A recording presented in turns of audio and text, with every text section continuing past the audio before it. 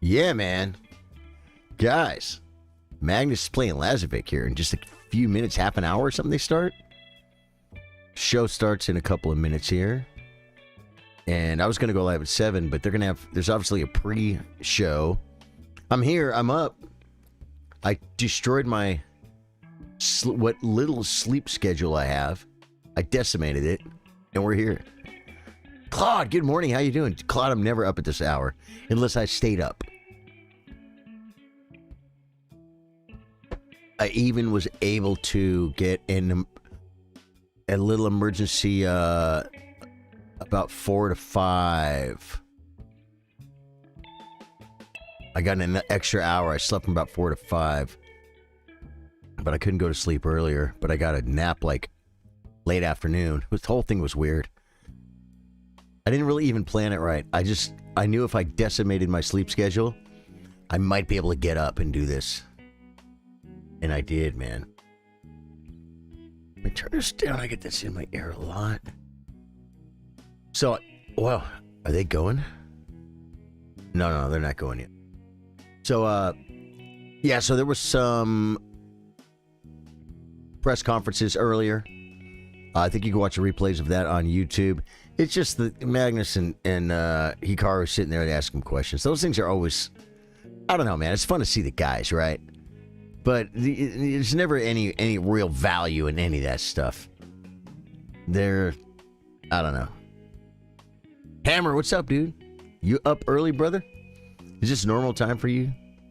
Greg Lockhart with a like. Thank you, man. I'm going to be reaching some people. Me being live for a chess event at 6 in the morning hasn't happened in years. So because of this, maybe we'll find some new people. You just couldn't sleep last night. I know how it is, dude.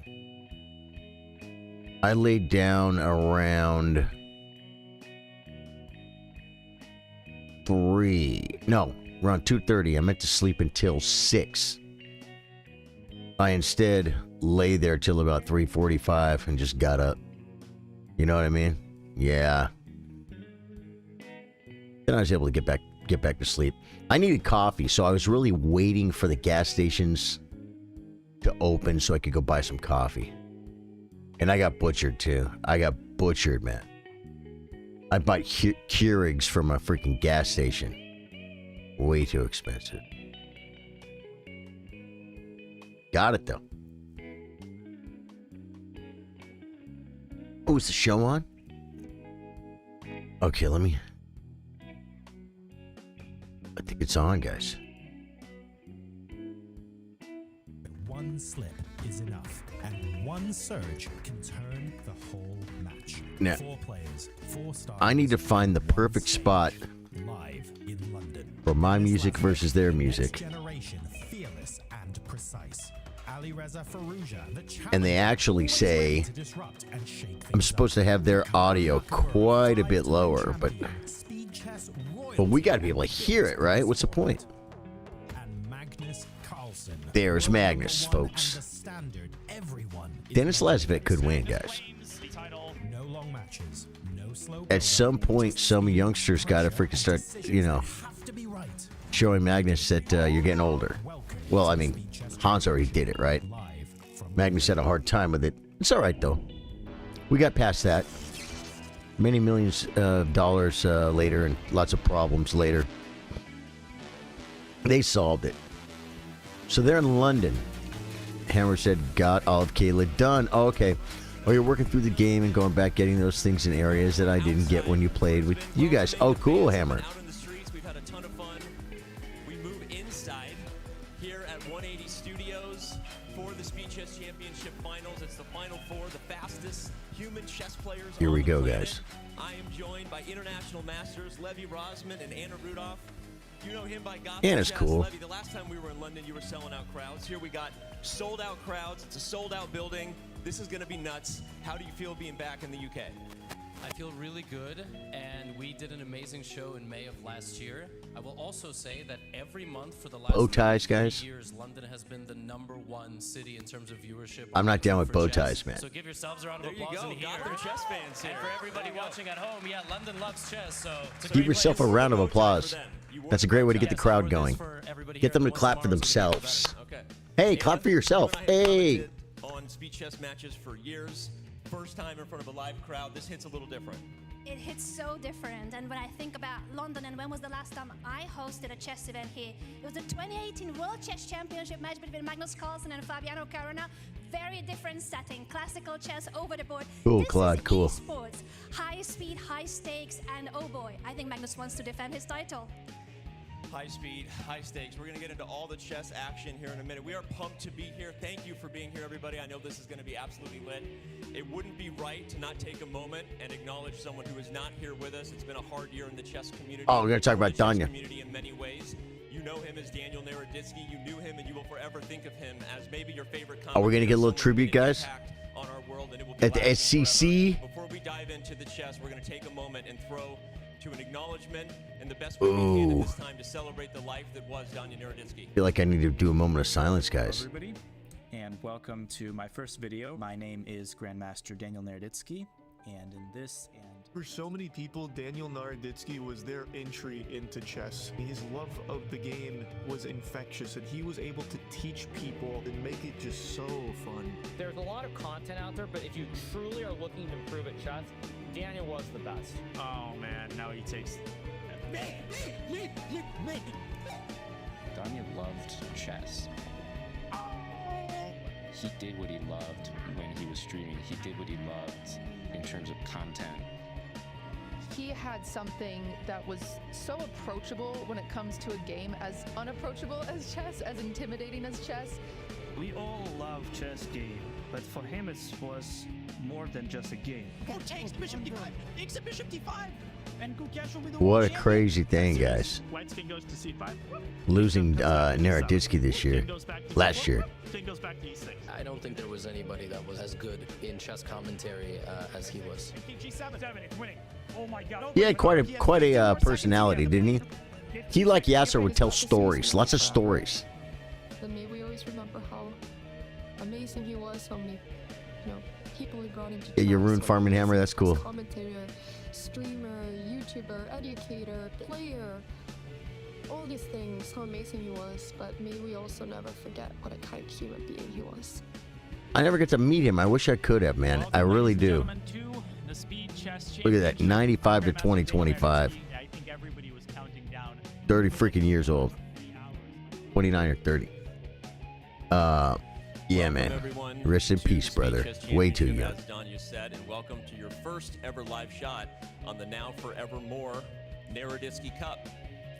The Naroditsky Cup will have the winner of the SCC engraved on there. At some point, we will probably have different names than Hikaru Nakamura and Magnus Carlsen. Will Isn't that be this crazy? year? We don't know, but right Magnus now, and Hikaru the whole way. Naroditsky Cup makes its debut. It will sit between the players as they battle here on stage for the entire weekend. So, Levy, your quick thoughts on Danya the Cup and what you think this might have meant to him. Yeah, it would have meant a lot. It's really difficult for me to add anything compared to what I've said, over the last 3 or This kind of looks like the, and also the last final. well, I never commentated mind. With Danya, that was in Paris. Again, he was bow a ties. Great person, educator, entertainer, dissector of chess to everybody, and I think it's a great way to honor his legacy. How do you think Danya would have liked this stage here? Any other thoughts to add, Anna, before we dive into the chess? I'd just like to resonate what Levi said. It's really hard to add to what we already have mentioned in the last many months. We all miss him so badly, and this is our way of honoring his legacy. Small thing we can do. We'll do the thing now that Danya would want us to do, which is to talk about the Speed Chess Championship. We gotta do the Dive into thing. chess. We're going to do that by reminding everybody Speed Chess what the road Championship, was folks. Here to London by bringing up the bracket and show everybody. Yeah, it was so out of the remind you blue, Hammer, of the wasn't four it? Players who are facing off and who they battled on their way here. Who will get their name engraved on the first ever Naroditsky Cup. I want to start on the right side of the bracket. That is this evening's matchup, Levy. But Alireza Firouzja and Hikaru So Firouzja beat Nepo. Semifinals rematch. I was watching that earlier, actually. Does Hikaru want more revenge? Just your quick thoughts. Hikaru had to beat Wesley. That the two of them had to get here, and who maybe is in better form right now? It's very difficult to say what kind of form Alireza's in general because he isn't playing Good morning, much, but DBX. How I will you doing, tell man? that it is quite crazy. Alireza Yeah, Big defeated Dad. him in the semifinals I know who you are, last year. DBX. Good to see you, or at least Revenge. I remember now. For the top 3 in the world in Rapid and Blitz. It's Good to see you again, my Magnus friend. Carlsen, Hikaru Nakamura, and Alireza Firouzja. I don't know who's had the harder road yet, but Hikaru has a. It's an early morning. Who had a harder road? We're going to be talking Firouzja had to beat Min Lee and Napomiachi. Hikaru had to beat I met some of you over the last Liam Lee and Wesley. Alireza got the best of Hikaru, and he might want to change. It's about a toss-up. On the left side of the bracket, it's Magnus Carlsen versus Dennis Lazavik, the youngest player ever to reach an SCC. Magnus had to beat Jose Martinez and Fabi. The number 1, the reigning champ. Your thoughts on their roads to get here? Dennis had to beat Arjun and Hans. He's only 19 years old, so I looked up his Dude, history. Dennis is 19. He's going to be the guy to watch, guys. At the age of 10. Half of his lifetime spent on speed chess, playing every day, solving puzzles. I wish there was a way to fast forward it, but it's live. I want to watch chess, guys. The reigning champion, Magnus Carlsen. Okay, I like the backstories. Over the years. And Just give me the household names. He give me the defeated chess. The one that everyone thought was a shoe-in to get here, and Hans Niemann. You and I called that match. How impressed were you in Dennis's ability to dominate each of the time controls, and how surprised are you that we don't have Hans here? I don't want to say very surprised because I feel like that takes away from Dennis. Let's put it this way, that there are 3 players in the semifinal who are just going to try to replicate the form that they might have had in the past. They've all been, let's say, higher rated than they are now. Dennis is peaking. There has never been a better time to play really, really good chess. He took down Hans in an extremely convincing match. Hans had his chance, man. Scoreline, so super Hans had his chance, and folks. We will get into this later. He also beat Magnus in World Rapid and Blitz over the board. Hans just had his chance too with Tata Steel. No, it's a great cue by you because now we're going to dive into the specifics, as we said. Don't take anything away So from close. Dennis Lazvik. He didn't just make Big the Bear of trip for Texas, how you show. doing? He actually doesn't have, a lot of people have a minus score against Magnus Carlsen. That's as respectable as a lot of top players have. And as you talked about, he beat Magnus Carlsen at the World Rapid in 2024. So, Anna, what other stats jump out to you when you look at their record here? As you mentioned, this is a very formidable head-to-head against Magnus Carlsen, and the fact that this Poppy's is the flowing, first time folks. they're playing in the Speed Chess Championship. This is a hungry young gentleman. I think he's here to show that he's not only ready to fight Magnus, he's ready to take him down. Dennis the Menace. Lazavik is the only player yet to lose a single segment. That includes Magnus, by the way, so we'll see if that continues. But all right, on to a different matchup as we look ahead to the afternoon. We'll be back by then, but Levy, when we think about the evening battle, not so many games have been played between Magnus Carlsen and Dennis Lazavik. I'm gonna let the graphics speak for itself here as we talk about the head-to-head difference for Hikaru and Alireza. There have been a few games. Wow. That looks like a production malfunction. So they have played some Dude, 17, Hikaru 1800 dominates games of chess against each other. Firouzja. Don't try this at home. 2 to Let's 1, put it this guys. way. Hikaru 2 to has been 1. playing Alireza since he was probably like 15 years old, right? Since like 2018, he's been playing him online. A lot of this is 3-0 and 1-0. So this score looks a little bit lopsided because Alireza's been getting better and better, and he's been a weaker player over the years. All And now Alireza he's has to do is even get in stronger than Hikaru's in this head. format. We don't know, but he beat him last year. So Fell apart will that time, Alireza remember? get another victory this year, and can we even call Lazavik it has a ton of upsetting? awards. It's funny, the irony of the fact that these two guys Kid's a might beast. have Yeah, I bet. the biggest rivalry in online chess. Demon Days, you like Watched them play Hikaru? During the pandemic, we've just seen them You battle think he's for going to take it years. down? They're actually on the same team, Team Falcons, and whoever loses this match really has to fight in order to guarantee a spot to the Esports World Cup. You think they're thinking about that at all, or Team Falcons talking to them a little bit? Magnus is a favorite in Absolutely. everything he There are does, only guys. 3 spots here to qualify to the Esports World Cup, and someone will have to miss out. Both of them, of course, representing the Falcons, as you mentioned. But that rivalry, I think it just goes way beyond that. Also, Hikaru said in his interview that he thinks that Alireza is the best bullet champion, best chess player in bullet chess in the world. Wow. Above Magnus Carlsen and above Hikaru himself. So I Hikaru think said that? There's going to be a lot of blood on You the can't board. say that before you play a High guy. praise from Hikaru. I'll say that can't Alireza give it had to high him. praise for Hikaru the other way in the interviews. I beat him the media day first. that went down yesterday when he was asked, Levy, whether he thought that beating Hikaru last year made him more of a favorite this year, and he was like, no, don't get ahead of yourself. Like, he knows for sure that Hikaru is still the king, and he said, I do not expect Hikaru to lose by 6 games this year. Hikaru tilted last year. Ali Reza was very quick to say, like, don't count. You guys saw last year, right? I'm not sure I've arrived, but all right. We have arrived at the end of our pregame because there are some casters here waiting. What happened last year is Firouzja played a match, and Hikaru was waiting. Hikaru was going to play the winner of Firouzja and who Firouzja played. Firouzja won. So there's like, I think, 15 minutes, and they're supposed to play. And Hikaru's sitting there waiting, and it's time. And Firouzja wasn't there. And he's like, why aren't the games starting? They said, oh, Firouzja wants more time. He said, what do you mean? We're on a schedule. Yeah, but he just played for 3 hours in his last match. That doesn't matter. That's the schedule. When you're on the loser side, you have to play, and you have to play your next match.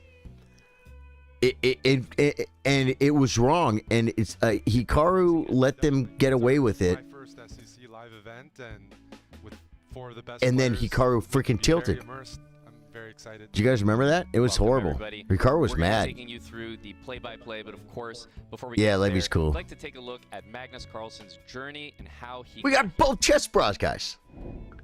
We got both. Carlsen is the definition of consistency.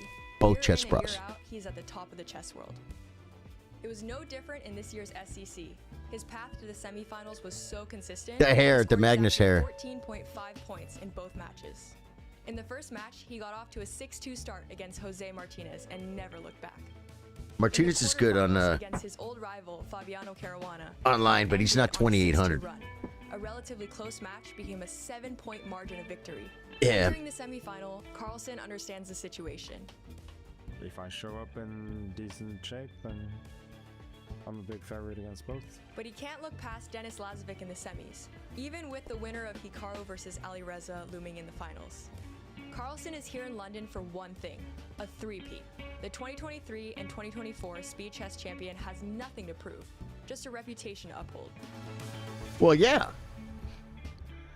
Imagine being the best. It's like you're expected to win every time you perform.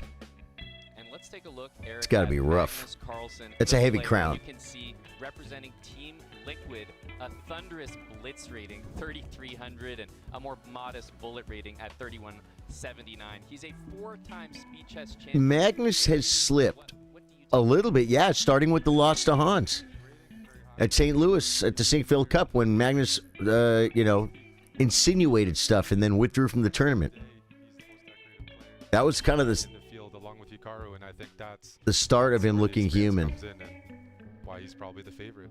But he's not really slipping. When it comes to the players involved, obviously, Magnus Carlsen, everyone knows him. He's done this so many times. He always makes it to the final. And he's up against Denis Lazavik, who doesn't have that same experience. Yeah, it can be a good thing and a bad thing. Lazavik is up-and-coming young player, but Patrick Cross, you are 100% correct. And it says your comment got hidden. Patrick Cross said, yeah, but then Hikaru lost all goodwill by slandering Ali Reza and his family for a decision made by Chess.com. Right. I don't understand why that is hidden, so I'm going to unhide it. Because I don't know if it's true, but With a plus it's... score in all 3 time controls, it was a dominant I don't know if he performance slandered him. Right? Did he actually slander him? I think he kind of attacked them. Right, Patrick? It was unnecessary. It was way unnecessary. Magnus been dominating for a while. Have you seen him slipping? Okay, got that. Oh yeah, Hans is good, but not as good as he thinks. I thought he was cheating. No, exactly. That's exactly right. Hans 1,000,000% was not cheating, and Magnus just lost because very shortly after that, Gukesh beat Magnus, and it's like all of a sudden, whoa. So is Gukesh cheating too? You know, he wasn't.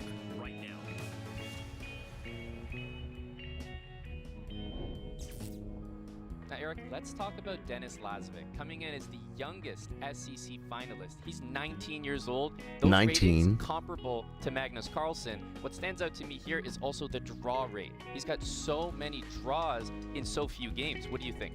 Yeah, he has a very mature style. He makes a lot of player draws, his age. guys. Doesn't mind drawing, and a lot of times he can benefit from other players, higher rated players pushing, and then that's where you get some chances. So You know, very solid. They say his name is Dennis, but the way it's spelled, I would say his name is Dennis. Because I know other words. Dennis is Dennis. Has more and more players. This is Dennis, guys. On these online events. That's Just right. read it. And you yourself, you played against both of these Stop players, kidding but yourself. Dennis specifically, how's his style? Is it very solid? He's very frustrating because he just doesn't change his openings too much. He plays the same way, very precise, very accurate, and just hard to crack. He doesn't blunder. Dude, I'm It getting takes, pumped. 100 moves before he might even make a We're almost 10 minutes away. See, that's what it feels like. Yeah. Dennis. This is Yeah, gonna it could be that one. obviously a very exciting match, but when it comes to Magnus and Dennis Lazvik, I just doubt it's Dennis. You know, this is a match that Dennis for us supposed to be Americans. an imbalanced one, right? There's a clear favorite here, but you know, you rate Dennis's chances still pretty high, right? Yeah, I mean, Magnus can play so many types of positions, but will he get that opportunity against someone like Dennis, who's so consistent and improving? It can be frustrating. And, Demon Days, you are right, man. Gukesh is a class act. I think a lot of us can learn from Gukesh. And he is by far nowhere near the best chess player in the world. But he is the world champion. But he's a class act nonetheless. Dennis is definitely the underdog, but I think people will be surprised. Yep. You think people will be surprised about Dennis, huh? About Dennis? Let's take a look at the format video so everyone knows exactly what's going to happen. Speed Chess Championship. I wonder if Ricardo had been winning, if he would have had the same outburst. No, as he went off halfway through the game, claiming Alreza wasn't playing as if he were tired. No, yeah, of course he wouldn't. No. No, Hikaru was probably more mad at himself for letting it happen. And then being in that position. Time to think, but fast enough that intuition and speed are crucial. 3 + 1. Face, he's really upset with G1 Queen. G1 equals Queen. Oh my gosh. Finally, I think they start with 30 minutes of 5 ball minute. decide it Yeah. all. Players are not just battling against their opponent and the board, but also Only the 30 clock. minutes of 1 minute chess. 1 + 1. Those are slow games, Time guys. to score points Postal before chess. Time runs out. In all time controls. So there's the Games have format. 1 second. Here's the format, guys. It's 90 minutes of 5 + 1. Each player gets 5 minutes, and they get 1 second increment every time they make a move. 90 minutes of that. That's where we're fixing to start here. That's the bulk of the match. Then there's 1 hour of 3 + was it 3 + 2? 3 minutes with an increment. I think it said 2 seconds increment. Then they do 30 minutes of 1 minute, 1 second increment. That's your bullet with the increment. Gukesh is patient. His calculation skills are. That's so true, Claude. That's exactly right. Ultimately, when I look at that total score, 14 to 10, that doesn't feel like the No, dominant Demon score Days. that I'm they glad see you're here in with us, man. this matchup. Definitely not 14 to 10. Couple See, winning I watch this positions stuff all the together, time, guys. All of a sudden, it's tied or you're behind. So And then when I realized that you could do, chess.com allows you to do a watch party like this. I'm like, I'm going to watch it anyway. So I might as well set it up and go live. You know what I mean? taking out one of the top players in the SEC format, but you know it's coming one of these years. And if it's only a 4-game margin, I'm not sure. How do you feel about that? Do you agree with this 14-10? Stream Well, Rock. This is just for the individual match. I know Polymarket has Dennis Lazavik's odds to win the entire event at 3%. Polymarket? Is that like that might feel a little gambling bit thing? low. I know Magnus Carlsen had 73. For the I don't do overall that. I don't know what that event, is. Do you agree with those odds? Magnus's odds are pretty heavy. It feels like, first of all, Dennis were to somehow pull off this upset, 3% low because you'll be riding the confidence high. You'll have taken down Magnus. That might be good value, taking him as a 33-1 underdog. Magnus versus the field at 73%.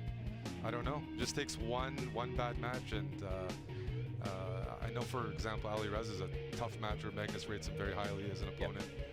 Feels like that.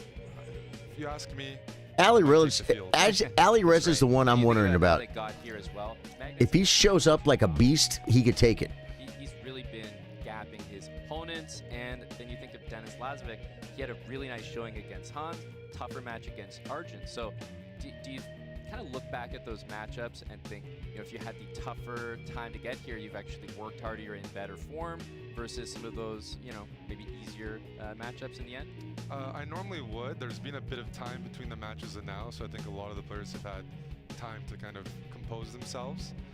But when I look at the field, it's like, for sure when it comes to Hikaru, he had some close matches. He's going to have to elevate and play, you know, at his peak. We've seen that before at the SEC. He's won it many times to beat these guys. But yeah, I think it's hard to predict really because the players have had quite a bit of time from their last matches to prepare for everyone. Yeah, well, let's have a look at the bracket, show everyone how we got here for each of these players, right? We're focused on the left side of the bracket here. Radical This Combo is for the Dennis follow Lazavik on and Twitch. Magnus Carlsen. And Dennis, like we mentioned, had that road where he took on Arjun Erigaisi and then, of course, Hans Niemann. That's a matchup that, you know, a lot of people could have easily predicted going the other way. We would have seen someone else here in the finals in London, but Dennis has earned his spot. Hans had his chance, man. Top of the bracket there. Magnus Now, Carlsen, he, you know, 14. wasn't it last year? Was it last year that Hans played in the finals? And he had to play Hikaru and Magnus, remember? And I think he got destroyed by both of them. Yeah. It's pretty rough. Carlsen kind of punching his ticket already to, you know, is he getting ahead of himself? I'd like to think he's experienced enough not to get ahead of himself here. I mean, I think Dennis didn't lose a single portion heading like in this year's SEC format, whereas Magnus did slip up a little bit in bullets. So he knows 6 minutes, there are folks. Opportunities for Dennis to pick up points. Dude. And I think for Dennis, beating your rivals, players around your age that you know are really tough matchups. Is Magnus just going to play better, guys? I think he's going to. 5+1? That's slow chess, guys. Magnus is better. Up and coming, fighting for the same spots. This ain't speed chess, bro. 5+1 is not speed chess. It's postal chess. He's going to be very competitive. Yep. No, that's a great point. You know, the pressure is kind of off when you're playing someone like Magnus Carlsen. The expectation is not that he's going to win this match, so he can only impress. Now, I want to talk a little bit about what you just mentioned, which, you know, the youngest player, also his speed, one of his biggest assets. He is one of the fastest players, but actually the fastest player when it comes to this specific event. So is it really that he's kind of looking to draw it on to the bullet segment, do you think? You know, it's such a easy strategy to think about, but is that where you think his chances might lie? I actually think he's probably the weakest bullet player in the field. I even checked. He kills me in blitz, but in bullet, I still have his number a bit. He's fastest because he's the most consistent in terms of how much time he spends per move, because one of his strengths is he's a very practical player. He plays quickly in the opening. He plays the same openings. He just never has long... You are right, Patrick. Yeah, he talks so much smack. It's a pretty tall order to talk that much smack. 2-3 seconds. And then, move, and maybe not always even playing the best move, but keep because you're not expected to be able to deliver. So it's very practical, whereas other players are more. He should have kept his mouth shut. Time trouble. Magnus, we've seen it. Hikaru, sometimes he can, you know, even though he's a very fast player. But I think Dennis is just consistent. That's just how I describe his chess.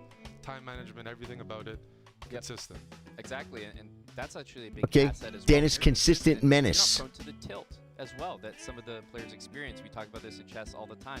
You know, if you have an adverse result, you're not looking to have that affect the next game. So I think Dennis is one of the players. We're gonna need to load up on the water and make another cup of coffee, guys. Style being more solid. The draw rate for Dennis is one of the highest in the competition, and that just goes back to his. Bring in a black today, folks. He always really does stick with those same openings, and he's confident enough in his work and his preparation to make those openings work. He's not going to probably adjust as the match goes on. We have seen that from some other players. So do you think that that's an area that perhaps could be exploited or might work to his strengths? Well, Dennis has been in these like events for a few years now. So when he first came on the scene, I had the same comments. He's getting stronger every year. And what that means with his kind of play style, he's getting a bit sharper. He's he's expanding his openings and understanding. So, you know, even little by little, I think that's where his area of focus is. And I think he'll probably demonstrate that today. Because at a certain point, if he is behind in matches, what can he do to change the direction of it? And I'm sure it's something he's working on. That's right. Well, before we get into what is to come still in this finals, let's take a look at what happened last year. Demon Days, thank you for the follow on Twitch, brother. We are in Paris. We are live. It's the 2024 Speed Chess Championship.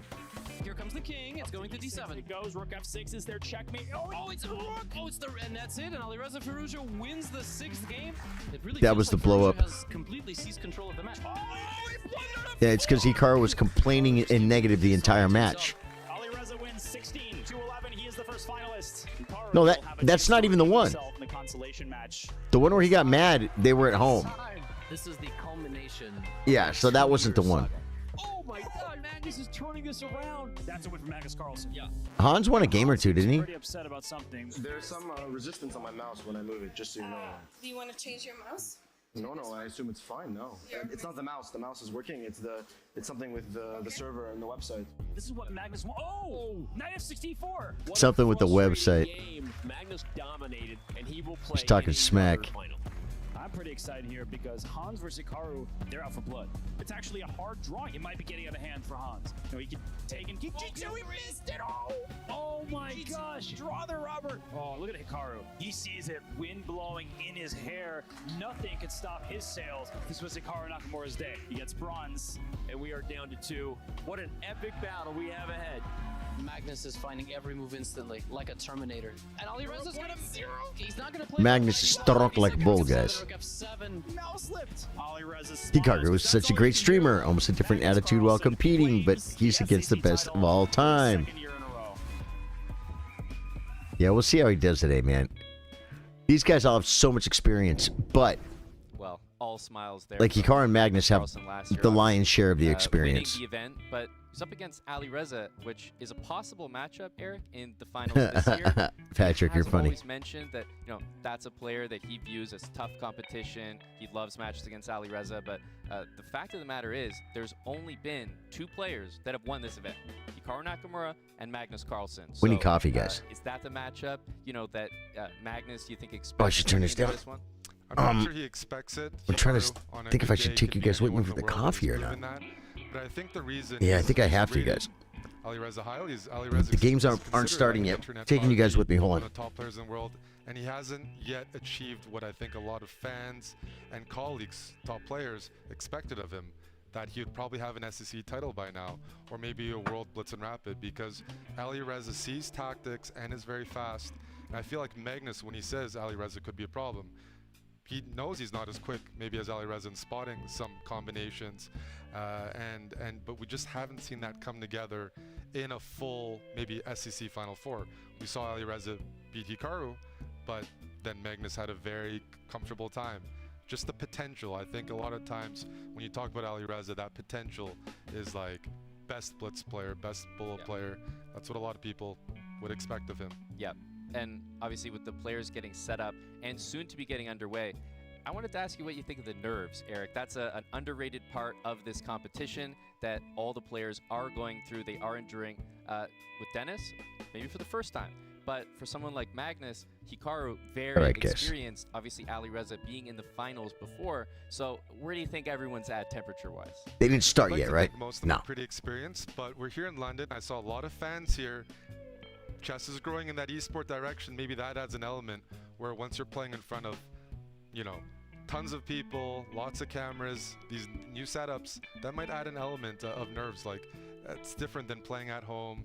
And but for the most part, I think the players, these guys, part of the reason they're here is because they're the best at handling nerves, time scrambles, you name it. Yeah, you and I have seen the inside of the venue. Looks fantastic. There's so many people in there, and I also saw the way that they're set up, the way they're playing. The audience can kind of. You guys know, they can't see the audience. Makes an interesting experience. I think it was a really sub. are fully locked in. Music, if. I was watching Amon on Twitch one day. Maybe it was on Kick, but I think it was on Twitch. And I subscribed. And so he said, thank you, Charlie Sardo Gaming, for the Twitch Prime or whatever. And I'm like, hey, I'm famous. I got my shout out. Billy Molnix, what's up, dude? Dude, you got the candle. Good, dude. Courtney's going to be glad to hear it.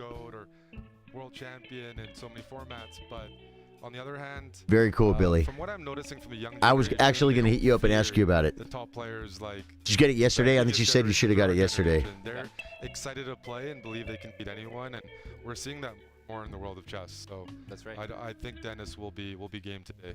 Yep, and you know we are sold out. We were told today. We can see the fan zone as well, hosted by Nemo up there, which is awesome. There's so many different areas of the venue as well. Hosted by Nemo? Ticket holders. Yeah, there I you play go. Nemo. Hello, shout out to the fan zone. Hello everyone. Yep. There you go. Everyone wave to the people in the fan zone. We're in the booth. Hey, fan Fan zone. started. You saw everyone on the stage as well. One of these days, guys, I'll be up there we got a little production commentating here, different with these areas, guys. but fans are well taken care 2 of. days ago. Wow, good, Billy. Good. First SEC, Magnus and Hikaru are both fathers now. That's right. So some people say you lose rating after that. Some people say you gain rating, but maybe an opportunity. Grabbing for the coffee, guys. the I don't other have to put guys creamer in finally, it. Take an SEC title.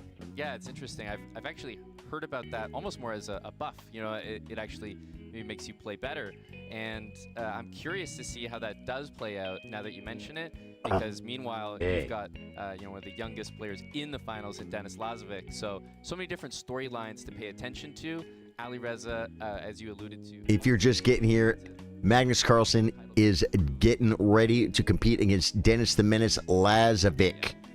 Definitely, and I think every year that goes by, I mean, he's got to be asking himself, when is it my time? It feels like Hikaru and Magnus are the big two, kind of like the top three tennis players. The of big the last two. 20 years, just winning everything. But you know, at some point, they're gonna break.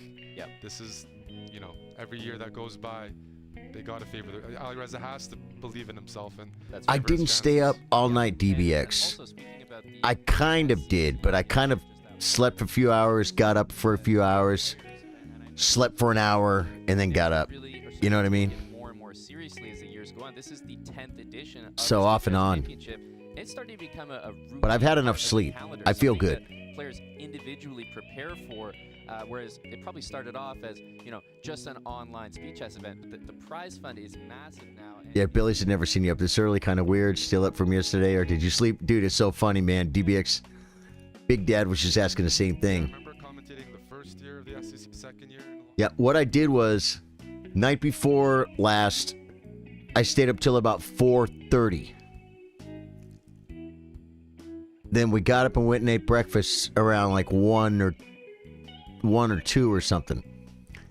Then I came home and slept till 7:30 last night. Totally screwed my schedule up. Then I laid down around 2:30 and got up at 3:45 because I couldn't sleep. I might have got a half an hour in there somewhere. Then I slept again from like 4 to 5. Yeah.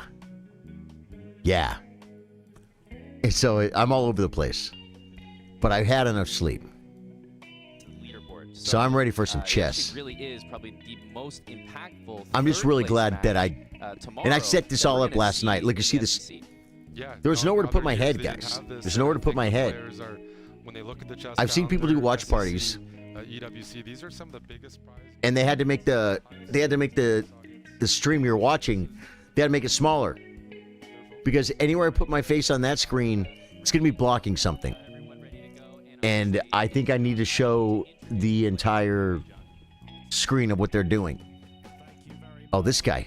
This guy. The players are ready to come out. You guys excited? Kind of excited.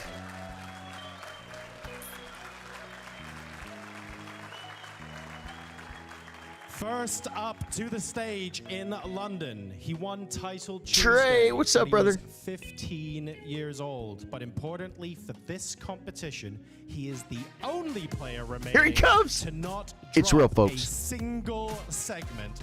Ladies and gentlemen, Denis Lazavik. Denis the Lazvik Menace. I'm trying to make up names for him, guys. Stupid. Trey, good morning, brother. Are you still up, Trey, or are you getting up? It's a good layout. I did the best I could, Demon Days. Thank you, man. I even made the watch party logo. I made that. Well, with AI, right? 20 world titles to his name, the standard by which the world measures elite chess players against, and for very good reason. The reigning four-time Here he is. SCC champion, Magnus Carlsen. Look at the hair and the mustache.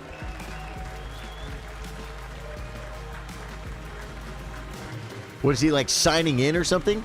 Oh, he's doing autographs. I thought, like, maybe he had to sign in or something. Like, yeah, I was here. Make it official, sign in. Maggie, dude, I expect Maggie to come off. Well, Maggie's supposed to win every category. He just gave the little kid a fist bump. Oh, he should sign his board too. You fell asleep on the couch. Just woke up so I can go to my room and go back to sleep, dude. All right, I know that feeling. It's gonna feel so good to go back to sleep, Trey. Now, and before Sleep we get the chess well, underway, my brother. ladies and gentlemen, I'd just like to take a The moment. Magnum PI mustache. We're playing this weekend for a trophy with the name Daniel Naroditsky associated with it. Associated with it. So many of us know Danya and have a connection to him in some way, whether it's family, friends, as a colleague, a coach, a streamer, a mentor, so much more. And I think it's important to acknowledge that he was and still is an aspiration and an inspiration to all of us. So I'd like to invite everyone here with me, if you are able, to please have a moment of silence before we continue.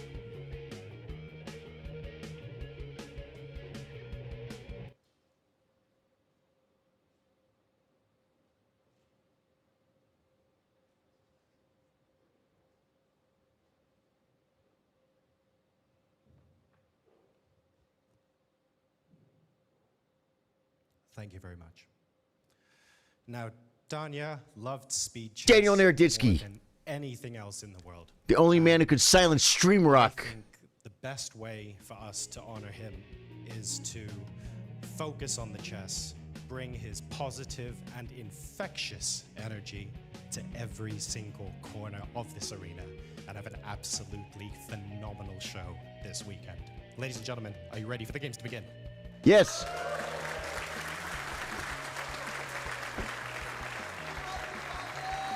We're ready. You're from Charlotte.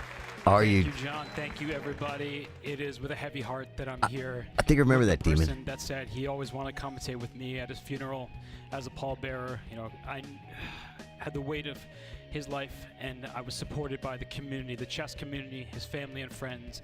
And while Danya, you know, may he rest in peace, may his memory be for a blessing. I'm here to cover the first half of the first time control here. I'm excited to do it because Danya, you know, what he would want to do is keep talking Boy, they're- chess. His love for the game. They're as John really says, giving infectious. Danya love in I this thing, seek not man. to lionize or criticize, but This is humanize pretty my cool. dear friend and a beloved figure in the chess community. They gave him the So, missing man Magnus formation. They and gave him an empty Dennis, they're about chair. To get started, I'm excited to cover Wow. this match in Speeches Championship 2025.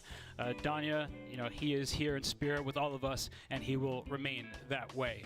And I can't wait. I can't wait for the liftoff that we're about to see because Magnus Carlsen, he has been the #1 player in the world for well over a decade now, and he is playing against a youngster, Dennis Lazvik, who has brought a lot of joy and inspiration to. I saw Hess, guys, at Checkmate USA versus India.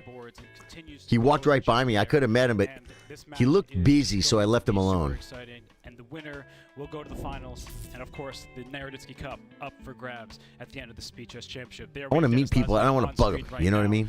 He's looking around like, what's going on? When does this chess begin? That's all he wants to do is play against this man, this beast of a man in Magnus Carlsen, who is afraid of no one, who has been at the top of the game for oh so long now. I and who agree, wants to Demon win play- yet Demon another Days. Speed Chess Championship. And this Speed Chess Championship, it's a special one indeed. And for Dennis Lazvik, I mean, this is his first foray into these live SEC finals. He has been a no-name for a long time now, winning Speed Chess Championships, Title Tuesdays, and winning Speed Chess Championship matches. And here we go. The games are underway. We're going, Officially, guys. 5+1 has begun. And What do we have do? A quiet opening. The Italian game. C3. From He Magnus castle said Carlsen. C3. You can play that. We see him with the white pieces here. So far, just normal play. White at some point would like to strike in the center with the move pawn to d4, but the pawn on e4. So Magnus could has become white? vulnerable in that event. So first the bishop slides back. The knight now, if it attacks, the bishop can always retreat I to the guess. same square. And we see Dennis actually the first to retreat with his bishop. That way, the Okay. pawn push in the center does not come with tempo. Instead, that would actually cause some problems in the white camp. That pawn e4, as mentioned, is a bit loose. The rook slides I play over this garbage, to guys. e1, protecting that pawn. It's kind of a prophylactic move. And h6, a nice reply from So Dennis. bishop e3? White often wants to play this move pawn to h3, but if Yeah. that move is played in the near future before black castles, the move g5 followed by g4 can rip that side Okay, of the now you board play open. h3. Only after the black king castles, as Dennis has just played. Then white Well, I should want to draw consider lines, but I seriously can't, that move, guys. pawn It's a to YouTube h3. video. Here it is. So Magnus plays it after a bit of a think. Quickly, Dennis responds with rook to e8. I think I'm gonna Knight shut those reroutes captions himself to off. e1. We have not had a single piece traded in the semifinals here of the Speed Chess Championship. We're over a minute Because in you on can't read 'em the anyway, right? time here, but they're just jockeying for position, maneuvering their pieces, and we see that white at some point would like to inch forward with d4, but instead it's black who's first to the punch in the center with d5. And after the capture, Yeah, this is Dennis on here YouTube. thinking, not sure which piece This is to where I'm getting capture the with. feed from. I personally like the bishop capturing on d5. That opens up this rook to the pawn on e5 that is otherwise vulnerable. Well, And you- that, I think, they is the explain best why way Demon forward Days. There, Dennis does in fact play that move. So I think Magnus will continue with his typical play. The idea is because white wants to play d4. White wants to push his queen pawn one square and break in the center. And when he does that, he'll be attacking the bishop. Then you're going to have to do something with the bishop. If you back the bishop up, when white plays d4, you don't have to worry about the bishop. They explain why. And if you learn the ideas behind the openings, when you get in these positions, Forward enough if you want to go for an attack. So I really like the way You know, both players are playing thus far. there is a Queen point. Slides forward. Now white is about to perhaps connect those rooks. This pawn e5 is defended enough times from the black perspective. clock, You see that they're, rook they're a8. even on time. In some ways, black has maximized his play. He's optimized the location of his pieces. So the question becomes, what next from Dennis Lazavik's perspective? And in the meantime, for I see a pawn on Magnus, he needs to come d3. up with a plan, because if he plays quiet moves like bishop d2, he's not really accomplishing all that much. So a4, to me, that suggests that he wants to push forward on the queen side. But speaking of pushing forward on the queen side quickly, Dennis Lazvik Clamping played down with a5, a5. stopping white from expanding so quickly with this move pawn Okay. to d4. I like the way both players are playing. I think that the level nature of the evaluation bar is accurate, and I see the many fans in attendance here who are just analyzing the position, trying to figure out what's next. And it's one of these dynamics here where both players, I mean, they're kind of waiting for the opponent to do Look at the something rooks, major. guys. At the moment, everything Bring is your rooks to the calm, middle, cool, and guys. collected, but maybe in the near future, black will reroute the bishop to f8. That's a common plan. That's where the bishop did slide. Yeah. c5 keeps the king safe and sound. And in response, white can consider a move like knight to e4 at any moment, just trying to offer the exchange of pieces. And white does want to play this move d4. This bishop on c2, it wants to become a really nasty piece on the long diagonal, but you can't get away with that, not for the foreseeable future. So far, it seems like both players are acquitting themselves nicely, and it's, I think, a good moment just to sit and think about where the next direction is going to happen. And knight e4, well, it offers a trade. Dennis does not trade on Magnus's terms. He doesn't want to allow this pawn to capture. Hitting his bishop. Improving. Instead, he brings his queen to e6 to protect the knight. I prefer black's position. I think it's healthier. It's a bit more active. You can see many different pieces here. Let's turn that one blue because it's good. But White all of these pieces seems are a little bit more stuffy. active on more advanced A little squares cramped here. than many of the white counterparts. So You know what I Dennis mean? ahead by half a minute on the clock. See, black's Doing pieces, really they well feel on like the they board. breathe With queen on more. e6, there could be a time and place where bishop to b3 is the move for choice, and I think that black is doing very, very well here. And we see the players here on camera. First, Magnus Carlsen in his little cubicle. I mean, it looks spacious. It looks well lit up. And for Magnus, he does want to find a way to do something active. And Have you guys seen those first class, those first class, like, it's like a room on an airplane? With this knight up to It's crazy. It's got a bed. try to gain some space, but I want that. Dennis with a direct attack on Magnus's But queen. You see I think it's for like Dennis here on overnight camera, flights and stuff. just locked in, focused, just trying to make Magnus' life as difficult as possible. As now Magnus offers a queen trade. So in a typical match, Magnus Carlsen, the endgame maestro, he knows how to grind like a grandmaster. But Dennis Lazvik lost precisely 0 Dennis is up games half to a World minute, Rapid guys. Championship in 2025. With the better He position. is as solid as they come. He is a player. Make the board who, big. Just My piece can't see it. After liquidation, Dude's drinking Michelob Ultra in the morning, bro. What time is it in London? A more active square, and Magnus says, let's trade off some pieces. Why don't we do this thing along the D file? And that is the only open file. So at the moment, the players are a bit restricted in terms of what they can really accomplish. But for Magnus Carlsen, he says, all right, let's get some of the pieces off the board. And the player with less space often wants fewer pieces on the board. 1 p.m. Okay, reasonable then. Rather step on each other's toes. So here the bishop slides back to c1. Maybe one pair of rooks come off. Maybe both pairs come off in the near future. Now they're even on time again. The moment that Dennis should really be afraid of, I guess, the opponent in front of him. But as Dennis has previously said in interviews, he loves playing online because those nerves, that psychology is not as impactful when you play into the screen. Mustache Magnus. Opponent's eye. So knight to f1. 6 hours ahead of us. Okay. Magnus Carlsen, he is clearly trying to improve the location of his steed. Maybe bishop e3 next. If that knight can gallop into the d5 square, Rather too, then okay. we could be talking about a potential advantage for white. And that knight is trying to get to d5. I would not advise the capture of that knight. Just because the knight wants to gallop forward does not mean you want to do any of that. But for It is rather interesting. these two players at the moment, you see that Rather interesting that for like over a minute, they've had the board tiny and they keep showing the crowd. And they're showing Magnus and they're showing Dennis and they're talking. But they're not showing the board. They got it there, but it's real small. And for you guys watching it, I'm sure it's even smaller. It's like, come on, man. for example, the move f5 is not available as long as white. I don't want the teeny tiny board. So, Come on, chess.com. Are we playing chess? On screen here, We're watching. trying to just nurse even a slight advantage, and I think really now is the moment. Thank for Magnus you. Carlsen.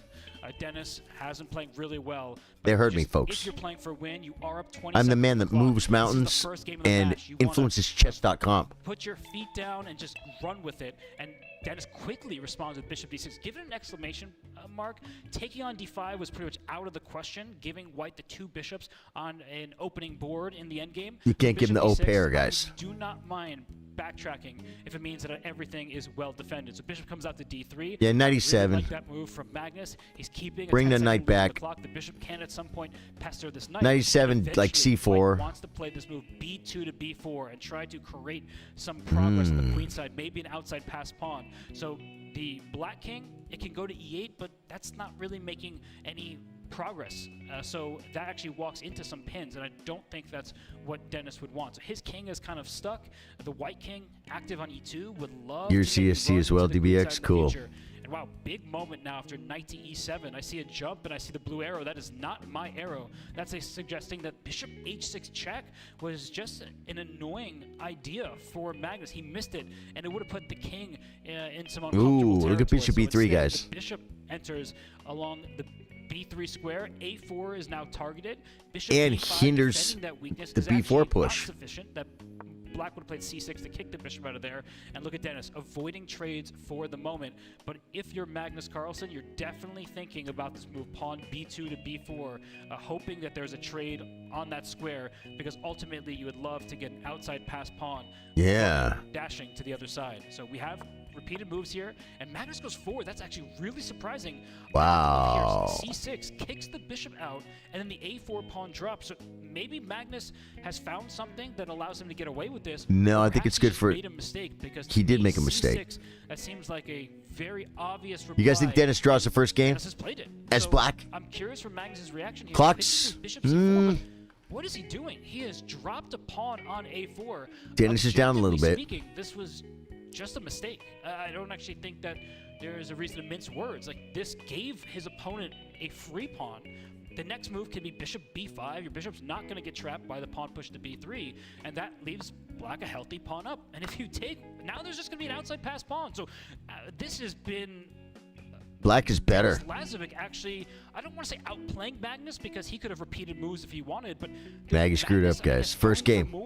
First game jitters. It's all right, Maggie. Sort of his own preference style. He loves the end game. He loves playing these long, drawn-out battles where little nuances here and there can actually amount to big pluses. And right now, black is well ahead, an extra pawn. I'm not claiming. I gotta it's say enough to too, win, especially I love Hess as a commentator. a player like Magnus Carlsen, but it's clear that Dennis I love him. Lazvik is the side for choice. It's playing for 2 results. Only he can win. He may even consider taking this knight on e3 and playing knight against bishop. The reason he may want to do that, bishops are great on open boards, but in the endgame, they're restricted inherently to their own color.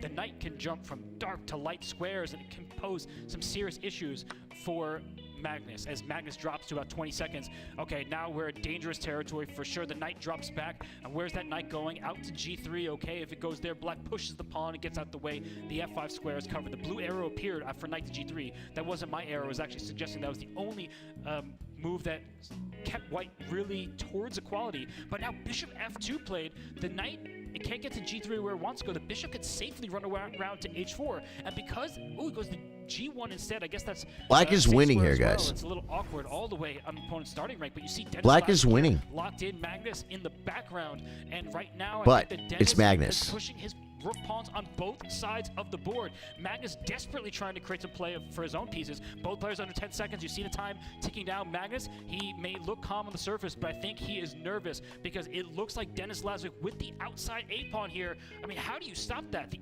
E4 pawn was actually just straight up hanging. It was overlooked by both players. Instead, we see a trade of pieces. Oh, I told you God. about this. The knight versus the bishop. That knight is hopping around the board. Knight E5, knight C4, A3 is coming. And it looks like the first victory of the match is coming for Dennis Lazvik. The knight hops, guys.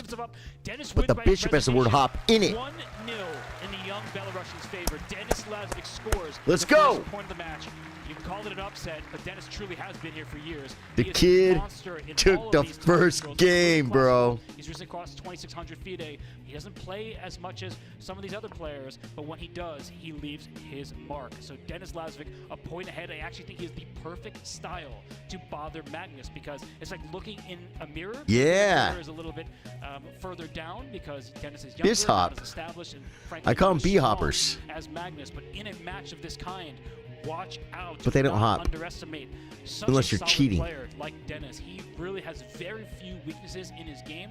I think sometimes he's criticized for maybe not being ambitious enough. But We're in a game, you know. he says the onus is on his opponent in a match of this nature. I almost feel like I need to get a Magnus Carlsen, board the up. number 1 player in the world, of course, the reigning speed chess champion, and Dennis saying this may be my first time in the semifinals, but why not make it my first final? So let's not get ahead of ourselves. Let's focus on the position at the opening. In true Dennis Lazvik style, a solid game out of the Queen's Gambit declined. The knight comes out to f3. The knight would like to hop forward in the future to e5. Black, being Magnus Carlsen here, has done nothing wrong.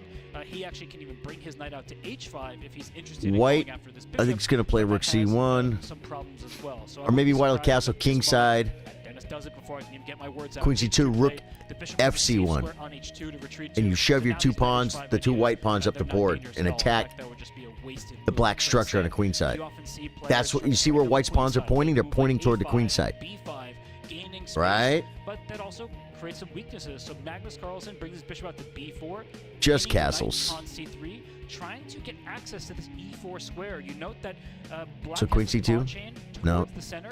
You typically attack in the direction of your pawn chain. So white has a pawn chain aimed Just towards castles. the queen side. Don't be surprised if he's able to arrange You know it's pieces the move. properly if Dennis goes for a queenside pawn minority attack, as it's called, against the Carlsbad. Dude, I hope Lazavik gives Magnus hell. So bishop on b4. Maybe there will be He doesn't have to capture on win. b4. I don't really think that Magnus wants to do that. But if he really gives him a hard time, that'd be really cool. Use that pawn to, We're off to a good chisel start. Black's impressive pawn chain. So white castles, knight e4 quickly played, and now Dennis brings the knight to d2. f5. Does he do play not play this f5? move. I No. blundered enough of Magnus's pieces in previous speeches Okay. championships. One of the famous calls alongside my good friend Daniel Naroditsky when I just put a bishop on a square. So bc3, Magnus bc3. eventually did it, and Hikaru took that piece. So f5 Okay. would have Knight blundered f6, okay. the bishop. Instead, we saw the knight retreat quickly. Dennis brings his bishop And then to c5 or something? Bishop is threatening to take on f6. The e4 pawn is threatened, so perhaps it's time for Magnus to take on c3. But after b takes, white's pawn structure is improved. You're capturing towards the center. Yeah, but they need to play c5, really bro. Playing some impressive chess and quick chess. Look at that, queen to b3, hitting the bishop. tying the pawn on b7 behind it. How would you defend it? Pawn to a5, perhaps? A3. Little move, pawn to a3. That bishop is going to move whether you like it or not, and it probably will leave the board after bishop takes d3. White can recapture with the pawn. Definite advantage for Denis Lazavik. I don't want to overstate the case. I don't want to pretend like he's winning, but this knight, without black's bishop on b4, can aim for the d6. How is Lazavik getting good positions in the opening, bro? Just chef's kiss in the center. It's perfect. I thought Magnus was supposed to crush everybody. Problems. And I want to note that rook takes e5, and some positions it looks like you're gaining 2 pieces for that rook. Lazavik is the future. When the pawn recaptures on e5, it also threatens that knight on f6, so you're going to lose one of those pieces back. So it's something to keep in mind that if the situation changes a little bit, for example, after pawn takes c3 here, if that knight were to move to h7, that actually has a clear threat of rook. Dude, whose idea was this? To have Hess with an empty chair? It's even before I can complete I think it's probably like the final huge tribute to Danya. You know what I mean? in fact, it's that white knight. It's really cool. D6 and b5. It's really just cool. Trying to stop that knight from going into d6. a4 seems like the automatic response. Black probably plays a6. White, you know, he adds tinder to that fire. Plays White can bring the rook from f1 over pawn, and, you know, Danya always to the b file or c file, start shoving those pawns. overrated. You know, You're just better on a queen side. Sometimes you just think of that as a permanent weakness, but no. Yep. You know, sometimes the position is Black has space on the king side, but what the pawn structure is Black looks like. attacking? Actually, Black Huh. at some moment could consider move like knight to c5. There are some dynamics in the air here, but c4 played. Denis, a classically trained player, he is not afraid of Magnus. He's enough games against him. A classically trained player, like a violinist or something? Anyone that they play. If they play a million games, yes, Magnus is going to come out on top. But this is both a long match in some ways because they play for hours. There are multiple time controls. But it's also quite a short match. If you get out to a few game deficit and you don't get your bearings on, like, you can really go awry, go on tilt in the early stages. So we see the queen has slid back. Magnus is not going to go on tilt. Okay? You lose 2 in a row, he's not going to go on tilt. And Magnus is like, have it. I'm going to clarify things over here on the queen side. Now the He'll C4 just pawn's hanging, start A4 playing pawn's better. hanging. There is no more a4 pawn because it takes on b5. I think that Magnus is trying to take on... Oh, he takes with the a pawn. Okay, maybe it just transposes into the same position after all the captures on b5. But Denis has not moved just yet. That B pawn is lonely. It's sad and lonely, like David Lee Roth in Just a Gigolo. And after the trade, try to go for this e4 pawn. I actually think that there are tactics that justify this from Magnus's side, because if the queen never takes, you're walking into the line of fire. That looks really dangerous, and there's going to be moves like bishop c4. And if the knight takes, you may walk into a pin here. So just these are the type of strategies you want to keep in mind, that maybe this pawn is poison. Surprising, but it might be a poisonous pawn. And Poisonous the pawn, evaluation guys. is slightly in White's favor. There must have been something there that was actually even stronger for Denis, but I don't blame him for doing what he's done, because now there's a... So we're about 30 minutes in, guys. This is awesome. Like this, weak, but they can also be a clear strength. Why is that a strength? How could it be 30 minutes in? We're in a second game. You know, no pawns that can really challenge it. It's unopposed. If that can continue rumbling forward, it can be a nuisance. So Black has this outer pawn. They're White slow has games. A very healthy pawn chain, only one island, and that means that instead of using minor pieces or heavy pieces to protect the pawns, Denis is just saying, my pawn It's a nice chain is sweater. d4. That's solid and safe. Hey, the fan zone. Hey! 10 seconds. He was well ahead in the clock throughout this game, but he is trying to calculate, can I actually get away with taking this pawn on d4? I wouldn't do it if I were Denis. I do think that Someone on the YouTube chat of their channel, they're all, show us the board, please. trying to figure out a deep line here. If They're it's building worth it, stories. because sometimes you I think actually when we get end up into a the pawn faster ahead, time controls, but they'll stay on the Black board has more. Compensation in the form of active pieces and maybe some 98% accuracy, really, Patrick? But Denis is really trying to lock it in here. He trades rooks first. After queen takes a8, the queen does protect that pawn on e4, gives it one defender, and I think that now knight takes e4, there's bishop The one c4, kid's sucking getting on his rook, fingers. and then that The other knight one's is under eating attack his at the hand. time. So, This other guy's got right his hand. now, we're looking at this e4 pawn. It See how doesn't the- seem protected. Queen takes e4. We get They need to the serve trade, snacks, guys. And in the end, after the knight lands there, I've been saying this for a while, the rook on e8, it's doing a good job. If you keep eating your fingers, you won't be hungry for lunch. e1, he wants to win that b5 pawn directly. Right, but guys? The evaluation has gone in Magnus Carlsen's favor. Why could that be? It might mean that the pawn on b5 is immune, and I actually see why. Knight to It's still c4, weak, though. If rook takes b5, that looks good, but imagine this knight going to a3. That looks like a magical arrow, but it's actually doesn't take so much effort. Once the knight goes to c4, that rook cannot capture on b5 because there's a fork on a3. So knight c4 is a great opportunity here for Magnus. And you see, he sees something. Like he's looking at this No, board he's the raw. like a man who I'm calling this one, guys. I'm sorry. I know you want Dennis Lazvik to be up 2-0, but this is the raw. 1,000%. Directly to a draw, but not in a position of this nature where black has that outside pass pawn. White is So better, White though. has used his forces to prevent from continuing to go to the other side. Magnus, he leans back in the chair. He's not sure what to do. I think if this were a bullet game, he would have played knight c4, but it's quickly becoming a bullet game as Magnus now is dropping to 50 seconds. Dennis at minute 8. That's bad news for Magnus. We heard that Dennis maybe not as strong as the others in bullet in this field. He gets that 1 second bonus time with each and every move played, and he is in good shape. We know that from the first game that was played here, and even in this position, he is doing just fine. So rook c8 played, hitting the queen. That's blue arrow is not mine, I promise you. That's the the board telling us that that is the only move here that keeps the balance. But it's an uncomfortable move to make in some ways because there will be some pins, and maybe after queen takes e4, this is my arrow now, bishop d5. It aims right towards the white king, but queen takes e4, that is the only move here. He's not going to see that. Equality Finds it? Played. So Dennis is actually now better because bishop d5 was not the correct response. Instead, knight d5 was played. Bishop takes g2, actually walks into e4, and the bishop is trapped on g2. The queen and bishop, the circulation is cut off, and g2 would you win a pawn but lose a bishop. Now rook b5, no? Give it an exclamation point, but I actually think that the previous move, maybe it gets an exclamation rook point b5, position, yeah. but it's a sign that things have gone a bit wrong. So now Dennis can take. He can also play this move f3, shutting down the queen and bishop. F3, shut down the bat ray, guys. The bat ray. F3 and then e4. So I like this opportunity for Dennis. It's his moment. He can play it, but he's now down to 13, 12. His time is ticking. He looks a bit nervous. He does capture that knight after b takes. He's getting passive here. The queen goes to f1, protecting the pawn on g2. He's the raw. Can go all the way to c2. He made one mistake. Now it's a draw. Via e4. The queen can come down to a4. So unless Dennis can get his pawns rolling, here they go quickly. Pawn to f3. I like it a lot. e4 hits the bishop. It allows the You bishop gotta play on f4. That's why I like g5 in response. It may be a risky move from Magnus, but that bishop is not actually helping to prevent that black passer. So queen e3 check. Do not block with the queen. That drops the rook. The king has to move now. Goes to h2. Good choice. The bishop on d5 is under attack. I would play bishop c4, hitting the queen on f1. But you have to watch out. Maybe rook takes c2, rook takes c8, and there's rook h8, rook g8, a drawing mechanism there. So bishop b3 played. Magnus clearly trying to play for a win, but queen g1, a passive move from Dennis. What he would really Dennis could lose this. He could blunder. I was going to say he would love to get a queen over on f6. No longer possible. d5 played, going bishop b2. So now it looks like white is stuck. You can't move your rook to take. That allows black to get a queen. Now f5 hits the pawn. e4, f4 check. The king goes back. It sounds like seems like black is winning. The engine suggests as much. It's because the black king is now being used as a weapon in this endgame. And at some moment, Pawns can't move because of the bishop, though. Stop the white pawns. And This is the raw.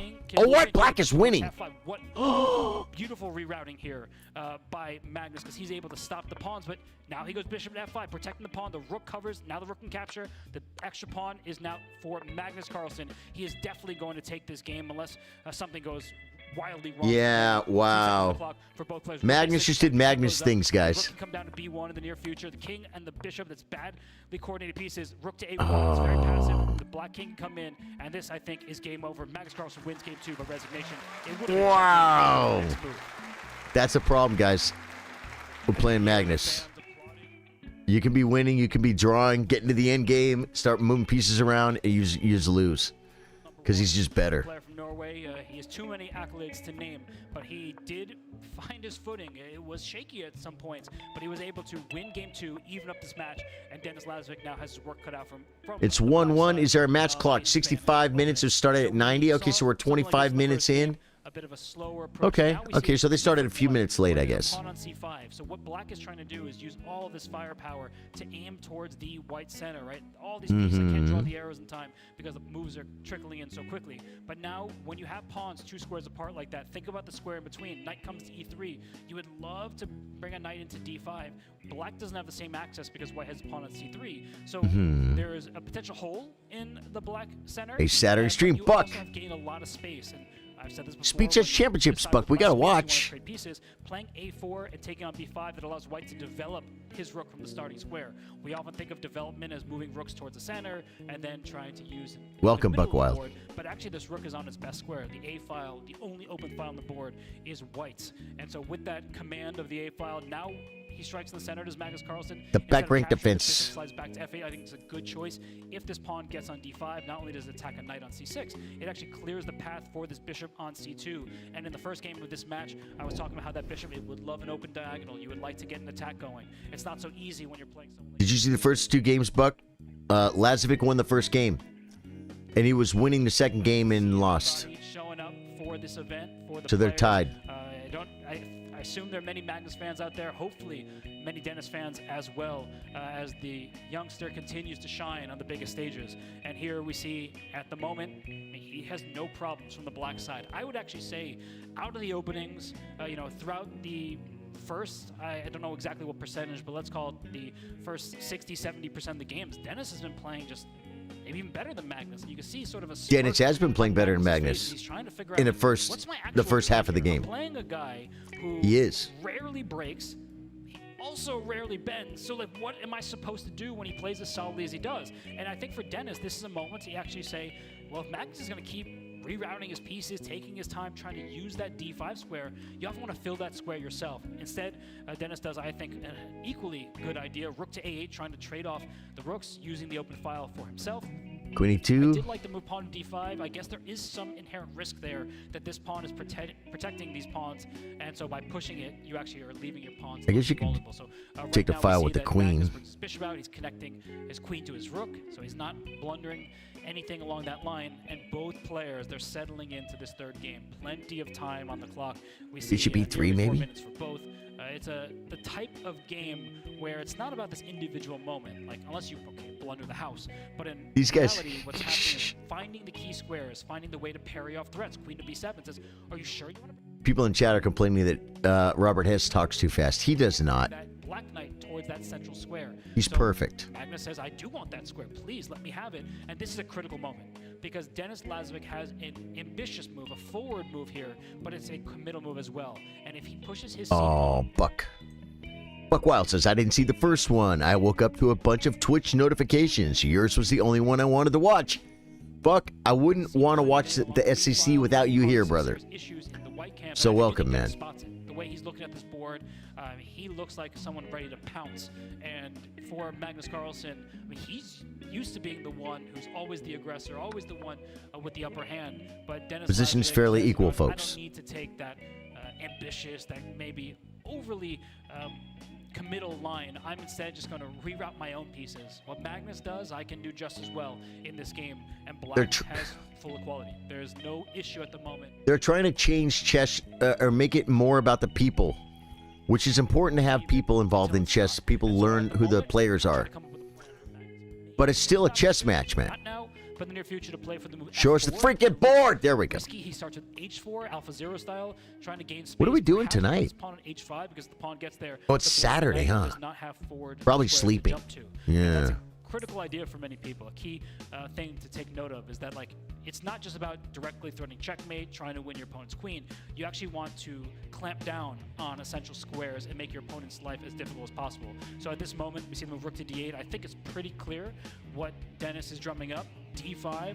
Let's open that D file, get the rook behind a pawn that's moving. And I think for Magnus, the key is, do I play this move C4 right now? He doesn't. He plays H5. And if you're Dennis, you went rook D8 for a reason. And it's okay to actually change your mind, especially in a position of this nature where nothing is all that concrete. But he wanted to play D5. He should play D5. But he's definitely looking at the Joseph D5 Womack! Can I get away with it? Am I going Guys, I'm trying to watch a chess match, but you guys keep saying cool things like, Charlie, you're so cool, love the music, enjoying the chess. Joseph, thank you, brother. Thank you. Here, you're going to walk into a pin. F6 protects E5. I'm glad you guys are watching this with me. Aqua! A pawn's best friend is another pawn, and here F6 Yep, keeps that pawn what even safe. is the best move there? Aqua. Not sure. Have a way to pile Welcome to the pressure stream, on though, the man. piece. 93, you're going back where you came from. Black already has enough protectors here. On that knight, the king will slide away. That's that. We stream chess 4 days a week, brother. Tournament on Wednesday. Great community. Get involved. Be careful if you're Magnus. I mean, c4 for black is an idea. Maybe c4 for white can be played just to try to trade some pieces, make the bishop look a little bit better. I could never play that move. All the way out to a5 because it's really not doing all that much at the moment. So a good play from both sides. C4 here. is white. C4 played yeah, by Magnus. I suck at chess. Equal slight advantage on time for Carlsen. Have another cup on me, dude. Joseph. Gunner, we're not playing right now. Queen takes c4. So Magnus Carlsen is playing Dennis Lazavik. He has 2 isolated pawns that he's going to have to deal with, but they're pinned in multiple directions. I mentioned the knight is pinned, but so is the c5 pawn. So that means pawn to b4 is actually a ridiculous looking move because it looks like black has 3 pieces covering the square. Pawn, but the queen is hanging. But none of them can take it because the c pawn is pinned to the black queen. The knight cannot legally move because the king is behind it. So queen e6 played. Now, if you play b4, the pawn can capture. You're no longer pinned. So great move there. Hey, buddy. E6 by the kid knew where the camera was right away. Ha! That kid was good. Knowing the type of player that he tapped the kid, and the kid looks right at the camera. Trade queens. It seems like that's the type of move that he would like to play. That kid was good. About his time at the moment because Dennis down to a minute and a half. The kid's aware. At 2 minutes and 18 seconds. That's quite a healthy lead on the clock, especially if the queens stay on the board. There could be some knight sacrifices in front of the black king. Dude, people are so crazy. Dennis, he's really deep in the think tank right now. Like, I just see people in this other chat complaining about how Hess is just talking way too fast and way too much. And he's not. They just, oh, this guy's talking fast, so I'll complain about it. It's like, what's her name, Tanya? They complain about her voice. Is her name Tanya? What's the girl's name? They complain about her voice all the time. People are hilarious, dude. They're not here for chess at all. They don't care about the moves. They just want to complain about stuff. It's hilarious. I love that. I love the fact that you guys aren't like that. People like that, they don't survive here. They go away. They're like, oh, it doesn't work here. And just play the position right now. He is up a healthy pawn. Like, there is no reason why he should be worried about pretty much anything in this position. And if I were Dennis, I would even consider moving my knight. As I say, show me the board! Ooh, Lazavik's down a full minute and a quarter on the clock, folks. Magnus is all that afraid of it, but there's an f4 square to jump into. So Dennis really needs to... The mustache is a little creepy, guys. Don't you agree? But on the board, he is playing excellent, excellent chess. He offers a trade it's of rooks. Borderline boogie nights. E6. Now it's got a little bit of a home there. I mean, if you're Magnus, you're tempted to take this knight on d4 and play knight to f5.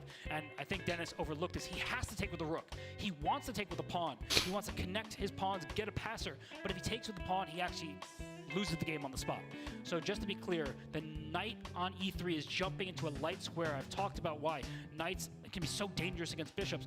Rook takes d4. It actually stops knight f5 at least for one turn because the g4 pawn is hanging. So rook takes d4, knight f5 is a blunder because of rook takes g4. He takes with the pawn. He allows knight f5, knight takes g7 check. This is really bad news for Dennis because at the end of this, what's going to happen is the knight's going to take. It's going to go back to f5. I'm just going to let this all play out. He's going to trade rooks. The h6 pawn drops. And now it's actually a reverse of game one.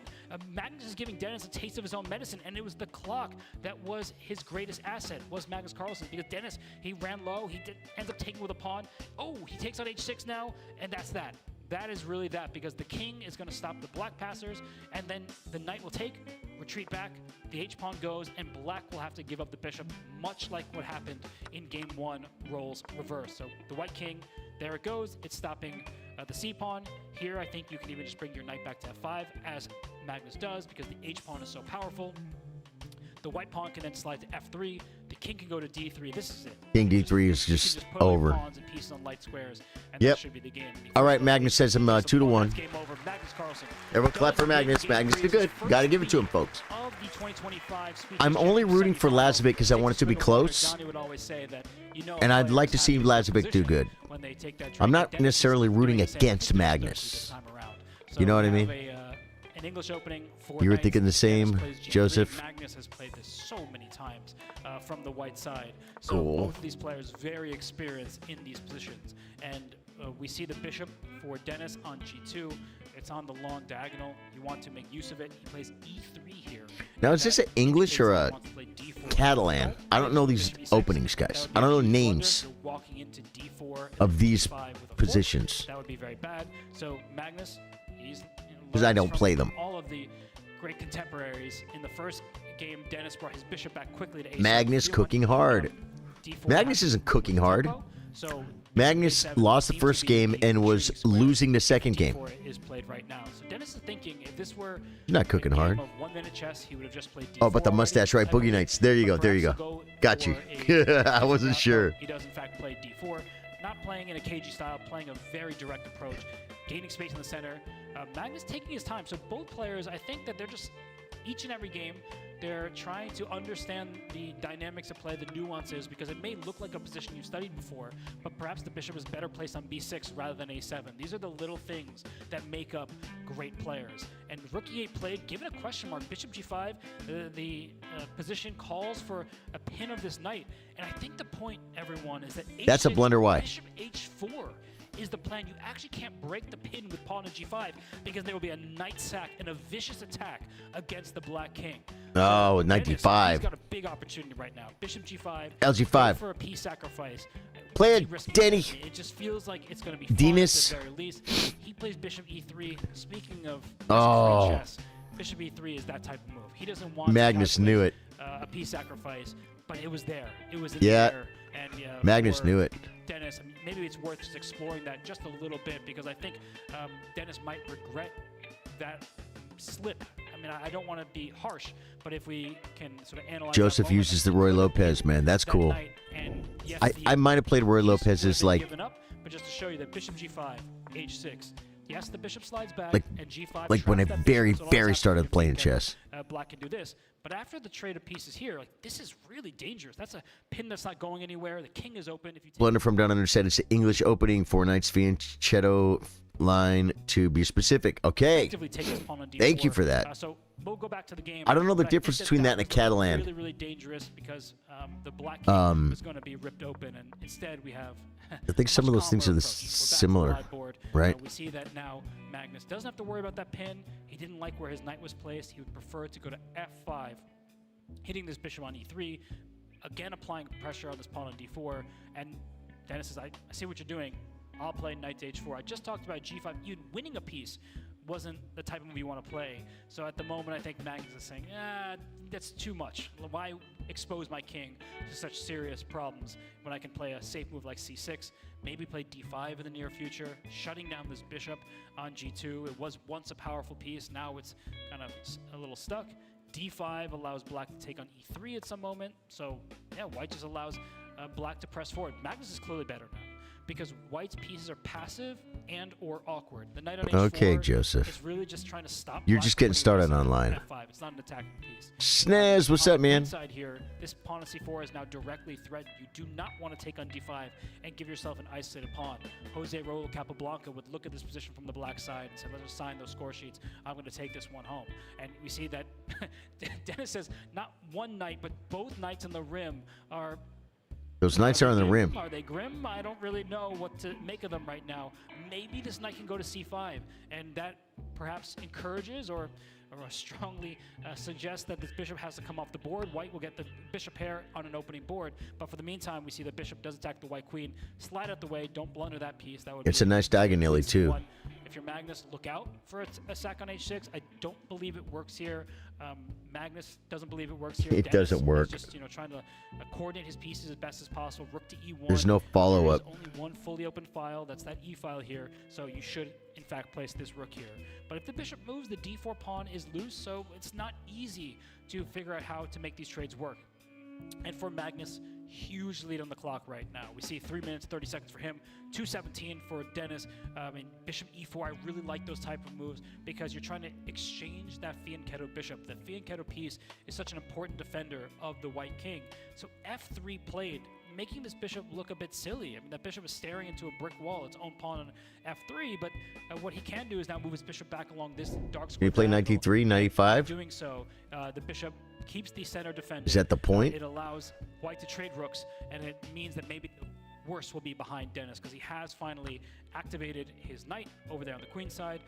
He has gained much needed space, and now Magnus takes a page out of Dennis's book. He shuts down his own bishop, but he wanted to kick the knight out of c5. How come they're not wearing Here, esports shirts, white can guys? capture back. You take with the pawn, because with the queen, there would have been this b5 move anyway. But They're in the I love pictures, the way but they're not in real life. because now he can actually even, in fact, take this knight on c5 and leave white with, oh, he takes on c4. That move surprised me. I actually thought he was going to play pawn to b4, but he said going for activity. What he could have done was leave white saddle with two isolated c pawns, those double pawns there. Instead, he goes for the immediate activity. The rook was challenging the bishop. Behind is that light square bishop. So I really like this as well. A lead on the clock. I think the one downside I would say is that when you're well ahead on time like this, without so many pieces on the board, the moves start to get perhaps a bit easier for Dennis. And rook c2 played, okay, a direct shot against the white.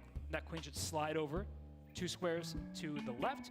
That way it keeps the a2 pawn defended. Okay, it goes to b3, similarly defending that a2 pawn. I thought the queen on a4 was a little bit more active.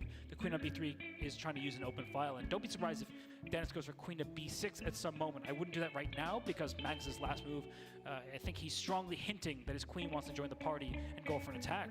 But speaking of attack, the a6 pawn is vulnerable. Bishop f1. Rerouting the bishop, it hits that a6 pawn. Now with queen to d2, which was one of Magnus' idea, rook e2, that rook can safely slide forward, trade those rooks. Actually trading pieces, I know I talk about how Dennis likes the endgame, but trading pieces is just objectively good for white here because you have a bishop pair and those targets on the queen side. Knights are notoriously bad at defending both sides of the board. They're slow moving pieces. So if Dennis can somehow trade off the rooks or trade off the queens without giving away material, he would be a very, very happy chess player. So You guys hear this that? scene is great. I mean, look at the colors. He wants to there. trade down because he's got the Look like bishop I'm pair. going down Rainbow Road and just trying Interesting. to win this race to the end. But I think these Let the players bishop pair right shine, now, I guess, with they're all the not other focused pieces on the gone. colors except for the black and white pieces right now and trying to figure out Yes, if you're not using it to attack or anything. and you see Dennis, the time there as What a monopoly near to a minute does to a chess Knight stream. d5, the only move that gives him an advantage. King g2 a mistake. It's not actually We got the like, board back, super guys. We're good. obvious We're that good. Knight d5 is that problematic. Come on, for chess.com. white. It's a good square to be on. Stay with Rook us. c3, queen f6. Now f3 is super vulnerable. So knight on d5 is a healthy square in the center, but it also gives black key access points. We're almost an hour in, This folks. is getting very bad very quickly. You see Dennis. He puts Magnus his is hands up 2-1 He just completely missed with that this a idea was in the air. winning And position. F3 now, the move he played so long ago, it's protected by a king. You don't want to use your king as a defender with so many pieces on the board. It's the worst defender to have because if it's checked, it has to move. If 2 pieces attack 1 square, well, that's a problem. So queen f6.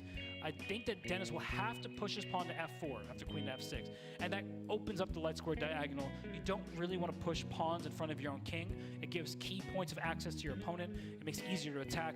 Queen f6 played, f4 should be the quick response. I don't really see another Ouch. move for Dennis, and he plays it. But now there are all sorts of ideas. Bishop Mhm. e3 is just one of them. The rook's under attack. You can trade bishops behind it. Maybe the rook slides bishop e4 check. Couldn't play rook You can e5 consider maybe? as well. And queen g6, the blue arrow. It's saying that that is the only move that keeps the advantage as significant as it currently is. Magnus Trading finds bishops it. Apparently not enough. Even though that does look really good for black with a knight on a light square and white lacking a piece that can knock it off. That is a weird And here move to G6 find is queen okay, we g6 here. those light square bishops. He finds it? And it threatens up knight takes f4 check. I don't know, Queen to guys. G6. I mean, that's such a nice move. But Magnus, he's frustrated. He looks like somebody who is trying to, create a symphony there with that hand gesture. Yeah, he just takes. Bishop on f1, and the direct approach was not the correct one. Queen g6, a not an easy move to play, and you could tell. Felt like it was knows that winning. He's been better. He has Yeah. the upper hand. But actually converting on these advantages is really difficult, especially when you play someone like Dennis. Can players see the small eval bar? advantages No, often are they not can't. Enough. And king on f1, it looks like it can be quite exposed. But Not unless when you they're play cheaters. queen to f5, okay, so Not unless they're king big fat back cheaters. to h2 and maybe tuck itself on h2. Any more coffee, guys? So many targets. Nah, we're gonna wait. Rook f3 played, offering an exchange of queens that, wow, he takes with a pawn on f6. That's how much Magnus likes his knight on d5, and he wants to restrict the white rook. He takes it with a pawn. Pawn structure, overrated. Danya would say exactly Bishop that. e1. Rook d4, protecting a4. Watch out at some point, like rook takes d5 is not working anytime soon, really, but then the c pawn can go What's to wrong the with bishop? side. Yeah, Just bishop look out for e1. that kind of thing. Rook A1. The reason why King Magnus F. took on F6 Okay. pawn rather than knight was he didn't want to allow that rook to D6. So the knight goes to E3. Okay, the king can choose where it goes. I think What's happening E2 was here? the most natural to me. He goes to F2, which is approved. The evaluation bar stays right in the center because A5 is actually hanging. So he's giving up G3 to go for A5, and Rook D8 is the move when he plays it. Dennis Lazvik he continues to amaze me and his opponent. Dennis is playing tight, folks. He would just defend the A4 How we doing pawn on and win A5. time? No, he actually wants to get He's not activity. okay on time. He can go for the C pawn. Dennis and probably maybe loses show this, him a check guys. on G8 first. Bishop D2. I mean, that is the calmest move in the position. He wants G4, F5. He wants to go after this black king. So all of a sudden, it's Magnus who needs to be on the defensive. And objectively, Magnus is doing fine. Maybe he needs to use that A pawn as a distraction at some point soon. But like this king is boxed in. If this bishop actually gets out somehow into D6, there could be some issues. But if C5 falls here, and it has, I think now it's He's Dennis the trying to make sure he has enough for equality. He actually trades rooks. That's counterintuitive. When you're down material, you often do not want to Black has a side passed trading, pawn, but he's black's suggesting that this pawns H4 are is severely not enough material on the board. The black king fractured can't get around quickly enough. And this on the C king pawn side. alone is And not gonna do it because the white king the stays F6 forward. pawn is on a dark square. It's a forever weakness. Capturing on H5, that's a brave decision. But he's just going back and forth, defending the pawn. Bishop D2 comes with a check. It forces the black king back. King F3 now. King E4 is the idea, going after this black knight. And King E4, though, C3 is just in time here. So King E2, the correct choice. I mean, Dennis brings his king back rather than forward. How tempted would we have all been? This is crazy. And no, He's he the decided raw. to bring his king around, go after this C4 pawn. All the pieces are getting traded off, and peace will be had. I mean, if This is does the not raw. result in a draw, something has gone terribly wrong with their connection, or just with their looking at the timer. But right now, as soon as the pawn goes to F4, the bishop will take it. So, okay, you have to be careful. Knights are tricky pieces, but what Dennis needs to do is not trade his bishop for the knight, not allow a fork, and that's why he's going his king to E2. If his king and bishop are in opposite colors, it's impossible to fork them, right? A knight attacks the same color. Can you hear that, guys? Knight Keep the king on a light square. And here, you cannot, you're thinking about taking this knight, but don't go for take it now. You can take now, and then king F2. You create opposition. These guys know the draws, guys. Dennis timed everything perfectly. He is able to escape this one with a draw, and we see 2.5, 1.5. Magnus plays it all the way down to the freaking draw, man. 5+1 comes to a close. The players get a much-deserved round of applause, but they also get a much-deserved break. And Magnus Are they taking a- analyzing that game, and he's shaking his head because at some point it was. Do they get -2, 5 minutes? but Dennis, I mean, he should be happy Do we he pour escaped water? That one, but he's had some good opportunities that he has let Man. slip. And Magnus, I mean, he shakes his head because he always wants perfection. What is going on, guys? If you haven't seen me, I'm down in the corner, teeny tiny. It's the only way not to mess up the freaking stream, bro. Stepping aside from The view. the playing area, they're going to get some rest, maybe get some hydration. Because Maybe get a cheese plate, weather can be rainy outside, but it's the important that charcuterie board. heated moments you get. Oh my goodness, look at that. That's Dennis in the middle of his match signing things. That's beautiful. But here we have it. It's Magnus Carlsen beautiful. fearless in this photo, but a 2.5, 1.5 lead. That is clear. As Dennis Lazvik, he's still got that I'm not gonna lie. childhood look to him. He is growing in chess and life. He's but right losing now by 1 he needs point, to guys. Get some more points on the board because Come on, Magnus Carlsen Lazavik. has a 1-point lead. How many matches will they play? 2.5, 1.5 Joseph. in his favor. And we actually are going to throw it to an interview as John Sargent awaits with Dennis Lazvik. They're gonna interview Lazavik right now? Dennis, thank you very much for joining us here. Obviously, quite a tense match, and some very interesting positions. Ultimately, This is came out crazy. here in front of the live audience in During London. the match? You won the first game. It's a long way to go. How are you feeling? Well, I think I played quite good, but maybe when I got low on time, I made some mistakes and also tactical mistakes. So in third game, I just blundered it. It was terrible, but so far so good. No, not so bad actually. Well, time to reset now. We've got the second half to go. Best of luck to you. Thank you very much. We're going to hop back over to the studio. Thanks very much, guys, and we'll be back with more chess in just a second. Why aren't they interviewing Magnus? Thanks, John. Appreciate that so much. The format, they play 90 minutes of 5+1, which is what we're doing right now. We're at the halfway point. We're at 45 minutes into the 90 minutes. Then it goes to, I think, 3 minutes with a 2-second increment for 1 hour. And then 30 minutes of 1 minute with 1 second. And I would like to say I'd like to think which format would favor Dennis, but he's against Magnus. You're at a disadvantage the whole way, right? But he's doing very good so far. Brilliant. He was full of surprises. He was so funny and punny and all of the above. But ultimately, you know. So there's an hour 45. There's 2 hours and 15 minutes left of play time in this match. So many of us. So I just want to say After thank you, 45 everybody. minutes, Magnus is up by 1 point. But I would be remiss not to, commentate with my good friend just one last time. Yeah. Well, Thank wait. you so much, everybody. See you soon. Oh, so he's done. Thank you, Robert. Thank you, Danya. Don't go anywhere, everybody. The 2025 Speeches Championship Finals from London will continue in just a few. Did you guys see what he did there? He said, thank you, Robert. Thank you, Danya. They're saying goodbye, man. I'm telling you guys, it's a big deal for them. I'm getting a little bit choked up because this is, you have to at some point, you can always remember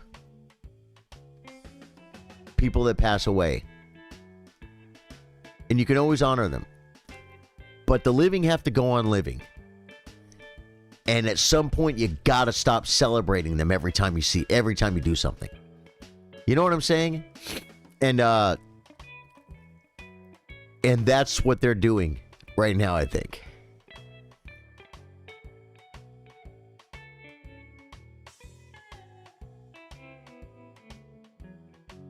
That was pretty heavy, guys.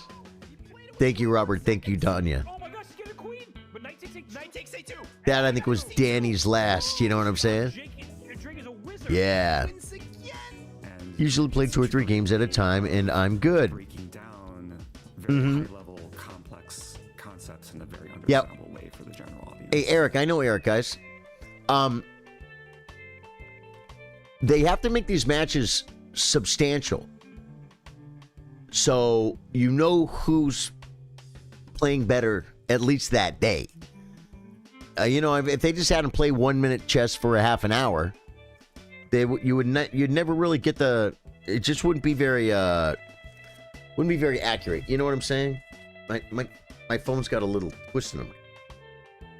I gotta spin them. Let the wire tell you which way it wants to spin. You know what I mean? Yeah. So now I got no piggly wigglies in my thing. Any longer, you can see the sort of consternation on his face. Both consternation. Concentration. What are these words? Consternation. Consternation. Like he's. That's not a word. It's not a word. Commentators at the same time. Not one that I know. Doing it with him, but it was a rotating roster, and he was with 96 moves and 96 accuracy in that game. I thought this is probably the best. Wow. Chemistry that I've seen, but also his like commentary with Robert, with Danny. I think you could just see how much fun they were having. It was not at all performative. It was just like very genuine. Joseph Womack, it's a thing, man. You probably wouldn't be good at classical chess then, because when you play like 4-hour games, and I'll tell you, when you play 4-hour games and you play 2 a day, like round 1, you go to a tournament, registration's at 8, round 1 starts at 10. The game can go 4 or 5 hours. Round 2 starts at 4. If your game goes a long time, you don't have time to go eat. You have to like go get water, run to the bathroom, maybe, run to the gift shop, buy an apple, and then go back and go sit down and play another 4-hour game. That's classical chess, man. It can be grueling. I've played blitz chess. I've gone to Pasadena Chess Club and played chess till they throw us out at like 10 or 11. And then we would all go to Caro's. It's like a Denny's kind of thing. It's very close, coffee shop. And I made really good friends with one of my best chess friends there, my friend Doug. And he and I played till 9:30, 10 in the morning the next day. There was a bunch of people there. We're all playing till 1 in the morning. People start leaving, 2 in the morning. More people start leaving. About 3:30 in the morning, it's just me and him, and we just playing 1 minute. We played 1 minute for like another 6 hours. It was awesome. I really got to know him, man. We had a great time playing chess. When you it's a dopamine thing, man. I mean, as long as you can start another game, you can't fall asleep. You know? Yeah. Yeah, it's freaking awesome. I love freaking playing chess. Good, we can keep that turned down for now. That's just got the lo-fi girl. Will Lazavik continue to surprise? Well, Lazavik won the first game, and he was better in the second game. He's had plenty of chances or drawing chances in the game that he lost. So, or the other two that he lost. So it's like, he's not that far off, but here's the problem. If Lazavik turns it up a notch, because he has enough room to do that. He's not playing perfect. If he turns it up a notch and starts playing near perfect, Magnus will too. You know what I'm saying? That's what I think. In Daniel's favorite thing, speed chess. Definitely. I mean, that was world-class. I got an itch, guys. It's not easy. I got an itch in my nose. I can't show it on camera, guys. It's not professional. Great to see Robert. Yeah, and it's nice to have, you know, we got a balance here, you know, so it's nice to be able to go back and forth. Now, getting into the chess, Eric, I was impressed, much like the rest of us watching, at just how this match started, right? Denis Lazvik coming out of the gate and taking a win against Magnus Carlsen just indicates to everyone who thought this might be a blowout that he's here to play. I think it's good for the fans, but psychologically, it's so important for Denis. When you're the big underdog in a one-on-one match, we've seen some SEC matches. You start off poorly, you start questioning yourself, can I actually beat this guy? But Denis pulling off that early win, and then the most recent game where he held the draw in a position that guys like Magnus thrive in, that's going to give him the confidence boost needed, and that's so important when you're playing Magnus Carlsen. Yeah, and what do you think of, you know, as the players were heading to that break there, couldn't help but notice that Denis was taking the time to even sign an autograph as well, and he gave a very short interview as well.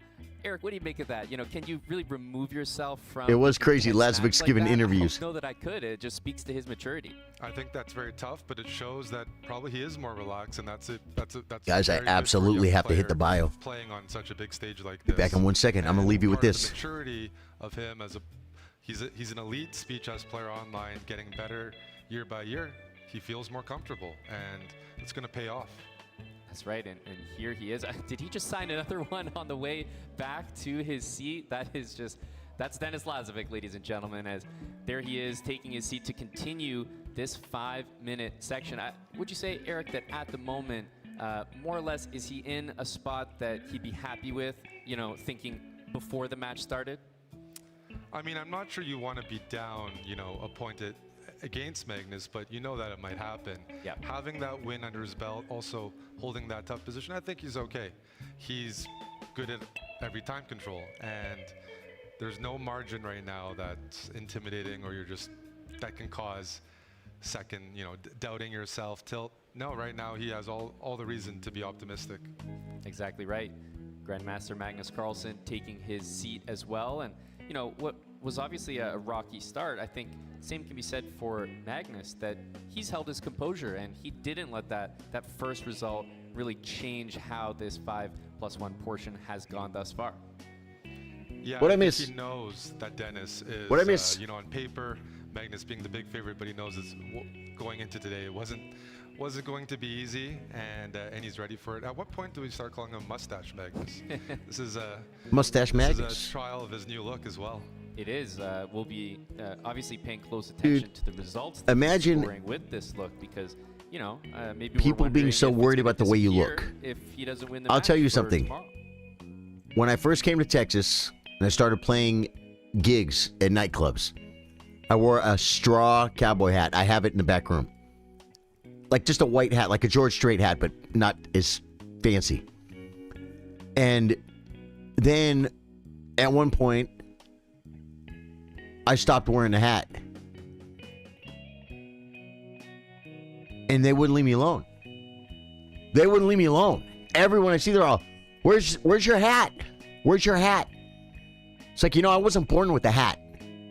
I just bought the hat like a year ago. You know, I'm 40 years old. Like, the hat is not me. You know what I mean? But people get used to seeing you a certain way, right? But there's a lot of new players coming in. It'd be great for them to know about Denis Lazavik. The headphones, this is a great, I'll tell you, great opportunity Joseph. for him to gain a lot of fans. It's by listening to this, I would have to have that on my speakers. And it's coming on the speakers. When I talk, my mic is on, and the speakers, it would come through here. I did some testing. And that when I go use Discord when we're gaming, I use the headphones as well. Look at this, guys. Look at El Centro. Oh, yeah, right here. Or moments when you need a decisive result.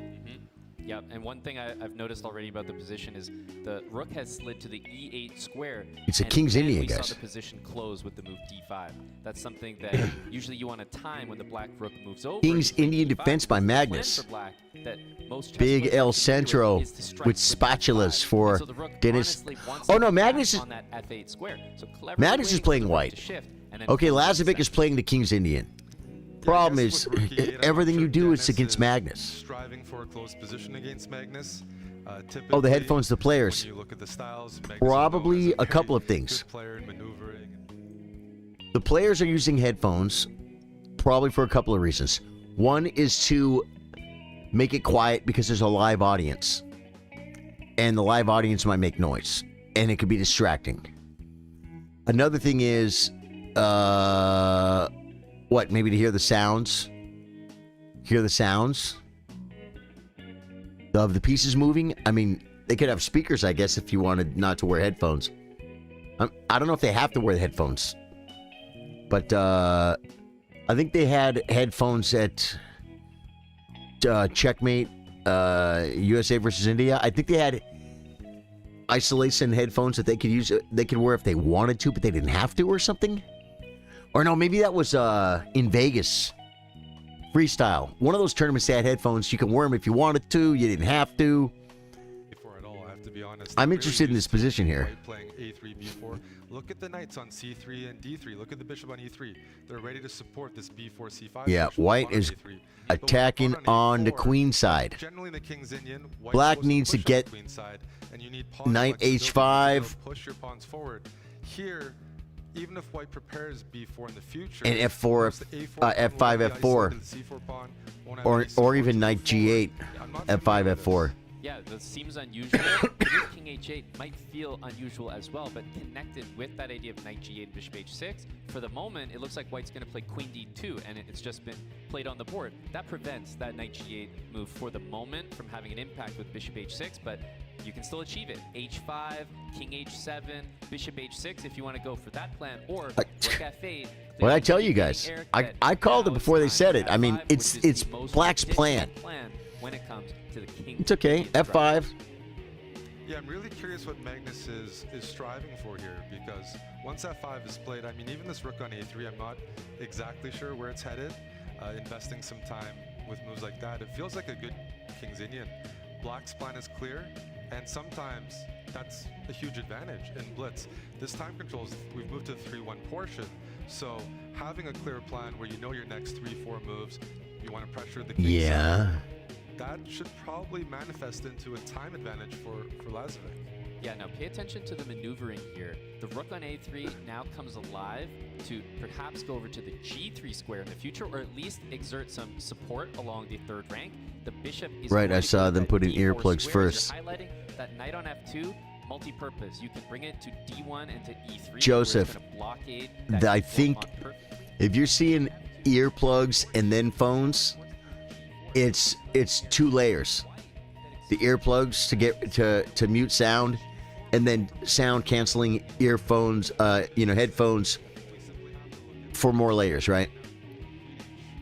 You know one of the best ways to make a soundproof room is to make a soundproof room and then build another room on top of it. Not touching it. You know what I'm saying? Multiple layers. To allow the queen to come out. In terms of adding more pressure, though, how do you continue? It does look like white, has that bishop to d4 move in order to have that rook. I'm not getting sick, guys. I don't think I'm getting sick. So everything looks defended for the moment.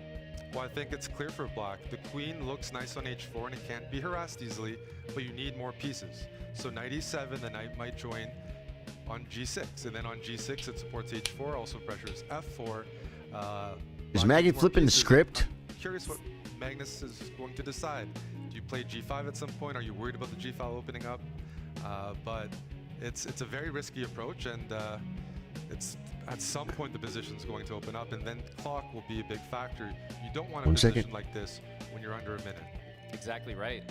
This is a position that's going to be very difficult to play very soon. The opening, I think most of the time I would say the players kind of minded their own business. They each had their plans they were trying to achieve. Now there's tension in the position and things need to be decided. At some point, black can capture on the g4 square, and that will open up that f-file for pressure on the f4 pawn. G5 I was looking at, the idea is maybe you can try to trap the queen. The queen doesn't That is so funny though. You asked about the headphones, and I'm like, I'm wearing them because of the. You're like, no, the players, Charlie, not you. It's in time. H6, knight h1 takes, bishop f2. There's queen takes f4. Not sure if Magnus missed the tactic here, because if the g-file opens up, feels like black's attacking chances increase exponentially. It's the last cup of coffee till. Right. You talk about the odds coming in. Well, we won't make any rules, but I'm just don't need more right now. By even just a single game when it comes to a match like this, I see this position as one that could go very, very drink wrong. water. If not wrong already for white. We weren't sure about this a4 plan, and honestly, Eric, the queen side has been totally forgotten. It's all about the king side. This is a king's Indian They're dream. both playing.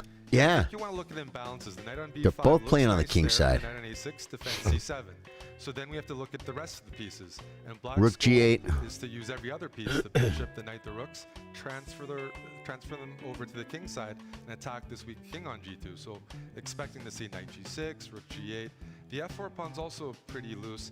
I don't see the compensation from Magnus opening up his king side, but there's no pressure on times even. Also this idea, this knight on a6 Lazvik has an really advantage covering the and an c7 easier pawn at plan, the I moment. think. But you know, in the future, Both their kings look open, but I think Magnus's king is to the c5 square, and as the pieces shift over to the king side, look for that knight in to more potentially danger wedge itself. than C5 Dennis's is. D3. That will disconnect that rook from a3. That could play a major role in the future. In knight c5, white, when you look at exchanges, you generally don't want to trade off your dark squared bishop. They got a new producer, guys. Holding the f4 pawn. With The new bishop d4, you producer, can trade it off because it's Buck. black's It's so dark funny. squared They're bishop. saying it in the other chat too. I don't understand why they're doing it like this this time. Unchallenged. They're trying something new. They keep showing the people, and less board and more people. F4, H3. We'll see when it turns into faster time controls. Knight on H4 is very strong. Because you're gonna blink, and the game will be halfway over. You know what I mean? So they're probably gonna have to stay focused on the board more Cover one at a time. So there could be a situation as we get to the faster time controls. Just getting started. You know it, Joseph. Into the D3 square. Yeah, I think we'll see knight c5 just because. Okay, Maggie's up a little bit of time. It's getting even. Rook honest on a3, hitting a4. And Dennis knows that Magnus is not trading off this dark square bishop for the knight. But if you don't trade it off for the knight, then this knight has an outpost for the rest of the game, and that's a huge improvement. That's right. Knight c5, if white were to play a move like b3 to guard the a-pawn, disaster really, because the coordination is completely ruined. The rook on a3 Yeah, can there goes no the longer rook. help on the king side, and the rooks are shifting and probably doubling soon on the g-file.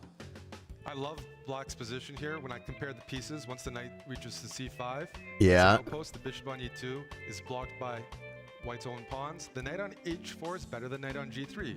Why? It defends f5, it opens up the g-file, and maybe black can start doubling on the g-file. And I just don't see the initiative or compensation from Magnus whatsoever. Yeah, we see knight to h5 played. So hitting the f6 Yep. square, the g7 And black is square, always threatening knight d5 or knight f3. I mean, knight d3 or knight f3. earlier in the game because I knew at some point the coordination Plays would it. be ruined. Knight f3 instead, though.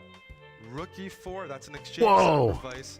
But if you give black connected past pawns, That is, probably yeah. worth much more than an exchange. Yeah, he can't take it. Immediately decline. Now you take The f4. knight can take that rook eventually, but for now, priority on eliminating that strong f3 pawn. So more to think about here for Dennis. That was a great, like Magnus could not take the exchange. That was a forced move, I think. Absolutely, and the rook has to join the game. There is no way to play b3. It's the rook on a3. You're Takes, almost down a takes, rook at takes, that point. So takes. despite the 93. He here, plays 93 this move is now. forced, and already we see a sacrifice. Rook and knight for a queen, but the f5 pawn is weak, and so then if you can pick that It's up, that's falling. a knight and a pawn for a queen. Might not be There's a lot of white weaknesses, though. getting close to equality. Yeah, but this is a type of equal that there's going to be big chances for both sides. This For is black. The equal where, you know, you change the channel and say this is going to be a draw. There's a Not weak at all. king. Look at that White's- eval bar climbing. Rook He to blundered. f3, preparing rook h4, pinning the queen, and I'm not sure where Magnus can place the queen safely. Yeah, at this point, I'm Okay, wondering. that's a good one. I'm wondering. Magnus is playing how black. Dennis is going to get out of this because rook h4 is just so strong. And look at the best move is b3, just No, improving the position slowly. Dennis is playing black, right? That is a Magnus move, but I can under never 20 tell seconds, with he this. finds it. Amazing. I Rook never know. h4 isn't ready to be played yet, so White wants to slowly improve the position because it's hard for I Black to think find a move. Magnus's name, Where do you place where your queen? Where do you it says place the points king? 2.5, There's forks, and it's pins. white, Yeah, and he his can clock is play white, that means Magnus is playing white. And then Okay. Just blunders, by the way. well, rook Yeah. takes They should have f5 can be the played, names but on the top problem and the is bottom b3 on has each side of the solidified board the where a pawn. when you That's sit a on the big white side of the deal board, for you this know. variation, You know what I mean? And the king placement on an h8 is not where it wants to be. They confuse me, guys. I'm not a smart man. falls, then With the b6 coffee, you and feeling b6 okay? Yeah, I So am. look at this endgame. Rook endgames are so I'm tricky. awake now, We're finally. even starting to see the possibility that How? those pawns could just run. The h pawn and the b pawn split the attention. Yeah, the only counterplay for Black is this d pawn and maybe cutting the White's king off and coming up with some backbreaking threats. But rook b5, that looks like it's it. Amazing technique. Getting the No, rook behind Dennis the is pawn black. And a few checks, but once that rook has to go backwards, there's Watch the clock. no hope here. And that will be a resignation. And despite the head shake, great technique when it came down to it. Yeah, it's easy to misplay. Yeah. You'd have no time to calculate. Yeah, those rook Dennis pawn was engagements, black. Pure instincts, and it paid off for I'm Magnus telling there. you, Joseph, Position, it's I thought he was in confusing. trouble. Yeah, no, he absolutely The way they was. were At a talking, critical it sounded like they were was that saying knight Magnus was choosing the black, and right I'm like, one, but, no, you know, Dennis we're is on to the black. next game But it makes me immediately, and wonder. We sort of see this London Because it's a system, sideways making an thing. appearance with the bishop on f4. Like here, who's playing white? Who's playing black? Well, I'm guessing Dennis is There, playing white because he honestly, played there are black so last many game. ways you can play against the London, but D6 And is a see move how that indicates the Dennis's clock intention to is play highlighted white E5. and his You're points trying to take away that are E5 square from highlighted the bishop, and that's right why here. H3 was played His very clock is early, highlighted so they white, have and his clock is space to highlighted bishop black back. Magnus, and this is black. That's supposed to tell you? D6, a pretty flexible setup for Magnus. You should put the name on the white side. On the white side. Under the board is white. D6, you can decide if you want C5, Above the board is after black. breaks, challenge the center, or maybe It's castle, clear. rook on 8, They that's change like it, guys. E5. They change it for people that are getting easily confused. Like me. I'm supposed to be the professional streamer and commentator. And I'm confused. No, difficult pawn to capture in the I knew middle, Dennis was and black so what we until actually see they is started that confusing me. E5 was achieved in a way that you might not expect earlier. So Gaining space, kind of D5 gaining had to space, guys. Prepare with Queen E7. Yeah, This D5 move by Dennis to explain, it might look Lazavik was very- better that it game. shuts down the light square bishop, but it does And had improve chances Black's to square have a diagonal. clear So advantage and win. double edge, knight C5, Except he's Magnus playing wants to Magnus play Carlsen. E5 next move to install this knight. You think it's still clear regardless. Possibility. Slankster, So you I go get B4 it, right away. Slankster. There's knight C to E4, and all of a sudden, I get it. there could be some But for pressure on this me, long diagonal. Yeah, the bishop on Like- H2, the reason that black has like right here, this one right here. If it was like this all the time, it'd be like, okay, Dennis is on the bottom. He's playing white. Magnus is on the top. He's playing black. This makes sense. But when they're when they put them on a side, I guess the one on the right, on the left is always the guy that plays white. Is that it? You read it right to left or something? It's to me, it's not clear, man. It's not clear. Back to F4. Doesn't But feel good, I can understand how it's not part of the you game get right it now. I'd love every to maybe time. Pin the knight or bring it back to E3. Yep. I just don't. And E3 would support that idea of knight D4. I'm so old. I don't like it. mind that at all. I like it the Bishop way F4, bishop it's back always to been. E3. Meanwhile, for black, Slankter said, "I wonder why Lazavik has such good results on these computer tournaments and not over the board. Maybe he just sees the board better on the computer. Maybe so." You put the knight here, long-term pressure on C7, but it's hard to sometimes evaluate. What if Black's bishop on B7 was already blocked by the pawn? might not be such a bad idea to trade it off for a knight. Yeah, absolutely. Knight d4. So basically, we're seeing knight d4 achieved. This is the plan that we outlined, and it was done in a nice way with knight b5 first. And now, if the Bishop b5, knight b5. The knight on b5 is like, it's on an outpost, but it's like, or with the what's it doing over there? On c6 as well. It's not that good of a square. There's nothing's happening over there. Trades coming in, position's not changing too much. Evaluation-wise, both players have, you know, some space here. Magnus has this good dark squared bishop. Dennis has this nice knight on b5. It's just optimizing some pieces that require it. And for me, when I wonder what the from Dennis's perspective, it's bishop f4 screaming. what the to be tickets played. cost. Needs to get back in the game. Exactly. Does anyone know? This is you can just see the demeanor here. I don't Is think this anyone a watching my position stream that's very sitting in handled, the but audience right the now? Space advantage. Maybe I give the It's very slight nod possible. to white in this position. However, it's a game of color complex. We could have Light squares versus multiple dark people squares. You on can the see scene, folks. The control that white has of the light squares in the position, and for black, that dark squared bishop is so powerful. One thing I want to mention from the previous game is Magnus had a4. In this position, if Dennis has time, he'd like to play b3, a3, and then b4, dislodge. I almost want to like space on the queen side. That takes a bit of time, so I'm not sure if he'll go for it, but it's an opportunity later on. Let me see. Exactly, and that's why we were so stunned by that a4 move, because it completely removes that possibility, and that is how white is going to kick that knight out from the c5 square and continue to actually make some progress in this position, which looks slightly better, but very difficult to actually break through. There's no targets, there's no weaknesses.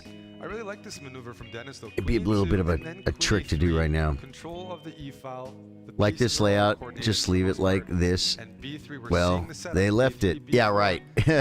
Yeah. White does have a bit of a space advantage. Once b4 hits, They're showing the crowd. You know, the funny thing is, Magnus, so he's got to be urgent.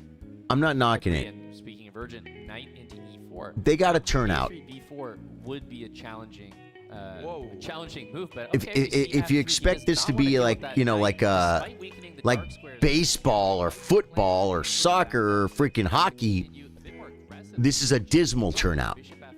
For chess, it's not bad. But they keep showing the crowd like it's a big deal. Like, you know, when you show a stadium for football where there's 200,000 people there, whoa, man.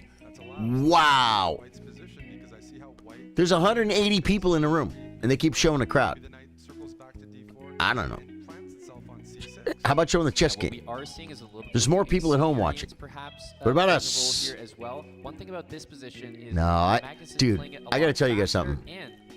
Chess.com allows people like me to watch party this with you guys. That's awesome. I think they'd be like, it is against the rules, and we will get, we will sue you. You know what I mean? So it's actually really, really cool. Chess.com, thank you. It's very cool. It's very cool that they allow that. Queen e1 feels passive, feels like you're going in the wrong direction. That's right. And black has just a bunch of easy moves. King g7, slowly encroaching in. Magnus is now up a full 2 points. So easy to keep defended. This game is about equal, but Magnus is up almost 2 minutes on the clock, a minute and a half on the clock. The pressure of that dark square bishop trade plus the h4 pawn is more significant than perhaps the bishop pair. Dennis feels is slipping away, or at least this segment slipping away. But when we go to 3 minute plus 2 second increment, Dennis could turn it around, folks. That could be his time control, and there's a lot. The games come faster. These are slow games. You can make up a lot of time in the faster games. You could consider that exchange, and he does so. The bishop on f1 was not the best piece in the position. The h4 pawn needs support, but of course the knight needs to be dealt with here. So I wonder, maybe bishop b5 was the plan here. Oh, okay. Bishop e5 is very tricky. Yeah, what do you guys think the odds are? We might see repetition. What do you guys think the odds are that the finals are Denis Lazavik versus Alireza Firouzja? You know, Magnus is going all out. It could happen. Play a few more moves, and perhaps bishop e5 now. I think there's positions to look at in the future where Magnus might be willing to sacrifice the c7 pawn for counterplay elsewhere. That might be the h4 pawn, might be the c4 pawn, but he's not intending to keep his queen on d8 for the rest of the game. just for the sake of defending c7. But we're going to see something now. Dennis makes a blunder. Position. The c4 pawn was hanging. And so He was just h4. full It's Lazavik. a good way to keep everything defended because queen d4 was impossible. Now the game is completely opened up. Bishop f2. Bishop f2. If Magnus finds that, there's mate threats on h4. And the dark squares are looking very weak. The black queen is, the white queen is massively centralized, but the white queen is weak on the dark squares. e7, not the right direction. No, that's a missed opportunity. After a3, white has a bit of stability all of a sudden. Knight on b5 covers d6. Lazavik is okay now. You can play g3 in the future. Because he's playing the white pieces. I think. I think this game ain't in a draw. Solar, I think you're probably right. How you doing, Solar? Magnus not wanting to risk. Good to see you, my brother. Say that c takes on d6. I wonder if is Magnus actually happy to be here because it looks like white has an 96% accuracy by Magnus and 95.8 for Dennis. Games are really tough to evaluate. You know, computers might say this is equal, but that's based on maybe finding a perpetual. It's a draw. In this case, Dennis maybe down on time. Didn't want to press things. Yep, that makes perfect. And you do probably need to take it here. You know, Magnus has so much more time. Wayne Windsor, how you doing, man? With a 4-year follower badge. At this point, simple enough to take Wayne, I hope everything is good in your life, brother. Good to see you, man. 4-year follower badge, guys. Solar says doing good. Been in Nebraska. Nice. Ready to go home. Okay, cool. And then still hung in there. So I think. Okay, we stopped the bleeding. Okay with that result. We stopped the bleeding. The push he wanted, and then Magnus let him back in the game. That went fast. It sure did, huh? Seems like yesterday. Players upset at the result. Lazavik's the type of player, after a loss, he's not coming out the next game guns a-blazing. That's right. Still sticks to his style. CM Zerk, they did. They made a draw. But you know what? Dennis didn't lose. He stopped the bleeding.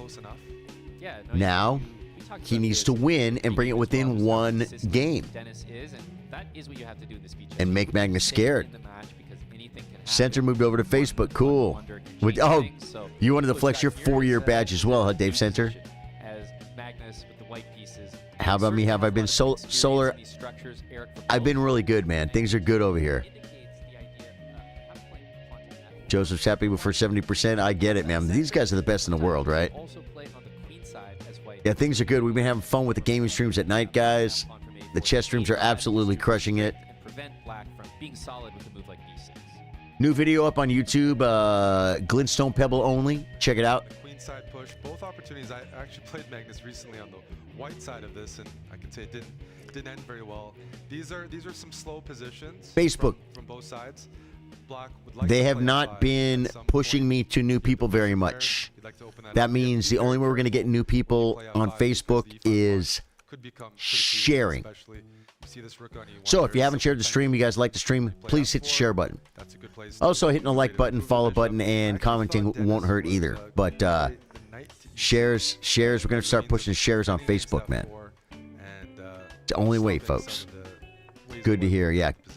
Yeah, that's a Cool, Solar. Good to see you're doing all right too, man. You also head to the I hope you make it home from Nebraska. You will. White is not that interested in playing is the move c3. Okay, what do we got here? d4, but Magnus is playing white. In that d pawn. So I think. Sometimes black brings the knight to e6 to tempt white to play that c3 move. Oh, I think that should be played. But here you need to clear the e6 square. Yep. Bishop f7. White has a semi-open F file. Give up your bishop here. That's another tough decision. Hey, Wayne Windsor, dude. Thank you, Wayne. Asking, you shall receive. The knight on d2 in effect because You like the drone video? That was fun, huh? Dude, I had this drone. I've never flown a drone, and I don't know the laws. DBX, yeah, 161 or DBXL 61.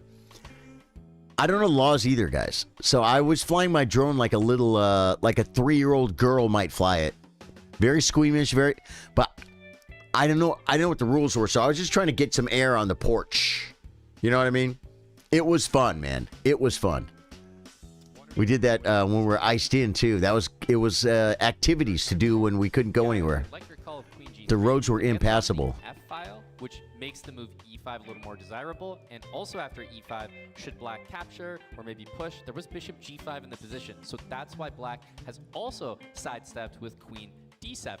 Okay, if you e3. trade those bishops as well. E3 is a square, queen folks. E3 and bishop h6. That's another idea to just soften the king side. But we're going to see a lot of maneuvering in this one, and I'm still wondering how that c pawn is going to be. The knight is on If a6 black again, plays knight folks. c4, probably going to see either rook c1 or knight e3 in order to watch that pawn temporarily. Yeah, I think knight e3. I wasn't sure after knight b4, rook c1 if you can play knight a2 and then knight back to That's b4. right. I'm not sure about that. Probably not. And knight e3, g5, you have to start considering that bishop Mm-hmm. does not have many squares. So perhaps there is this knight a2 almost repetition available. Oh, b3 is bad. Doesn't want to play knight a3. Is equal. Is draw. Big thing for Dennis here. He's down about 30 seconds. Knight a2. I was tempted by that. Okay, we do see the repetition. Now he's calculated something here, obviously, because g5 is quite a risky. Fortunately, yeah. Bishop c7, rook c8, bishop d6. So you clear a path for that bishop, even though it looks like there's not one available. And then after you clear the path, if it gets attacked anymore, you might have e5 cementing it. Yep, and the knight can rejoin the c4 square. And Yeah, I see g5 it. for black is not good. It's pretty strong. At its core, g5 is a move you would never want to play. So you can only do it if you're 100% sure that you're trapping that bishop. In this But you're case, not. Not only does it not work, but I think. But this is is also bishop not c7 coming anyway? It is. C5, this is a blunder, and it's just the same idea we looked at. The problem is c5 is hanging after the pawn pushed to b5. So after bishop Oh. c7, bishop d6. And he's You're losing a either losing an piece. exchange or a pawn. I mean, a In pawn. the end, it was actually a more significant error than the move g5. Maggie's And taking him out. look at how Why do so quickly many that people bishop draw was when they rerouted, trade take the queens? pawn Maybe I'm back still too new, but I think where it losing puts rooks pressure is on more f6. devastating than Black trading now has to queens. move the rook back. Devastating. What do you mean by Is all devastating? white in this position. The c4 Wayne square is Winter, also like, under shared, white control. reacted. Wayne, F6 thank you, is brother. the most important pawn in the game. I think Magnus with h4, he's indicating, I'm not worried about a4. See, trading queens is not a bad thing. It's a bad thing if it's not good for your position. Trading rooks is not a bad thing. It's a bad thing if it's bad for your position. Trading queens can be a really good thing.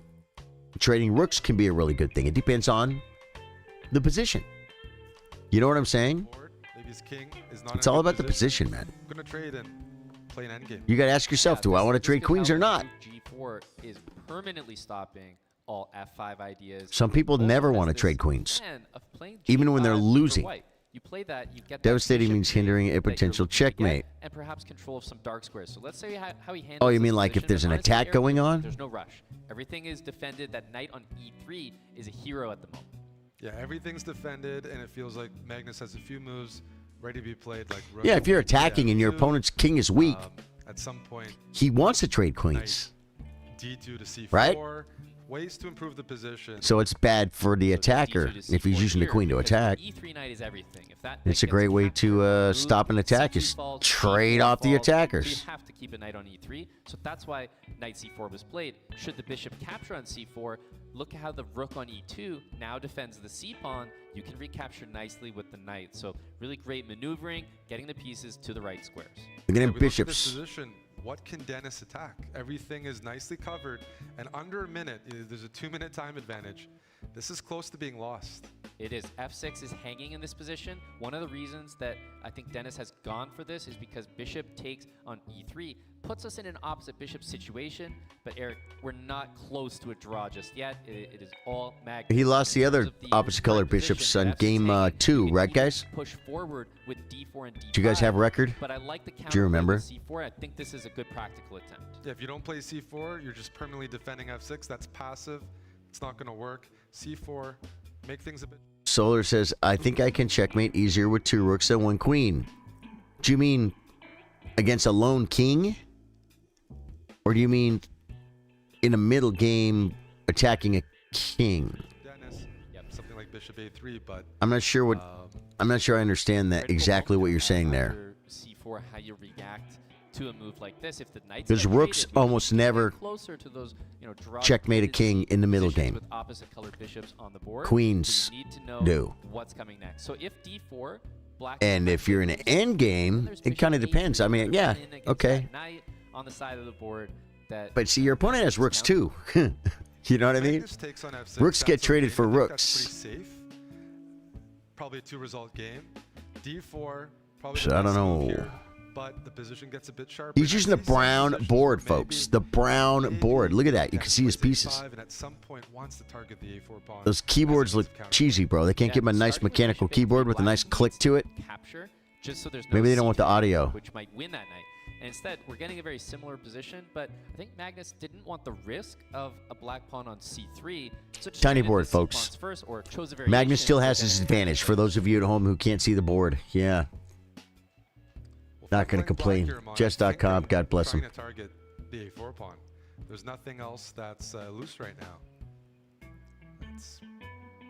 Yeah, completely agree. A4 being on a light square. And there's not many pieces you can use. The rook on f8 is still tied to the f6 pawn. There you go, bishop b3. He just has to play moves. I mean, just down a minute and change.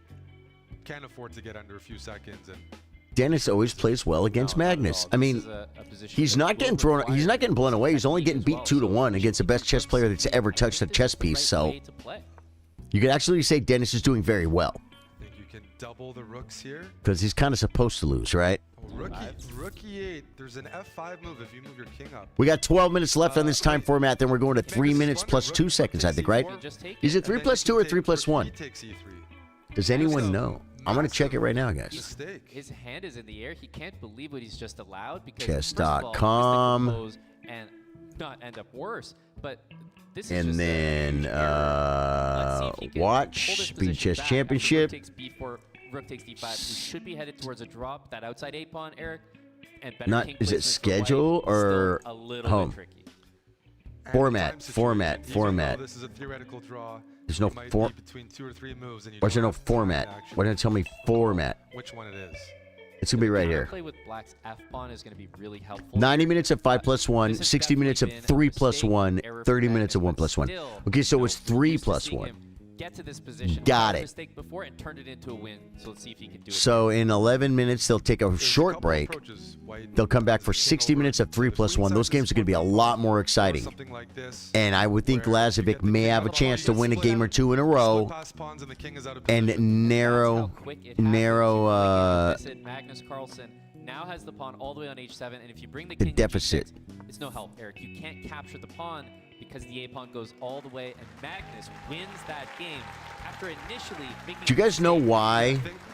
Being up on time really helped him there because You guys know why Magnus is doing this when he wins, right? Because he knows he didn't play perfect. He's not like, yeah, I beat that guy, knowing he played bad moves. You must agonize over every miss. Whenever you screw up, you need to learn from it. You need to suffer a little bit of pain and admit it and figure out how you can do better. That's why Magnus is so good. He won, and he's going like this because he knows he didn't play perfect. He's looking back at mistakes he made, and it bothers him, even though he won. Well, in this position, Winning winning doesn't make you better. But if you flip the colors, because this is actually the exact setup. You know what I'm saying? Knowing when you screwed up and fixing it makes you better. Interesting to see a 100% flip. I love And that. what I'm I used love to is see that him win bishop and for black goes to shake his D7 head. instead of D6, and that's And it a wasn't little really bit obvious because either. of It's this not like E5 approach. We see E4, Lazavik dropped a and piece or it's the something. Same idea that was used because that loose G7 pawn, and in this case, the pawn. What do you guys think? You guys like the chess bras commentators? I like them. Yeah, I'm not used to. I think Dennis has I definitely like added him. some more openings to his repertoire since I. If you're new to the stream, my name's Charlie. I play guitar, I play chess. We play Elden Ring and other games after dark. I stream chess 4 times a week at least. This is my 5th stream this week, and you know what? Probably going to be doing the finals tomorrow, folks. Just immediately looking at this position. With Can I get up that early again 2 days in a row? Bishops, that's a pretty. We're going to find out. Magnus looks like he's literally in his comfort zone right now Oh, yeah, on the he's leaning camera. back. Yeah, I don't know if he's really succeeded, but I think that was the intention. A bishop on Trading f3 off looks those kind of dark dumb. bishops and playing e5. To be honest, I think this may have backfired from a practical perspective. We can see the evaluation bar, enjoys White's position, but I look at this a little bit differently, Eric. I see that White has that bishop on f3. Not the best piece, of course, a very equal position, but I think from a practical perspective, you're happy to get e5, fix that e4 pawn on a What do you do, little Denny? Look to play queen e7. Speaking, dude, every time I see Dennis Lazavik play it, like I want Moons Over Miami or something. Denny's, I want Denny's, guys. Because you don't want it aimed at just your pawn on e4. Ideally, you have a rook or another piece defending it. B3. Find a diagonal. I would never play B3. Maybe is eventually play G3, Bishop G2. G3, Bishop G2 is what I was looking at before he played B3.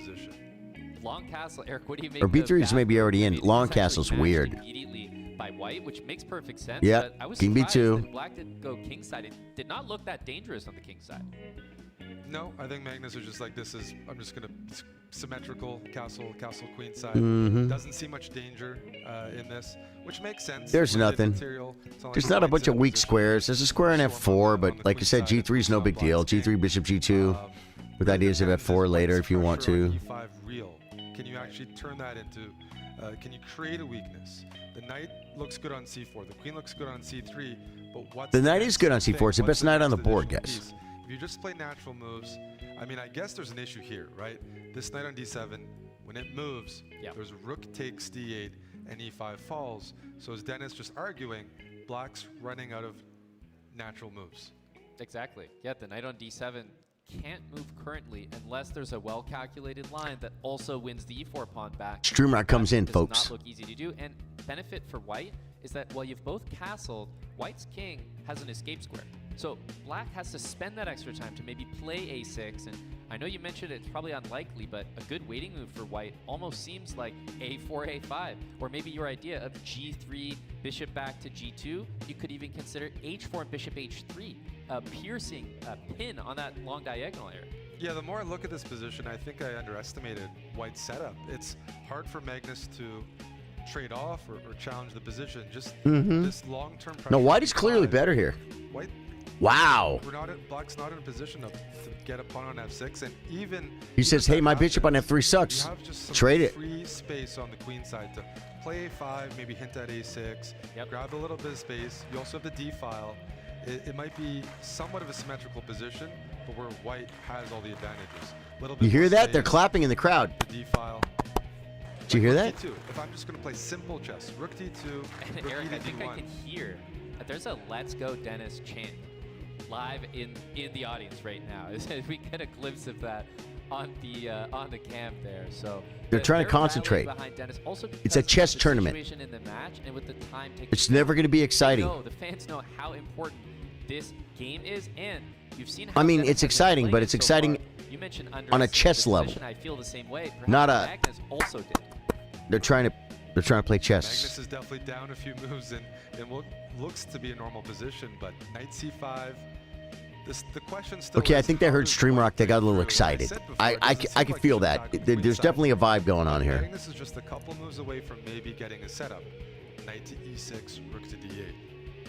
Yep. So I'm not right sure. now, White is I ahead in can barely see the board. but that's It's not teeny permanent. tiny.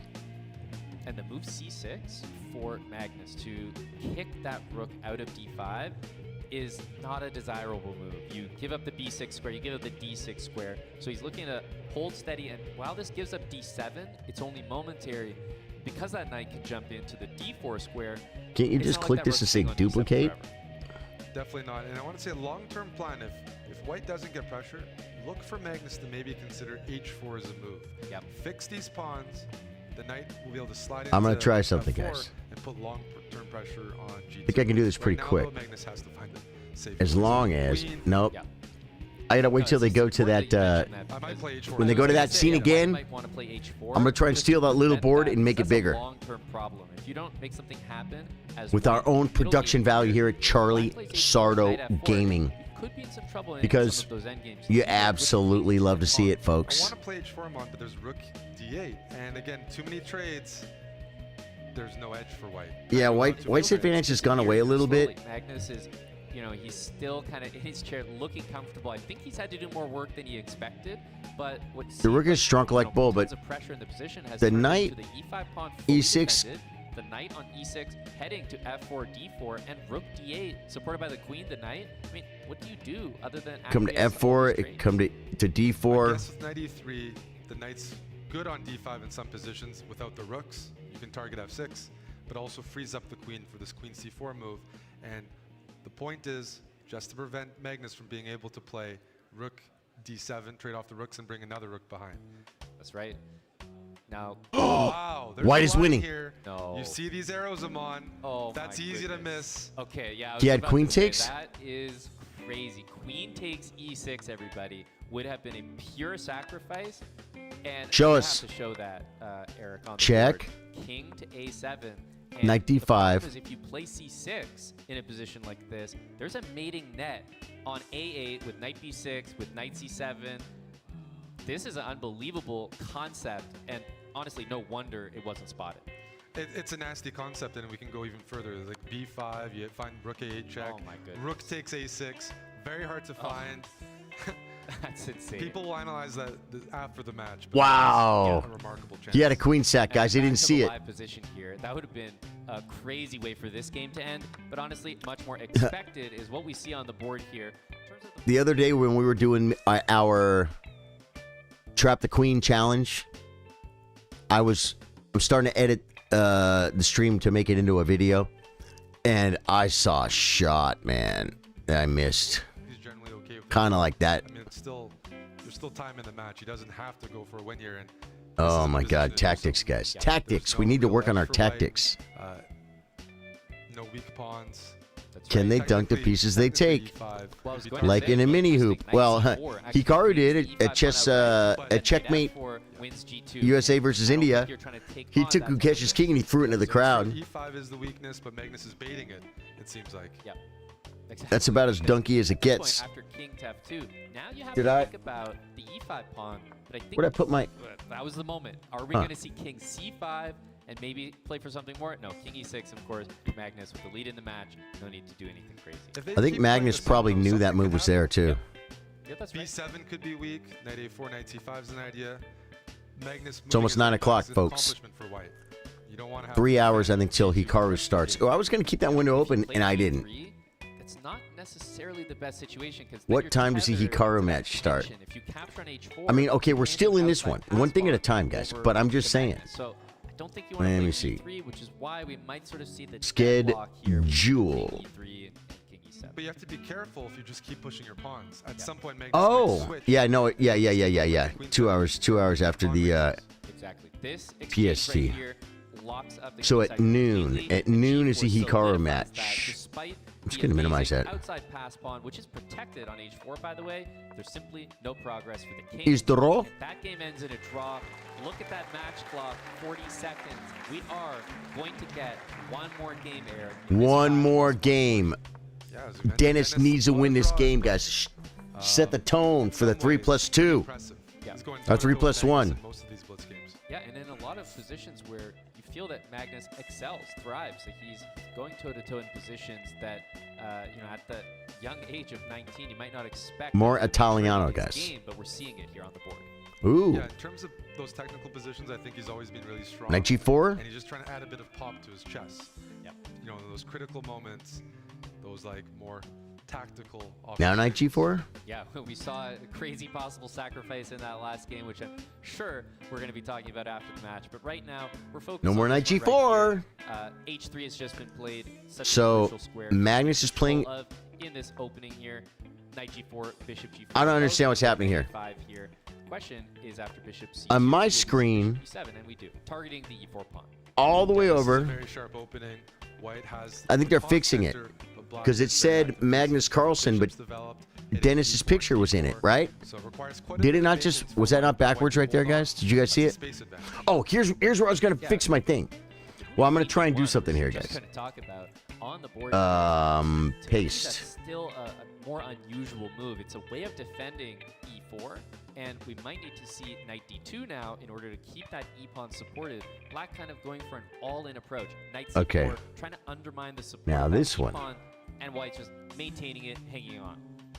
Yeah, really double-edged because, I mean, if White wants to play f3, at some point doesn't want to defend. Guys, I'm trying to do some magic. Tactical ideas. There's knight d5. Yeah. I'm doing it for horizontal first.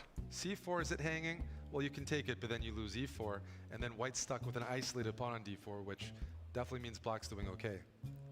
Yeah, rook to e1 is a move that supports the bishop so that f3 is more possible, but also, you know, supports the pawn on e4 as well.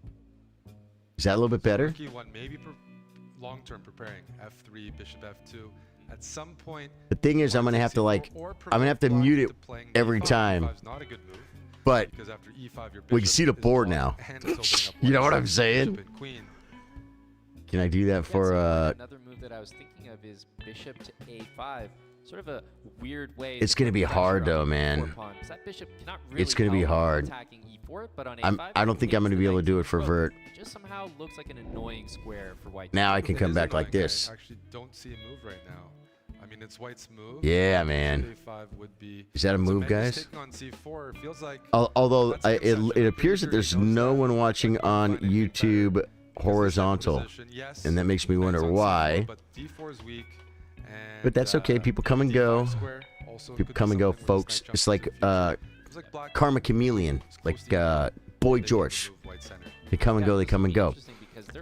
Show me the magic, Oliver. I'm gonna show you now because you guys deserve it. And also rook to the c file. Well, I have to wait though. Is likely to go back I have to the wait square, while Black's knight until they go back wants to that go other d5, board. and that's kind of why the move d5 was just Then I played. gotta That steal was that like an board easy and make it outpost. bigger I and thought put that it had been on your occupied screen. on the previous turn. Yeah. Yeah, we're gonna see, you know, a battle. Of Yo, Jay Cook, what's up, brother?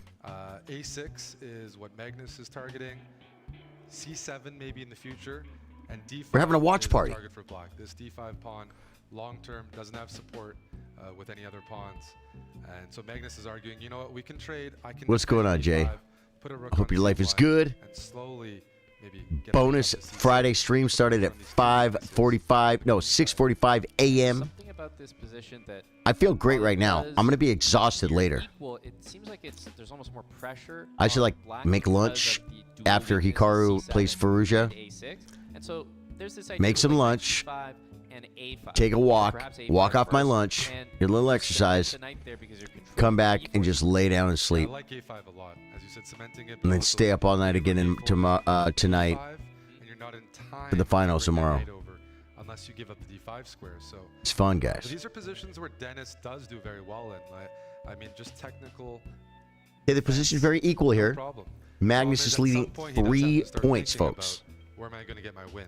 But with Black, I don't think that's the case. Yeah, I agree, and especially towards the end of the segment here, Magnus is has playing the been the white better player pieces in because the he's on the finals left. one thus Here, far, but, here. This is probably just Okay. not the moment to go all out. But thinking about the match situation, eventually he's going to have to go Wait, for a this little one? bit more than equality. With the black pieces, though, I think you can always be content. Rook C to C4. I'm curious what Magnus is doing with those rooks. As Black, G6, King G7. Oh, yeah, yeah, yeah. moves. You're gonna make a White could maybe third. Bring the king up to G2. It's hard for either side. We'll see if anyone takes a risk, but so far, Oh, I gotta add. the way the match is going.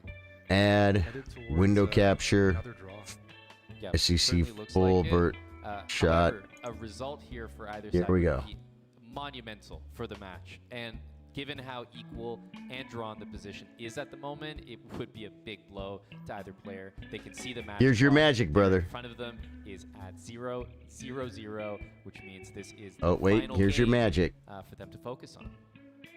Yeah, just hard for either side to make progress. You can't move your. Oh, wait, pieces I could do it along like, the I gotta do this Because for, B2 is always there you go. hanging. You can't target the A5 pawn with 2 pieces at the same time. You can't get to C7 because the knight's blocking it. And Black, well, D5 is well defended. So when they go to the little board, because I can do this, every okay, other part of guys? The board is pretty much covered. It's a little bit of manual labor, but you know what? I mean, we're grasping at straws trying to come up with a real active plan. At least this gains some space. Here Dude, for I should Magnus, the literally- idea is perhaps H5. I can make a hotkey for it, bro. G5 or G takes H5, but I can make a hotkey, hit very one button. difficult to assume anything. Well, I hope Dennis with rook A8, if he's trying to play A4, that would be a big mistake. I don't think so because then you could go B4 and this knight blockade is gone. I go C7 all becomes a target. I got to go to Otherwise, we're getting OBS trying to understand. I think he might source. It's just a waiting move. Yep. Source visibility. We're gonna see it, but Rook takes Drag it C5. up into this one. Float into your mind Right. at all, Eric. Title. It's tempting, but Black's in position. Right here. See, like right here, I could do it. Right after, I can even show a variation Look. where it feels like Black is getting lots of counterplay down. Is that evil, guys? Rook E3 is an idea. Rook But see, E2 feels right like now I'm Rook's setting it up to where I can hit one button, the best case is when change them, your opponent's rooks change are them stuck in a both. closed position. This is not close enough for me to pull the Okay. trigger. Yeah, and you know, This is obviously gonna in a match situation, called there's absolutely no reason to go for something like that, fix. but we are seeing a repetition. I'm wondering whether this is going to be fully confirmed, because at the moment this is sort of Source. like the pre-draw offer, Eric, where both sides are sort of willing to do it, but no one's willing to go all the way just yet. Yeah, I mean, no, it's the like The scene is watchchess.com. 5 tough. Yeah, just slow moves. And the source is called that the king makes sense. Another SEC Vert. That's true. Rook on E5, Full shot supports 2. F5 and H5. I like this. This is That one. something. Okay, and then this one I want to link. Weakness, but now the rook was ready to recapture. Now H4 would be weak. Maybe F6. Yep. Or at some position, Rook F8 Oh, you preparing F6. you can only link I scenes. see a little something here. Yep, and there's Yeah, you it's hard can't to link prevent that, sources. because if you go rook to F8, there's no rook F4. Well, because it's the knight will alright. jump into the D3 square. So it's not that easy. Meanwhile, the knight on E3 is not going to F5. It's not going to G4. Those squares are controlled. There's an outside pass pawn on H5 that can be Oh, I know what created happened. with the move G5 in the future. So small All right. progress here, incremental progress for Denis Lazavik. All right, well, I'll have to do it manually, guys. I won't be able to do it by hand, but still. I mean, I'll have to do it by hand, but Played a little bit where Black can decide every time they switch to the other scene and it's got the teeny tiny board, pass pawn potential, and at the same time, you guys can't see the board. split on the king side. Yeah, This scene is perfect. The other one, they want to keep showing the crowd. We're trying to play chess here. We're trying to watch chess. Late one, says Jay Cook. Was about to go to bed. Next minute, Charlie is on. Yeah, it's midnight. Ah, okay, Jay. Take a risk. And we wonder whether he's You gotta going work to do tomorrow? that when the time comes. Maybe he was waiting to see the clock situation. Magnus is still even on time. Yep. But I feel like if Black is ahead on the clock, Denis should be playing this for a win. Is Doro? Not quite. We're gonna take a break. Not going to take that risk. The segment ends with a draw, but Magnus Carlsen ultimately the better player. Eric, Dude, it looked like they were shaking hands. Did you see that? They both went to like put something in the middle, and both their hands went. The quality of the games. These have been very, very high quality games from Denis. And he's acclimated himself well, but Dennis is playing really, really good, and he's just playing the best chess player that ever lived. Gonna give an interview, Maggie? Sign some autographs, like Dennis did? No, it really was that flurry in the very first game to start things off, and Magnus has sort of settled in since then. We have John Sargent, who's with Magnus Carlsen for an interview. Take it away. Okay, there we go. No work at Sunday. Okay, Very good. much, folks. Magnus, a successful opening segment, but Denis showing us that he has what it takes as well. Your thoughts on him as a competitor in general? Well, he's really good. He plays well. Doesn't make it easy for me at all. So it's been a bit of a grind so far, and I expect that to continue. All right, thank you. Yep. Best of luck in the next segment. All right, folks. He so doesn't want to do interviews. On the stage now. We hope you guys have been enjoying What do you think chess so about him far. as a competitor? It's like, I just gotta say a bunch of stupid stuff so I can get on with my life. Thanks, Sean. All right. It's show business, though, right? The score at the end doesn't reflect how it began. Levy, Denis Lazavik gets the first dub. What happened there? Where do we go next? What I have learned from that first game and the emotions I feel inside is like the tennis world over the last couple of years. So whenever Novak Djokovic loses the first set, it's actually a problem for his opponent. I definitely was cheering a little bit, not because I want to see Magnus lose, but I want to see a close match. And then I glanced back and it's like 5 wins for Magnus. So yeah, it was kind of like He's basically doing the, he's talking about tennis, guys. he locked in after that. The quality of play has been amazing. And Tennis? I don't think the scoreline quite reflects just how accurate the games have been. I might have to sweat. I don't want to play tennis. I'm a chess player. Comfortable with fast time controls on chess.com. That's way too athletic, bro. The title Tuesday previous time control. Your thoughts on Dude, the sun in the window looks weird, doesn't it? You guys never see the sun like that.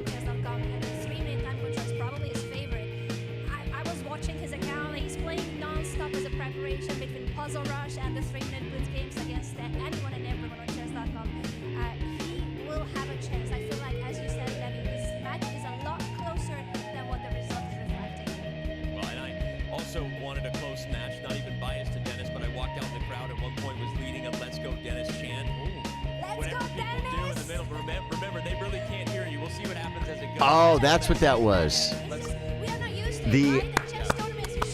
It was Let's Go Dennis. Also, like, it's London. It's the home of chants for the home team. You know, they got to think of some melody. I feel like in America, they come out sporting events and they lead cheers. I shouldn't have to do that in London. You guys know all the chants. Invent your own one. They have chants for every player. They got to get something party started. There's got to be something going on.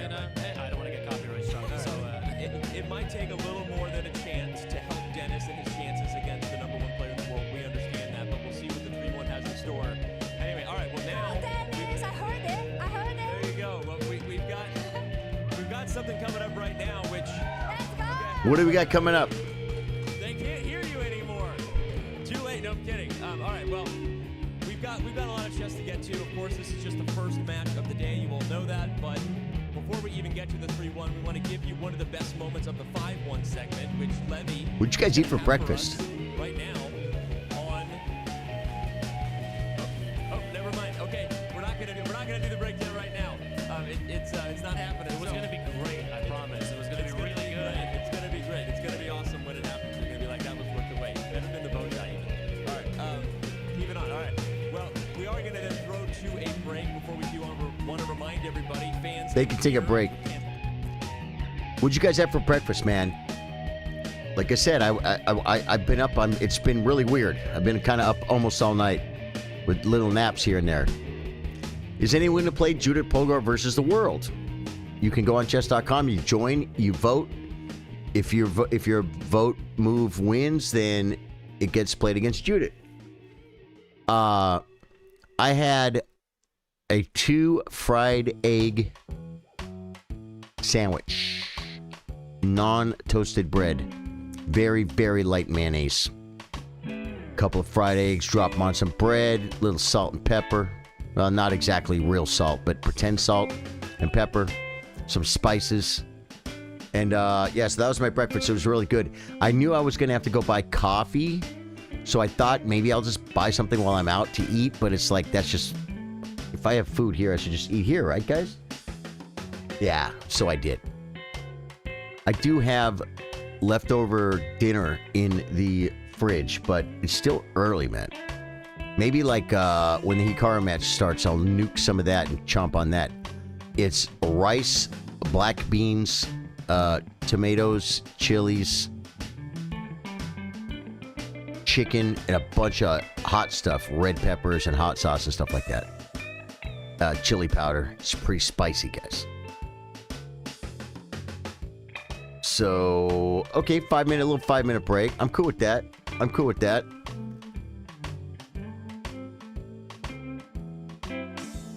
I would be literally sitting here watching this if I wasn't streaming, guys. So I really love the fact that I can show this, even if it's just a few of us hanging out. You know what I mean? We'll reach a few new people, grow the community a little bit, hang out, watch it together. What's Eric saying, guys? As soon as White's king goes to c5, whoop, king comes back to d7. King goes back to d4, whoop, king goes back to e6. And there's literally nothing that White can do. I've always appreciated him as a co-host, as a colleague, but I also truly enjoyed the moments when he was just a goofball, Danya, and he would do impressions. And not to say that he would, actively lie, but, sometimes you could fudge it a little bit. Yes, this was preparation, but, okay, not this exact position, but something similar, okay. Also, he's one of my most favorite commentators. The way he uses the English language is just something I could never hope to achieve. Very beautiful to watch.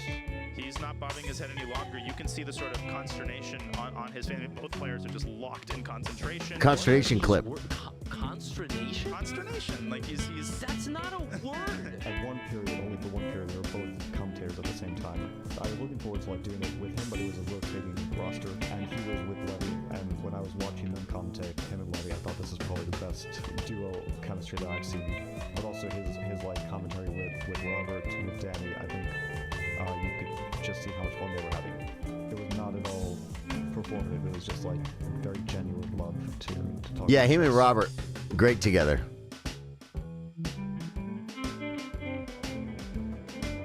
Him and Robert.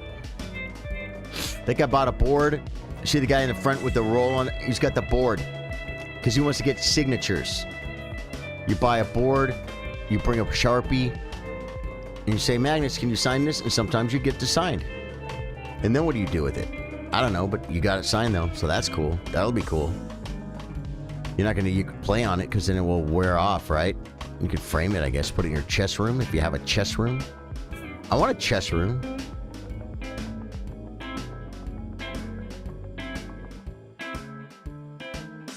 We'll use the patented music, guys. There's nothing going on right now.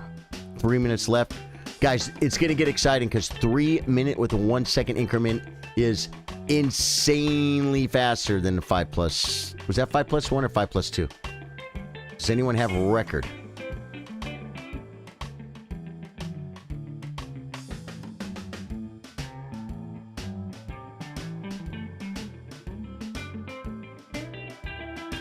It was all 5. Yeah, it's +1. 5+1, 3+1, 1+1. It's going to be a lot faster, guys. It's going to be a lot faster, more action-packed. Lazavik will have an opportunity for blunders. What if Magnus makes a couple blunders, man? He could be right back in the match, folks. This is going to go a lot quicker. This is only going to be 60 minutes of 3. Do you know how much faster 60 minutes of 3 minute goes than 90 minutes of 5 minute? It goes a lot faster than 30 minutes because it feels faster, because it is faster. You know what I'm saying? Okay. Oh, there's what's her face, guys. What's her name? The lady that invented the cow opening, guys. Anna Cramling's there. She went to London. Is Eric there, though? I don't think Eric's there. We haven't seen Eric. We only saw video of Eric doing the, talking about, Danya. Are they talking now, or are they just talking to the crowd? Yeah, no, they're talking to the crowd, man. They're just kind of, they're keeping the crowd warm. That's Anna Rudolph. Is that her name? Anna Rudolph and Anna Cramling. They're all named Anna. If you're a female chess player, your name has to be Anna. Anna Botez. Which one is that?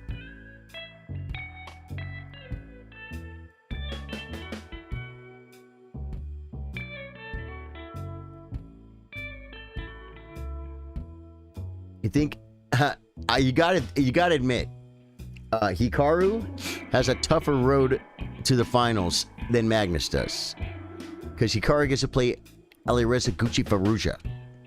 They call him Gucci because he took time off of chess to start his fashionista fashion line. He's very fashionable, guys. Like he designs clothes or something, or at least he started a brand. So, we'll see if Hikaru can dominate Firouzja. I don't know if it's going to happen. If Magnus is in the tournament, others are competing for a second spot. That's pretty much the deal. Oh, here. They're back. They're back.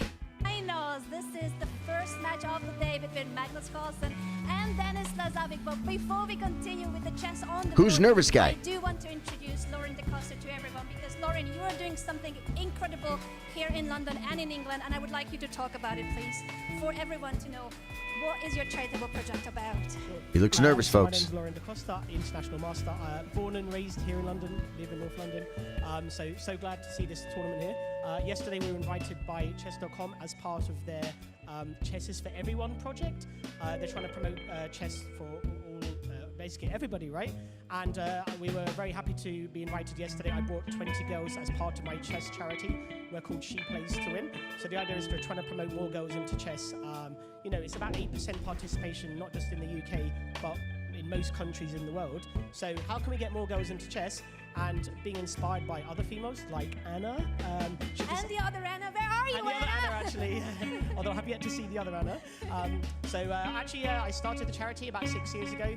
Been growing. We've got nearly 2,000 girls in the UK from primary school, secondary school, and university who are playing chess, making a really strong community of girls. Yesterday, we were invited by chess.com. That's a good thing. For everyone group to come yesterday. They were so happy to have pictures of Magnus, Promoting chess for Carl, girls. Dennis, and Alirizza. They had signings. They met Levi, I believe. That's the footage. Oh, that's me. I was just going to talk about Magnus and Alirizza, but sorry. I ruined it for you. Some girls might, think like, oh, that's not for girls. And then they never get exposed to it. They got to play Badana Sivanandan. They never get to enjoy it. They might really like it. So I think it's a really good thing. For kids, it's huge. Super fun. And I'm so proud that not only am I doing what I'm doing, but that chess.com and the Chess is for Everyone group has partnered with us to kind of realize what we're trying to do. And I think it's really important. So basically, he's saying this is such a beautiful. girl chess players matter, but chess.com is saying all chess players matter. I think. Such an important project. Chess.com wants to spread chess to everybody. He's focusing on how can we help a certain group that maybe doesn't get as much activity. to get more girls and women into It's chess, all because good. I'm one of Spreading those. chess. I would like to have more friends in the chess world, all right? Girls and ladies, I need you to start playing chess. So basically, we're a charity. As I said, we've been going for about 6 years. So the idea is, we need support. Oh, he didn't learn his, he didn't have his pitch ready, guys. Even more, I think we'll be reaching out to everybody if you don't mind. We might have a talker, If folks. you need any support, if you go on our website, you gotta get to the details. If anyone wants to support us, just get in touch and say, "Hi, Lauren. I heard you're on the." It should have been done in 30 seconds, brother. Tell us how we can I've get been up all involved, night. promote the game. Forgive me for the short attention span. Can't focus. I need you to, if you're gonna talk to me right now, buddy, I need you to give me something quick, rapid fire. Give me just the facts. Way to get more girls to reach those top jobs and basically be where we think they should be. And I think chess is a fantastic. Oh, there's a little girl with a little as pin. well as to have fun as well. She wants to get the Magnus. Girls love playing online too, like on chess.com. But She gets a Magnus autograph, folks. just to enjoy the game, I wonder if you could get the Magnus autograph and like sell it the same day for like $20. That'd be a pretty quick turnover, guys. Person events. That's why I'm so proud that yesterday Chess is for Everyone allowed us Yeah, to come. what happened to the Plus, girls timer? got to miss a day of school and they were super excited. Are they running late? What happened to the timer? There was a timer on screen before. It's not there now, folks. Sharing that an incredibly important mission. You heard it from here, from Lauren, what you need to do, and we're gonna throw it back to Aman and Eric because Here we go. this is it, the Speeches Championship, the finals, and we are about to start the 3+1 portion. Let's go. Now I feel like we're playing speed chess, guys. Eric, how are you doing? Thank you very much, Anna. Eric, we're in great spirits here. The chess has just been so electric and delivered on everything, and just nice to see that segment, Girls in Chess. I know you and I both know Lauren in the chess community, in the chess world. Now these guys live in Canada, right? Involved in promoting Girls in Chess. Did Danny freaking fly him out to London for this? I really like this. I like both chess bras in the same spot. I really do. It's how things have changed since COVID with chess exploding among youth and women. I think they both talk well. They're friends. They work well together. They have a successful channel. So I wanted to first talk about, Eric, what the difference might be between 5 and 3 minutes. The score right now is 6-3. So Magnus, obviously with that early lead, but when it comes to 3-minute chess, perhaps the time control that Dennis is the most familiar with, that he plays the most online, what is the main difference that might affect the playstyle? Well, we look at some of these Guys, this is fixing to start in a couple of minutes. It's probably going to start instantly. Magnus wouldn't even go into the board if it wasn't starting. Hitting the bio takes 1 second. Be right back. Dennis is one of the youngest, I think, Title Tuesday winners ever. As you mentioned, 3-minute time control, one of his best.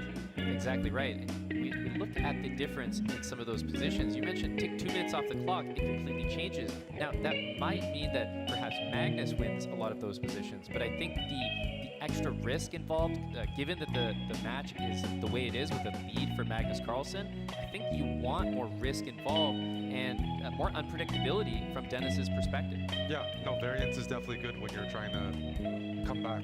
And 3 points, we've seen many comebacks in the SEC with even larger margins. 3 points is nothing.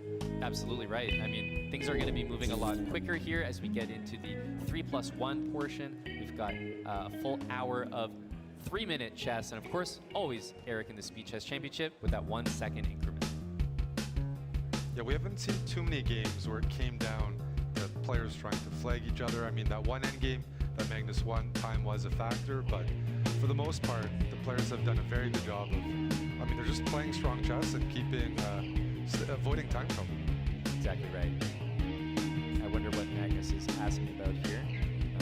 Hopefully, can't hear you and I. That might negatively affect performance. So yeah, that was. I want to make sure. What happened? They haven't started. Okay, they're about to start. Oh, one thing I wanted to do, guys, and I should have done this earlier, but I'm doing it now. I'm gonna check the stream because I tested stuff earlier. Guys, I spent hours setting this up. You would think like you spent hours setting this up. I actually did because I had to test things. There's audio and different things happening, right? Yeah, it was a brief interview with Magnus, but you could tell like he's happy with the lead, but it can be a frustrating match. I mean, some of those. I never actually went to the live and watched it. This is it live. Okay, wait. I'm really excited that maybe we're going to see more and more of this, but this is Dennis Lazavik, Catalan, a system, and an opening. He is truly becoming one of the world leaders. You know what? He plays it all the time. This is not bad. He feels completely confident. He plays it all the time, and you kind of wonder how you pick your opening. My voice is perfect. Style, I think, through this 5-minute portion, The music is probably perfect, and I can bring them up a little bit. Solid. It suits his style very well, and he's at world-class results. Yeah, the first thing that I was going to draw attention to is I just did. Let me hear it. How about C5 and Knight C3? And maybe I can bring the music down Before that just a A4 hair, pawn, guys. Bishop D7 very quickly, reminding White to throw some tactics in the position to sort of defend that A4 pawn indirectly. And Magnus is going to have to figure out how to open up those bishops on D7, E7. Right now, White enjoys just a healthy space advantage, which is all you can ask for coming out of the open. Now you guys can hear it better, huh? Looking at a move like That's so much better. maybe Black wants to play Knight H5. Cool. Sometimes Now I'm going to look at my YouTube vertical stream and see what it looks like on a phone. I'm also looking at Rook to D1. Starting to I ask gotta go myself, to would that me. actually prepare Knight takes A4, just as And- a way to perhaps win that A4 pawn, defending the D pawn with the rook. This one. You can, yeah, Bishop D2, This one. keeping the bishop, and F5. Okay. A very common idea. The knight on H5 will circle back to F6, maybe find a better square in E4. You guys might be hearing. Let me turn that down a little does bit. weaken the dark squares a It little doesn't bit, look bad, especially man. this And you guys, here at Charlie Sardo Gaming, when they switch to the little board, and everyone complains about it in chat, I am the only one who has solved the problem. I have new tech. I have new tech to where you actually can still see the game, even better than any other stream. It's going to be absolutely amazing. So I'm really proud of that. Yeah, this looks good, man. This looks good. I'm pretty happy with it, This guys. is going to be an exciting game. And I got that White's new up a tech. pawn, but I got that Dennis new is tech. knight. I might do some, if I really get stuck on this later, might do some even more tech later on the king side. So this, in some to make the ways, finals. probably a little bit more of the position How are we doing that, to make the finals even better? you'd like to have with White, where you Dennis is playing white. He has a slight advantage. Controlled. Once again, a battle of color complexes here. Black owns the E4 square, but that E6 pawn and the dark squares are a little bit weak. Plus, of course, you got those LG5. pawns on the queen side, Eric, that are moving up the board very quickly. Yeah, I like White's position. The good thing for Magnus is by pushing the pawn on G4, it means when you place the knight on E4, you're blocking the E file, and at least the E6 weakness is covered. Problem is, as you just alluded to, the queen side pushes, and this bishop on G2, are you looking to trade on E4? No. I want to play B5. Maybe in some positions, the bishop goes to F1 to assist a queenside assault. Yep. Can't really play bishop e5. You don't want to. Like if you play rook F to B1, in this case we see rook A to B1, because I thought it might be an overcommitment to bring the other rook over. Look at that, H5. You know, if you start going for that B5 push, suddenly H5 is scary. Here we go. We all know, Eric. Here's where we if you're shine, trying to folks. both sides of the board, See how the much board is really scarier small? when It kind of someone's attacking your king. sucks. Definitely. Hey. Wait for it. Hey, there you go, folks. Pushing the queen side. Only here at Charlie Sardo Gaming. You see them here on A5 and B4. Tech is real. They're stuck here, and right now it feels like Magnus has all the time in the world to set up something on the king side. Might even be able We to. can see here, D takes on E4. It's all light square. No, I pawns, think this is dark square perfect. bishops This on is the board. perfect. It looks like this is slowly But you see how favoring Magnus in this tiny position the board they're as the giving pawns us are is. all fixed on We have dark squares. improved. You see that dark square bishop on F4. They should hire me, So, guys. looking at the Chess.com should hire me. Visually, in terms of the color complexes, Eric, I'm going to be like famous, what happens guys. for black. Really like what's happened. That's for the magic, black. It's a Oliver. sharp position. Oliver Branch. Dennis thrives in positions with a lot of control. Feels like he's losing a bit of control here with the H file opening up. And We just even got to when be you ready look to at switch moves like rook back. D1 preparing D5, well, the position's different. Now White has to One thing think I about never getting checkmated. remember. So you can't play moves like B5 as easily. You have to really watch out. Yep, this The is H file is scary. about to open up. This is scary, and the move played instantly, rook d1. You have to guard that pawn. Bishop e5 is no longer possible. It feels like an achievement a little bit to get queen g7, and now bishop to e5 is really White difficult. has the bad bishop, It's a huge but achievement. I mean, even the B5 bad you bishop can't is play, A5 is plenty loose. active. Where is White's counterplay? Black is ready to open up on the H file by taking on G3. The moves are easy to play. You're already seeing a big time difference.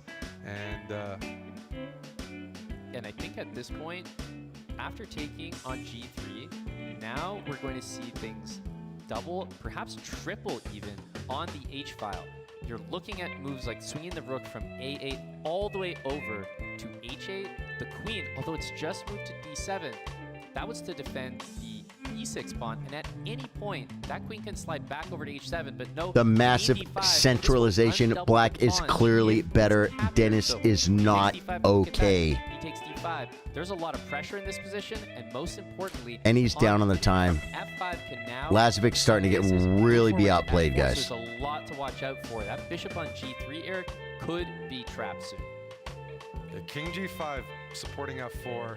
You can't afford to have your bishop trapped. But moves like bishop D6 push F4 anyways. Yep. And Magnus is going for check. Okay, they're going to be switching back the boards here any minute. Even care at what happens To on the big queen side board. at all at this point. The rook can slide over to H8, F4, even F4 with F3 coming soon. This looks difficult, and you're going to have to run your king. Yeah, I think F4 played first. It disconnects this bishop from defending H2. They just want to show they're so proud of the room. Taking on D4, not a I problem. mean, it's a good looking room. It's just everything looks good It's a little for bit- black here. We want the big what's board. The calculation? E3 was played obviously very decisive. Magnus spent some time investing. His production wanted is to bring amazing, this though. Look how variation. pretty Here that looks comes back there, F4, guys. Disconnecting that bishop that you mentioned Here from we the go. H2 pawn. I think black is going for a mating net, arguing if you take And now on we're back. D7, it's going to be some issues. The best, folks. Yeah, what happens if you double? I think, are we... Okay, he doesn't double the rooks. Now, I thought that F3 you wanted to wait for. I agree. Because now the bishop's covering H2, so that's interesting. He's gone for it right away. Magnus has this other win condition. Bring the king to E4, maybe push the D pawn. Yeah. And you've split past It's pawns. too For much. white, you can't take on B7. Your back rank is weak. You ever take on B7, A5 falls, and then A1, there's mating threats. That's a great point. It's simply There's too There's no much. way to capture B7 without the other pawn falling. Look at the breakthrough. Now you finally take on C5. You have to probably drop that rook Oop. back. And no, he allows rook C1. That will be a win for Magnus Carlsen. Great technique. Magnus there takes in a that position, huge transforming it lead, from what we folks, 7 to that early 3. on we thought was just a nice Draws night. first He blood turned it into into 3+1. this amazing light square versus dark square game. See what Magnus Felt like does when you play G5, with the white you knew there's a pieces. different kind of game coming. Very Yep, calm. you called it. That was gonna E4, be an exciting one, and he D3. certainly delivered on that. This is a Now, Roy we get back to something Lopez. perhaps a little bit more tame as the Real sharp, score Roy. continues to improve for Magnus Carlsen. 7 to 3 currently. This is some weird theory line. I don't know this stuff, Draws guys. in a row at some point. Dennis has been fighting very well. Magnus just hasn't given many opportunities for his opponent, Dennis, to take advantage of.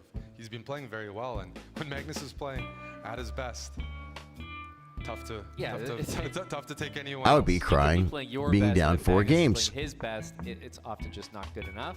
So that's, You might as well to some be degree, it does be feel a little bit crying like that. We see one of like those common when you maneuvers realize in you got to this play structure. Magnus. E45, Because that's Italian, pretty much what's Lopez. happening. knight e2, knight You know what I'm G3, that can saying? happen from a few This, I think, different now ways, that whether I it's see knight this, I D2 think to this can F1, come knight C3 at to least E2. to there. In this case, something very standard. It's good. The knight on G3, but also the pawn on E6. It is a double pawn, Eric, but very functional here. Controls F5 and There's D5. still so much, Black though. can decide if they wanna push D5 in the middle of the So board, many chances. or He's play got on the time to queen come side back, a little Buck. bit more with moves like B4. Right? Yeah, this is very fashionable these days. He does have time to come back If you play D5, because of the faster time controls. Oh, here we go, guys. he's a very patient player. Here we go with the more thing. standard moves, challenge Wait, the let me do the A-file, thing, guys. trade some There things you go. off. There's your board. Black does have the F-file, some possibilities there, but as pieces get traded off, I can't really imagine there's much pressure you can generate on F2. So That very set solid. really is And beautiful. I think that favors Magnus with the current match situation. Like, how do they do that? Is it projected? A projector? It's a There is big an idea to perhaps screen? F4 later on, but even just having the pieces on the king side, queen G4. I don't know how they do knight it, folks. H5, and we see things start to get traded off a little bit. The pawn structure is just ever so marginally better for white due to the double pawns. But That'd be those so pawns jacked up. Also help with an open If I went F5, like into the G5, official, and F5. So overall, very balanced game. I'd probably get in trouble. like this move H4. You want to play The official H5, stream, I was like, have a bit more space, make that king feel I get the same stream, but the board is big. They'd be like, what? I don't think No, they're that's trading rude, queens, guys. Just queen H3, queen E2. That's rude. One idea here, sometimes you shift the queen over to B3 because, it's B5 and E6 could be a little bit loose. Just black Show me the money. ever so slightly. And what do you think you could get your rating up to after playing him for that long? Wait, if you're playing Magnus 1,000 games over the course of 3 months, how many games do you think you'd win? Position up slowly. G3, None. King G2 on the king side. I think for I'm not white. supposed to win one game mathematically. I don't think I'm supposed to win a game. But ultimately, the overall evaluation Mathematically, I might supposed to be able to draw a game, maybe. I don't even think so, though. He's got the rook on A8. I don't even think so. Challenging the It's H-file, literally but like at the same time, Mike he hasn't really Tyson, proved his position, whereas we like can argue white. fighting a 6-year-old or something. It's not. It's just not possible. It's too different. It's too different. You know what I mean? I mean, I think. I don't actually know. Talked about in the We could ask match, I know the ChatGPT. hosts were alluding to it as well. Dennis is You said 1,000 games or 3,000? 1,000? Yeah. Not seeing that, I feel like, in this match so far. But this game is another example. You see the time difference there. it More would than a definitely minute make me as it better continues to take down for Dennis if I studied every game. You know what I'm saying? Because I would, and then I came back better than I was last game. It 1,000% would make me better. But I can get better right now playing people like you, people more my own rating. As long as I study the game allude to the potential of F4. and come back Then stronger. if you can recapture with The same thing. you could open things up Okay, on it's the better king to play side. stronger players, but Nice. Trading rooks, why are you giving up the A-file? Because you're playing B4 right away, and you see the immediate tension. You're going to take on C5 and open up the rook. This bishop on E3 is getting better every single move. how do you like the tech, He's Buck? traded it. Is that the move? F6, winning the H-pawn. That's the move, huh? Making the board big. Knight from C6 vacated to go to E7. In the official and all chat, the they're way just to complaining the G8 to whole grab way. the H-pawn. That was a What is this? Why is the board so small? but it's evened up the material again. I would love to play Magnus 1,000 games over 3 months, but there's not enough time, though, right? This pressure, this rook on B6. That's looking like- down on D6, E6. I think black is doing fine, but it's kind of a typical. It's game more we than see 10 in this games a match. day. Dennis plays this well. You can earn a draw, but You wouldn't really have not time getting to opportunities even put study Magnus in them. serious pressure. That's right. The moments where he has had that advantage, you really have to capitalize on those moments. You're not going to get too many opportunities. Rook D7. I mean, I'm just looking at Bishop B4, adding pressure to the D pawn. But ultimately, how do you make progress from here? You're gonna Again, have to commit Magnus C5, with 1 minute and get those 44, pawns exchanged Dennis here, with 24 double isolated seconds. pawns in the middle of the board. I'm looking at C5. And Magnus is better. That E5 pawn would be weak. E6. Dennis is going to have to start flowing. He's going to have to go into a free flow state This is exactly because where this is he not wants to working. be. Yeah, he can This is not working. the pieces so that they're maximized when he plays C5. He You know what I'm determines saying? they are. There's going to be a long Poor guy. defensive road ahead for Dennis Lazavik. Poor The payoff guy at the end of is all this, not Eric, making it is a today, draw. folks. It's And just that's not his if day. He does everything properly. Yeah, I was saying that was the payoff earlier. The more I look at this, this is close to being lost. You reroute this bishop somewhere to target E5, and you can't defend e5 as black. No, you're going to have to. I mean, the pawn's already being given up. You don't even need to grab it right away. Bishop b2, take it with the bishop. Makes even more sense. This is just trending from bad to worse. Yeah, not only are you up a pawn, you have the bishop, which is a better piece than the knight. And Oh, interesting. These kingside pawns are in the same color. And the time pressure. I mean, it's one thing to defend this position as black, which we don't even know if that's feasible, but to do it under time pressure as well is extremely difficult. Dennis is pretty much pre-moving, just shuffling the knight because there's nothing else to do. And he has to hope for Magnus to blunder. Yeah, Magnus is not one to do that usually in the technique phase. I mean, Magnus can blunder, but he's probably not going to blunder. Hits the bishop, kicks it out, which is nice, but it's really up to Magnus how he wants to advance the pawns. He could decide to bring that bishop around and play He's getting too much of a lead, guys. Bishop e1, g3. Yeah, the bigger board helps, huh? F4, It's a move. he can continue to I'm glad I did it too because c7. He says this endgame is we got a winning lot. here. What We do you got a think? lot more chess to be played here and tomorrow or later today with Hikaru and Alireza, and then a finals tomorrow. Just a permanent weakness. The king's joining the game. Knight f7 in defense here. It's but dominated though. You can bring the king around the outside of the pawn as well. Move the king up. And king g6 because of bishop g7. Yes. If you go the other way to e7, bishop g7 would have tied black's knight, and therefore the entire game up completely. It's too much. You just take on Big e5 stake, with yeah. the king and just And very tough. Yeah, bishop e5 dominates the knight, but Just d6 here. yeah, what you really are calculating is the direct d6. And I think that's what Magnus is doing. just shove the Do pawn, you make the need queen. to move the bishop? The answer is no, and I think reality may set in here for Dennis, who doesn't have anything better. And of course, keep that pawn because you're going to need it to win, while the bishop covers He tried, the loose folks. g-pawn. Didn't work.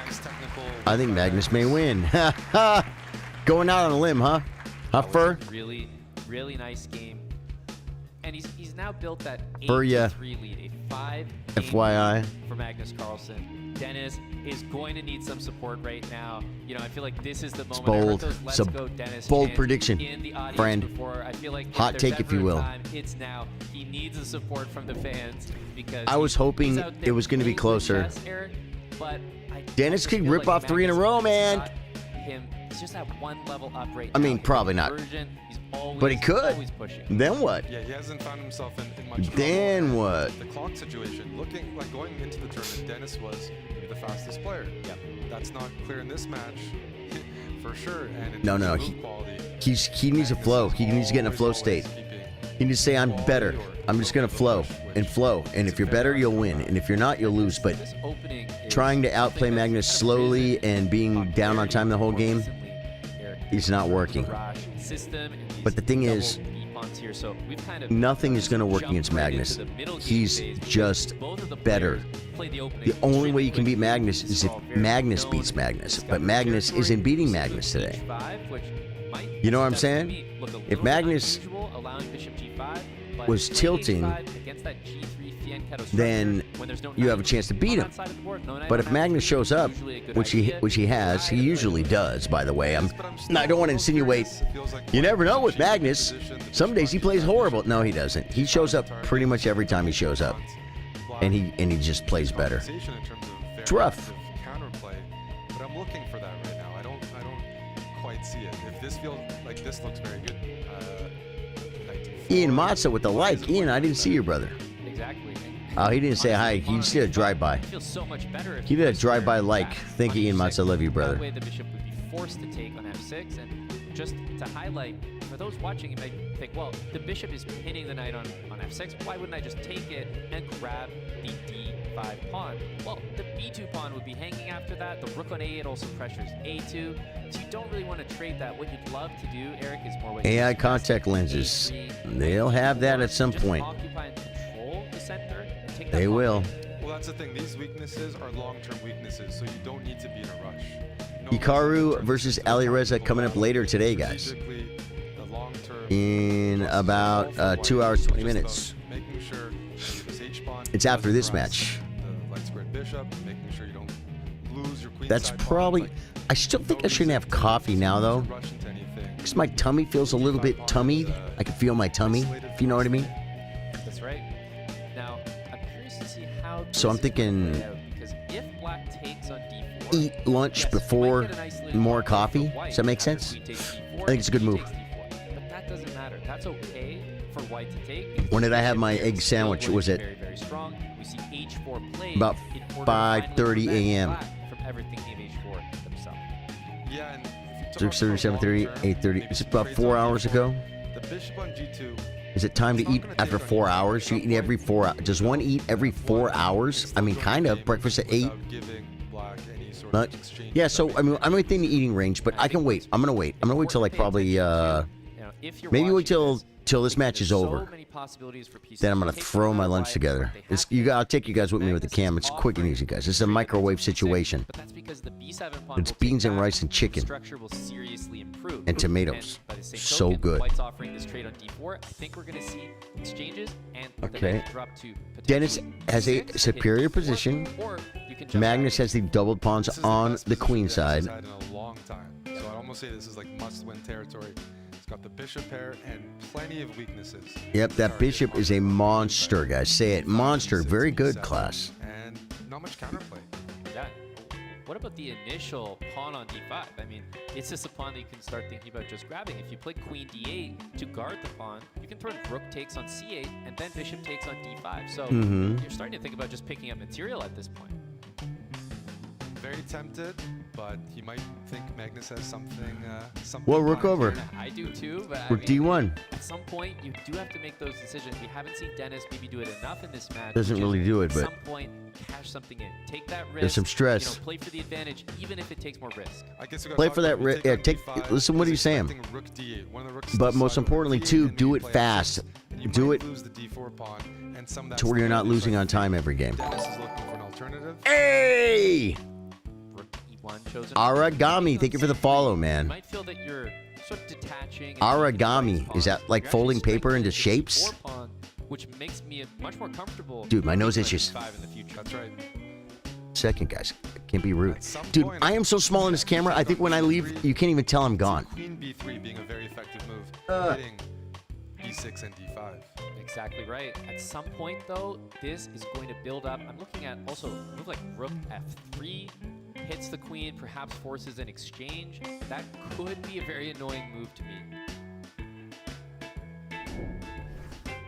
I'm even looking at this move, bishop e2, and the point is f6, g4.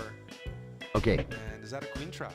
Are we winning this? Bishop f3. Are we winning this? As an idea. Well, he's not losing on time, but he is behind on time. Which actually, the bishops that are left over really favor white. We talk about the pawns that are fixed, d5, h5, light squared bishop, favors white, but the bishop pair... You're watching on Facebook, man. Hit the follow button and like button if you don't already follow. I stream chess 4 times a week, guys. Any platform you're watching on. I agree with you, Eric. I think For 5 years we've been doing this. Like, I'll be here. We have content.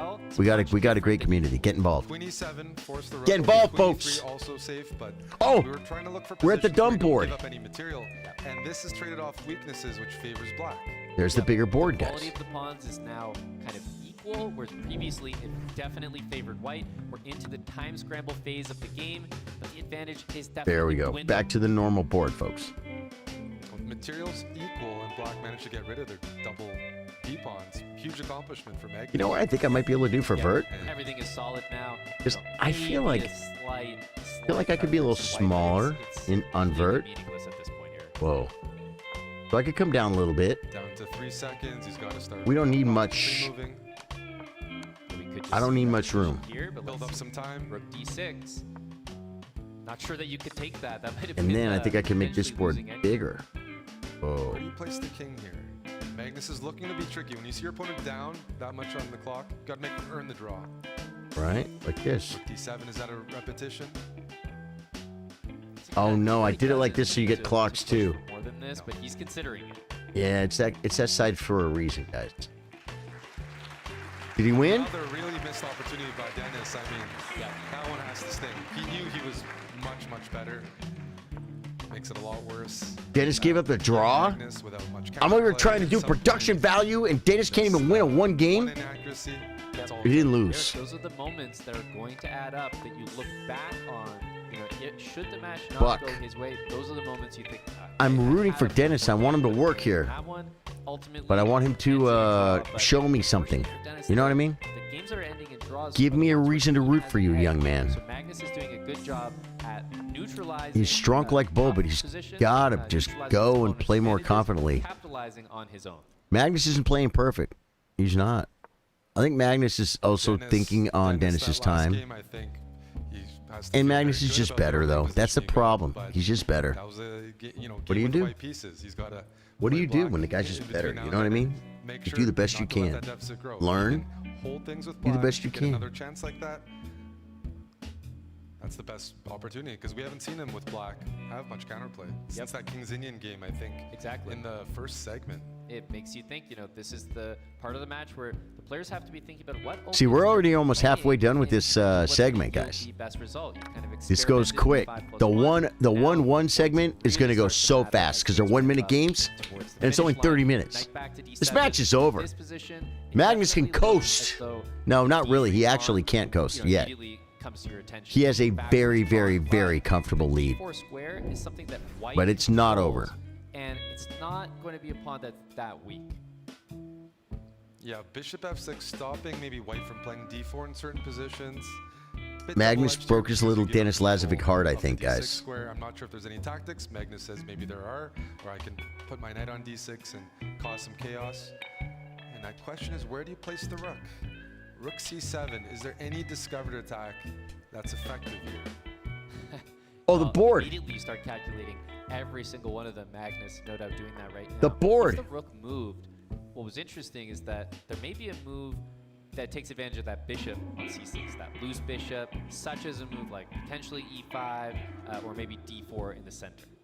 Yeah, E5 or maybe bishop D6 and then E5, locking that bishop in. If you're trying to be ambitious, you're looking at that. There's probably some other solid moves, but E5, I think E5 is asking to be played. But there's a risk there. Putting your Adoption incoming, someone said. Wow. Brutal. Reaction there. Magnus seemed That is quite unhappy freaking with brutal. his own move. I mean, why would you even played that move, bishop be that D6. rude to the poor kid? I mean, you play bishop D6, you play He's a E5, good this kid. looks pretty decent. I thought so He's as well. strong. I wonder He made it if this he far. thought he saw something in the Can you knight imagine? D6 You know what? Last year, year before, But whenever ultimately, Hans yeah, made it, going for this exact plan with it E5 was cementing the bishop Firouzja, and Magnus, black bishop Hikaru, takes and on Hans. D6. The knight on C4 is ready This to year, capture, it's so Firouzja, this Magnus, is not Hikaru, an easy and position to Lazavik. navigate. It's huge. He is a super grandmaster, but he is not the same level as Magnus, Hikaru, and Ali Reza. Yet he fought his way to be here. It's amazing. It's amazing. And he's still young, but he needs it. You know, you want to be Bobby Fischer, it's time to start winning there, buddy. Kind of like Magnus. I mean, kind of like Hans. Hans had his chance, man. He just had his chance at Tata Steel. He came close, but This B5 move to kick the knight, you're going to be better, you got to be better, man. Bobby wasn't there. Freaking Magnus wasn't there. It was your chance to win. It was Hans' chance to win. 6 knight D5. That's how you grab a little bit of space. If Magnus plays F4, you can see this D5 square being You pretty can't just effective. win on demand at tournament, though. Wouldn't want to play against knight on D6. Are they going to get in long trouble? term. Are they not supposed to be there? No, and Tough to see equality here. They should do the kiss cam. They should kiss like they do in the movies. Okay, wait. We're back to the board, right? Maybe doubling the rooks. This knight on D7 for black wants to be on D5. That actually could rival the D6 knight as one of the best pieces in the position. So Rook A7, allowing that possibility.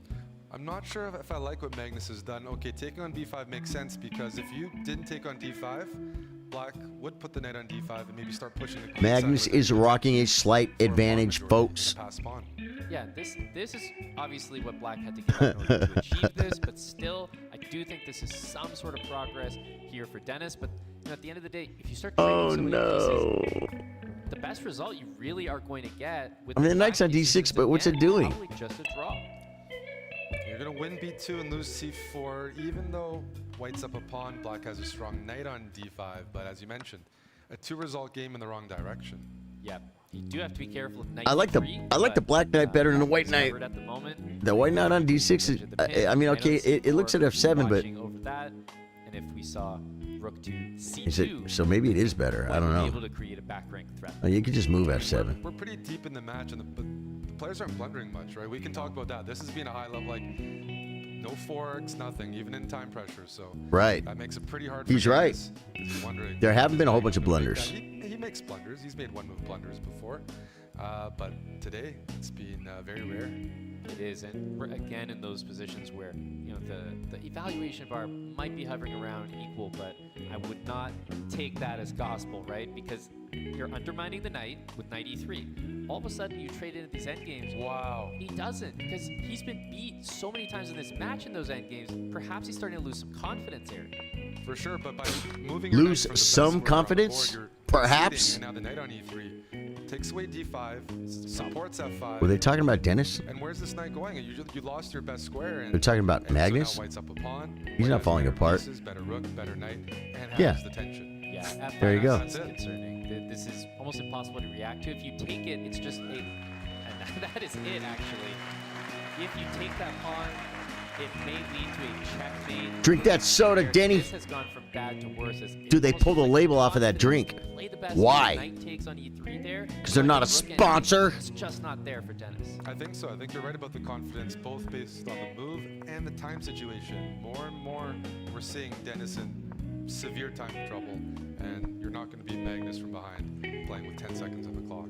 Yep, and we've got just under 30 minutes remaining in this 3+1 section. 9.5 to 3.5. That's 6-point lead for Magnus, and it looks like it's only continuing to grow. Speaking a little bit to the mentality, we see Benoni on the board, Eric, and that to me is an opening that someone plays when they're feeling really confident with their chess. For sure, it's a risky opening, gives White lots of ideas, ways Meep. to push for the advantage. Meep. But Magnus has handled the segment very well. Hey, if you're new to the stream, my name's Charlie.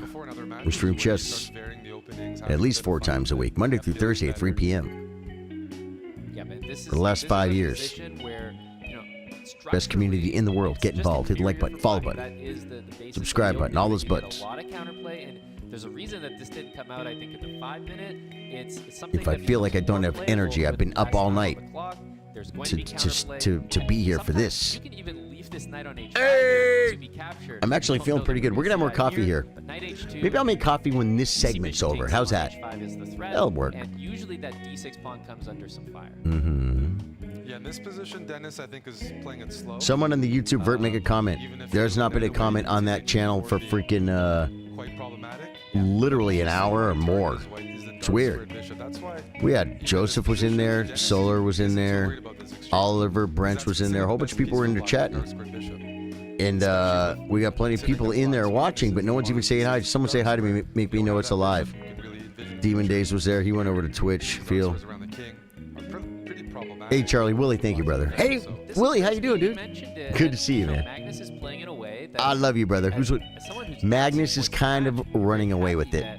Black's playing a Benoni. Magnus is running away with it. Yeah. Hikaru and Firouzja will probably be more hotly contested. Lazavik plays very strong. He won the first game and was winning the second game. And then it just took a little turn for the worse. You know what I mean? Yeah. But this position, even though Little turn for the worse, I folks. love this position for White. Take away the material.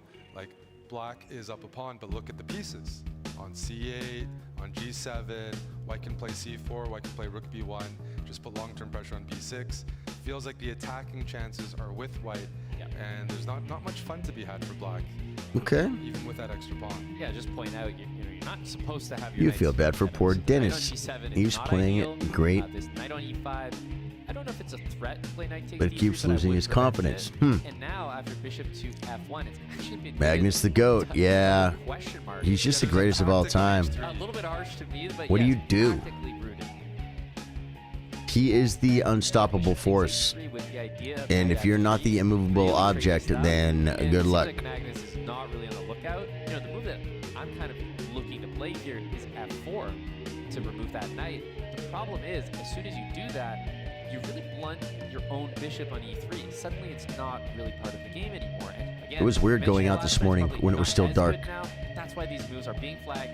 It was cold outside. I don't usually get up and go out in the morning, guys. It's weird. That will be a shot. Yeah, I mean, I'd like to play f4 here. Attack I used to. so I gain time to take When I worked in the h3, mornings. but it's probably knight g4. Dennis may be losing this match, but he is younger and will outperform in the next 10 years, very possibly. That's right. Doesn't benefit white. I just want to say, Dennis needs to start playing faster. Like, ignore all the moves. He's had moves that he could have played rook b1, c4 without spending seconds.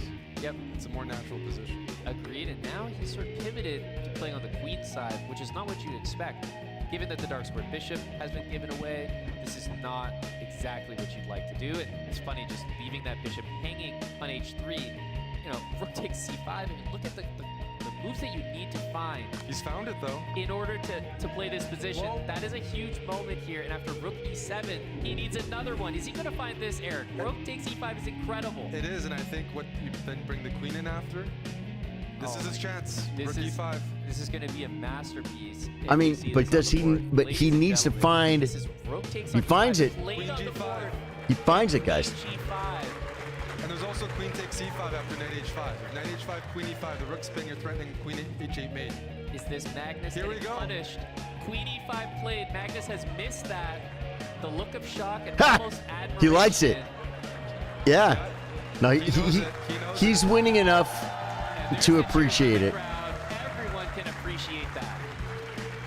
He's got to be sure. Yeah, he resigned. That was nice. That was cool. He smiled and resigned. For Dennis Lazavik, to the cheers of the crowd, he does win that game, and kind of does what you'd expect. That was cool, man. Against the Benoni. How do you see that, guys?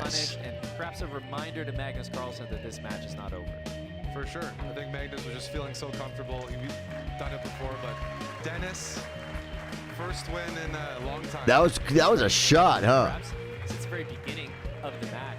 Giving up the exchange. Break right now in between the rest of this 3+1 segment. You can see taking some time. How much more time on a 3+1? Sign some autographs for the fans there. Huh.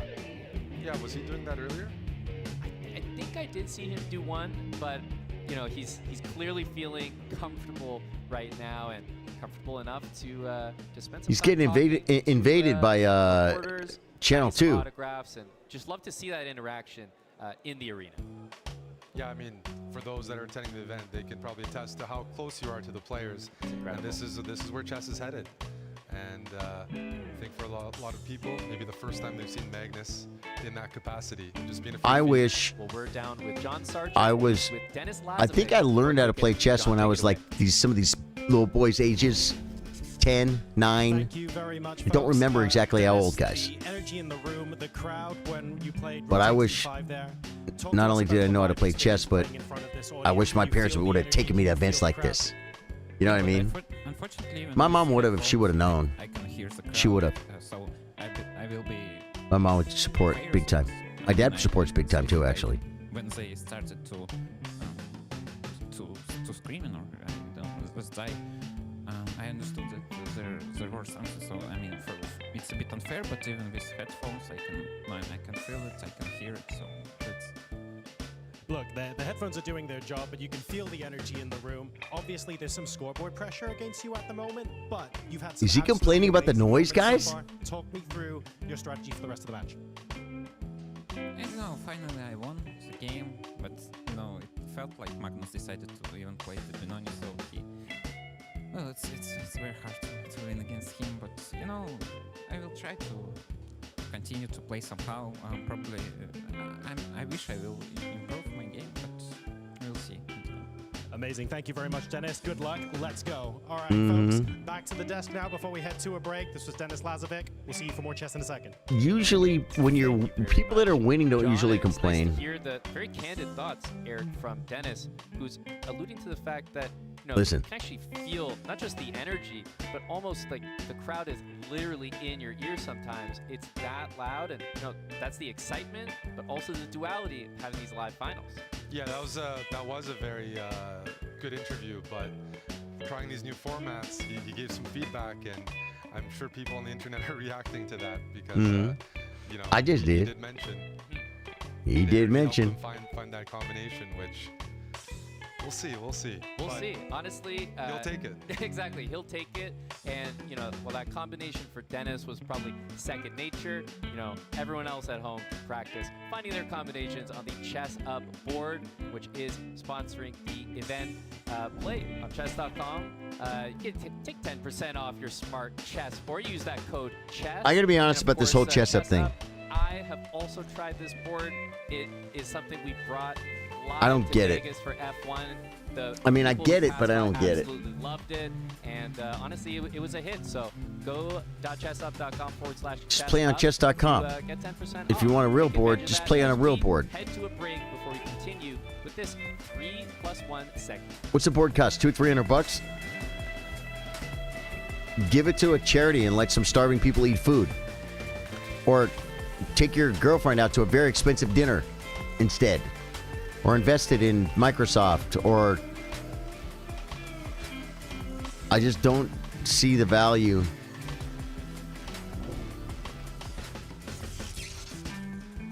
It doesn't even move the pieces. The boards that actually move the pieces for you, that play against you, that I could see, because then you feel like you can just focus and move your piece and focus. Practice like you're playing a tournament. What if I touch this? Oh, taking is not a good idea. So But I don't know about this board, man. It's like chess.com on a board. I don't get it. I wouldn't pay money for it. I pay money for chess.com. Chess.com's awesome, guys. There's a pinned comment on yeah.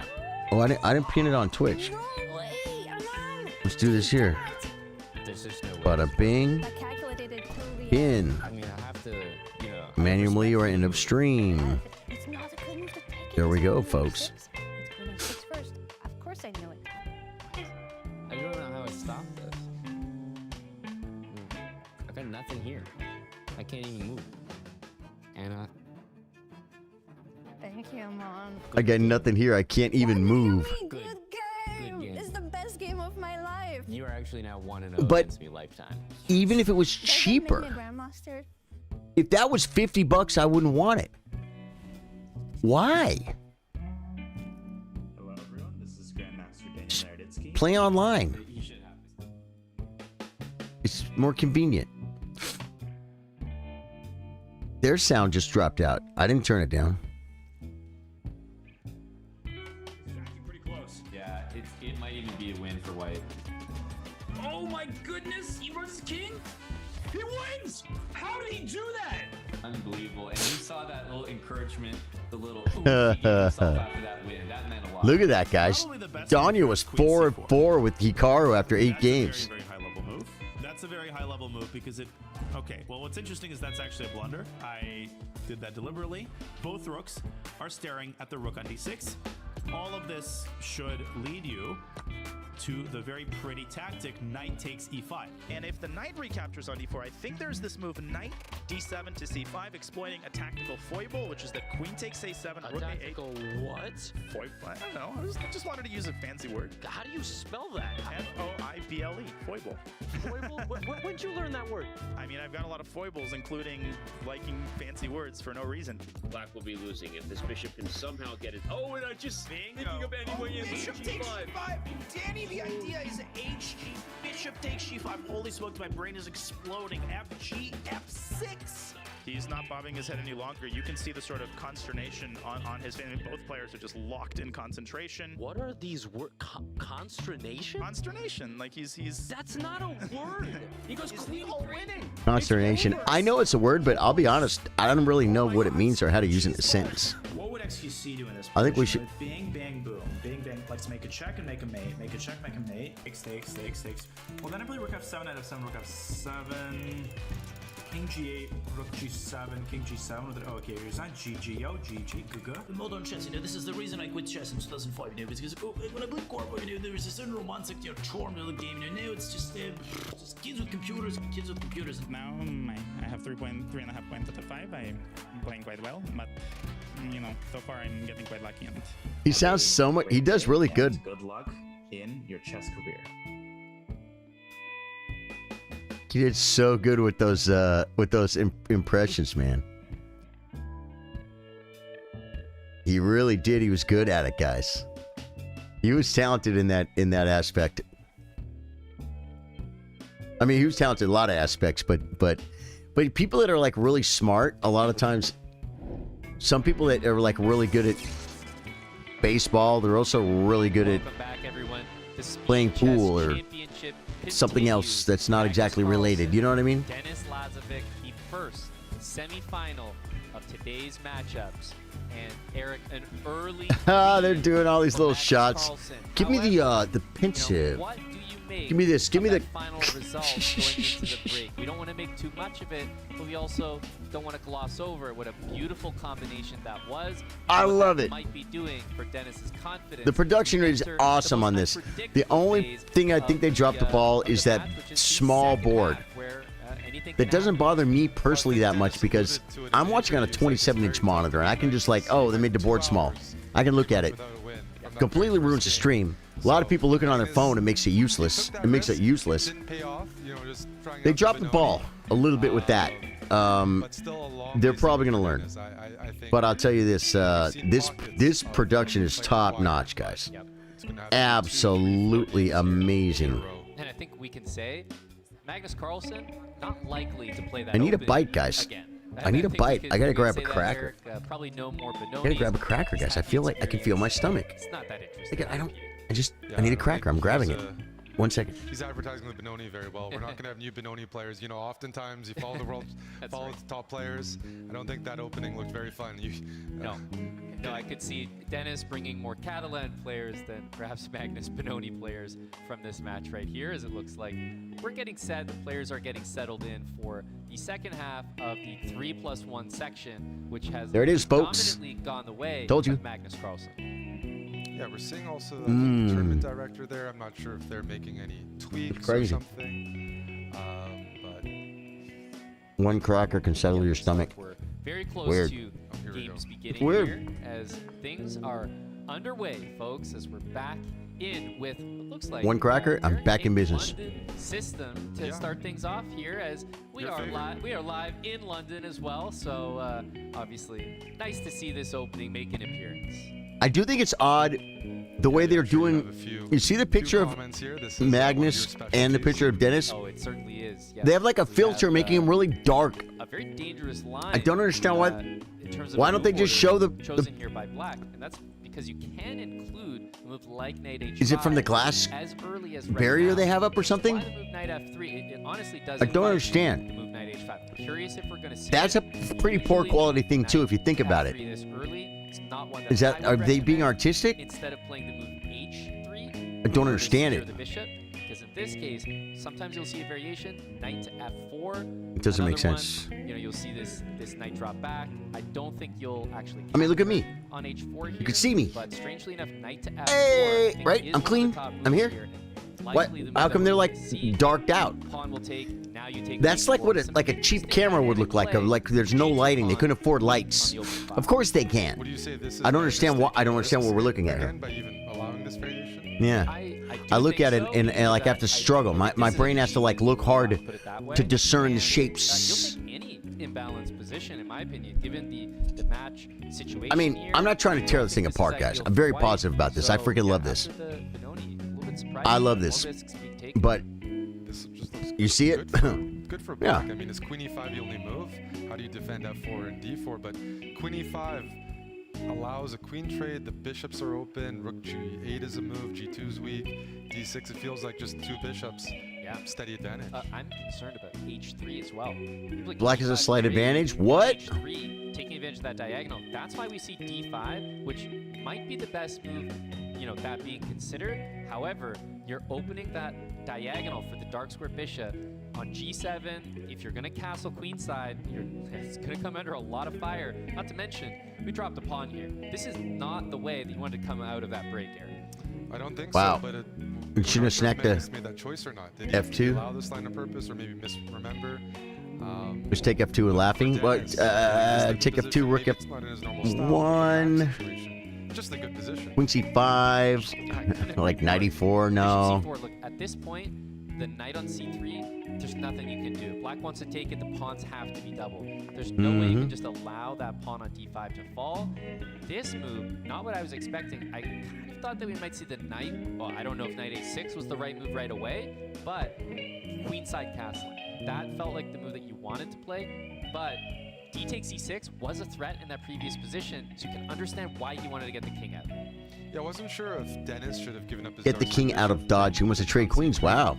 This looks okay, but feels like White's lead in development is a bit noticeable here. You have Yeah, Rook G, it just flipped. Rook G1 next, and I can envision a future where the Rook Magnus just flipped the lifts up script, to G4, folks. You win back your pawn, or you get some Black is counter better, now White's better. on that bishop on G7. It's Dennis's life for the next hour and a half. It's all right. Quite seem right. I think he's as holding up very well. He just won a game, so that's good. C3, as you mentioned, play this exact variation, but perhaps the other way around, before castling. Stream Rock rules! True Chiller! You speak the truth. Willie says Rook G1. There you go. You called it, Willie. Maybe H3 or F3 next, Eric. But you say it's Rook. You gotta say Rook DG1. But yeah, probably might have meant that same one. And we're seeing the time situation. Rook H-G1. He's up a minute. Obviously, still playing against the bishop pair here. So if you go, double rooks in the G file, I think the bishop on G7 can find a safe square. There's some tactics to watch out for. So let's say take a look. Rook H-G1, maybe bishop H6. Rook H-G1. Yeah, exactly. Bishop H6 Yeah, but I think I knew what you meant. I mean, it was a move, Rook G1 and Rook but it could have been the other rook too, right? be careful of as well.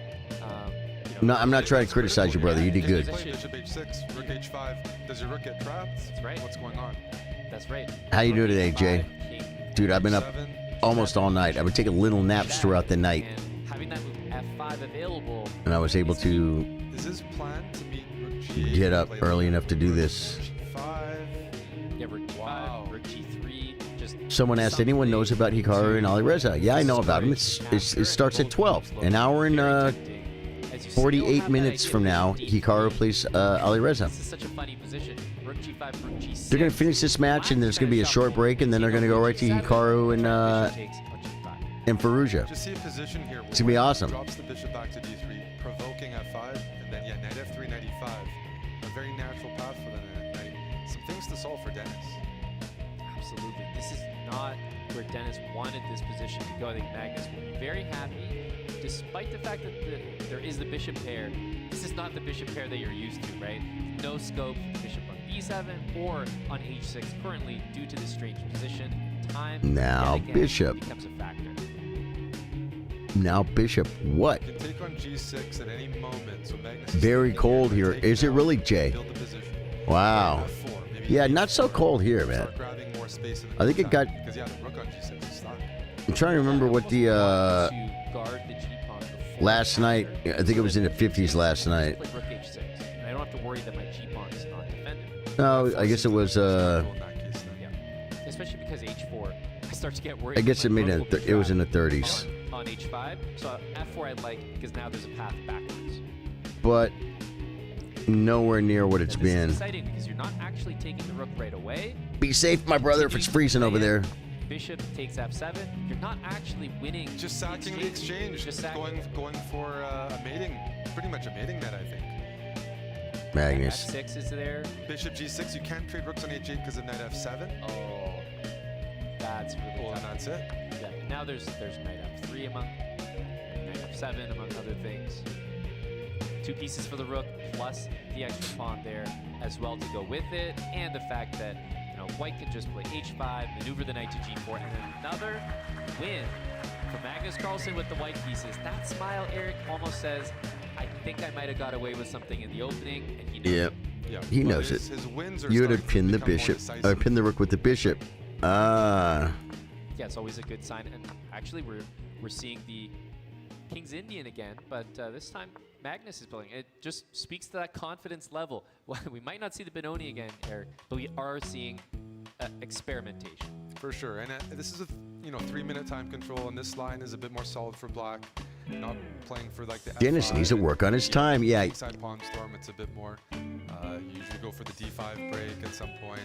loose pieces on the Magnus e-file. has him a little bit scared, and 94 he's. is, in fact, what I'd have to look at now. But The problem is, if he moves faster, if Dennis moves faster, he's just. Yeah, it feels like He, you could even if he plays optimum, he's still not going to beat Magnus. He's just not as good. That's the worst part. I seem to remember some. Now it's not dark anymore. Yeah, was that like an effect they were doing or something? Yeah, that I've Is that weird? Is that not weird? Some players, some top players go for. It's obviously not forced. I don't understand what it was, but Valuation bar favors white, but I have seen this repetition. If you're not feeling more ambitious. So we don't repeat now. Maybe rook b1, preparing bishop b4, trying to trap the queen.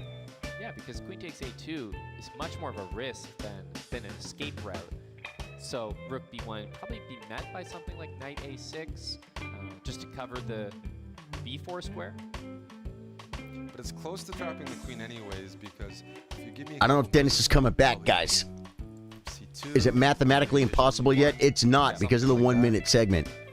Magnus got the Elvis hairdo going on. Dude, he's got a hunk of burning hair up there, doesn't he?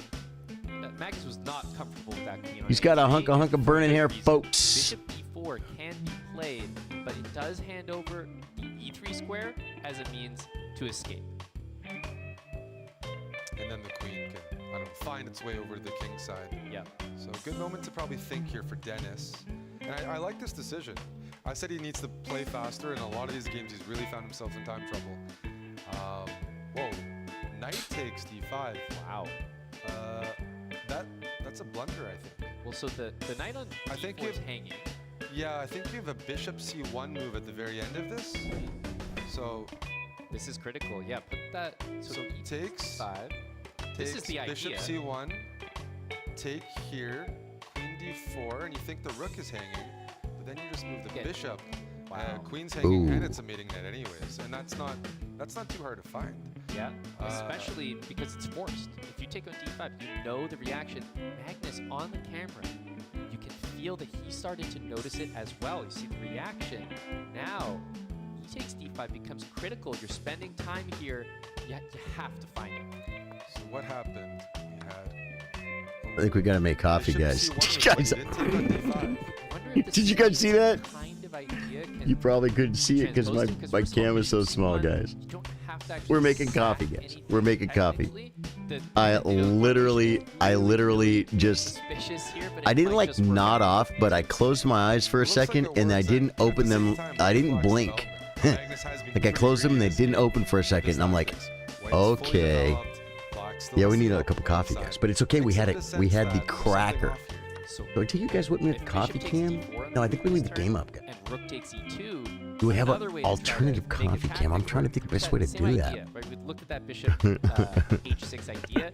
It might work there, but you have to Dude, that was funny. Magnus has miscalculated. That was funny. Once he realized that, he's No, I abandoned said something all of before those about Magnus lost that Benoni game on the dark when I was saying I might do this a couple days ago. You know, there's so many mating nets. I said, come watch me fall asleep on stream. It's probably It'll be funny. It'll be find other counterplays as black, but right now, just you're gaining at my expense or something. That was funny. Definitely got to pour some coffee. Hits the rook. It's also defending the a4 knight. How many moves you calculate ahead, Charlie? Willie, that's just not exactly yeah. Knight c2, just take a question that experienced chess players have an answer to. Yeah, you could start by taking the rook, and then take the bishop on b5. Like there was a world champion but you have to who said there are no more squares available. they said how many moves ahead do you think? And he said one move, the best one. Directly. The queen has got Because to go. it completely that could swing and just well for Dennis. It matters. The type of position matters. It's like, what are you talking about? I can see 10 or 12 or 13 or 15 or 20 moves ahead. If it's all forced, if it's check, check, check, the king has no moves, check, check, check, check, check. I could chase a king all the way across the board. There's the famous king hunt game where then he plays king e2 checkmate. He could have castled and mated with the king. Mated by castling. Forcing lines you can calculate those very easily, farther than you can a position like this. Just because you see one line 5 moves ahead doesn't mean you calculated the position 5 moves ahead, because what if the guy played A6 when you played knight E3? What if the guy plays A6? What if he plays B6? What if he plays knight B8? He has so many different replies. So you can calculate a line, but one line doesn't mean anything if your opponent just plays another move. You know what I mean? So I think people, when they're starting to play chess, they get mind blown, because they start analyzing and they see one line that goes like 5 moves ahead, and they're like, I think 5 moves ahead. You think you thought 5 moves ahead in one position, but do you understand what I'm saying? But it doesn't matter what if the guy did a different move. If they're all forced, if it's check, check, check, check, check, and the guy has no option, then you can say you calculated 13 moves ahead. But you got to calculate every move in order to have it calculated. Do you know what I'm saying? Or every reasonable move, right? So the honest truth is, I just don't have an answer for that. And most masters or grandmasters, they don't have an answer for it either, because it depends on the position. It's not like 1800s calculate 4 moves ahead. 2200s calculate 6 moves ahead. It's not like that. It just depends. It just depends. Yeah, Dark Cam again for sure. You know what I mean? Yeah. I've never heard that. Willie, I've never heard GMs say 15 to 20. I've never heard that before. I mean, I'm not saying that you didn't see that. Did you make it at 6 a.m.? I did. I was live before 6 a.m.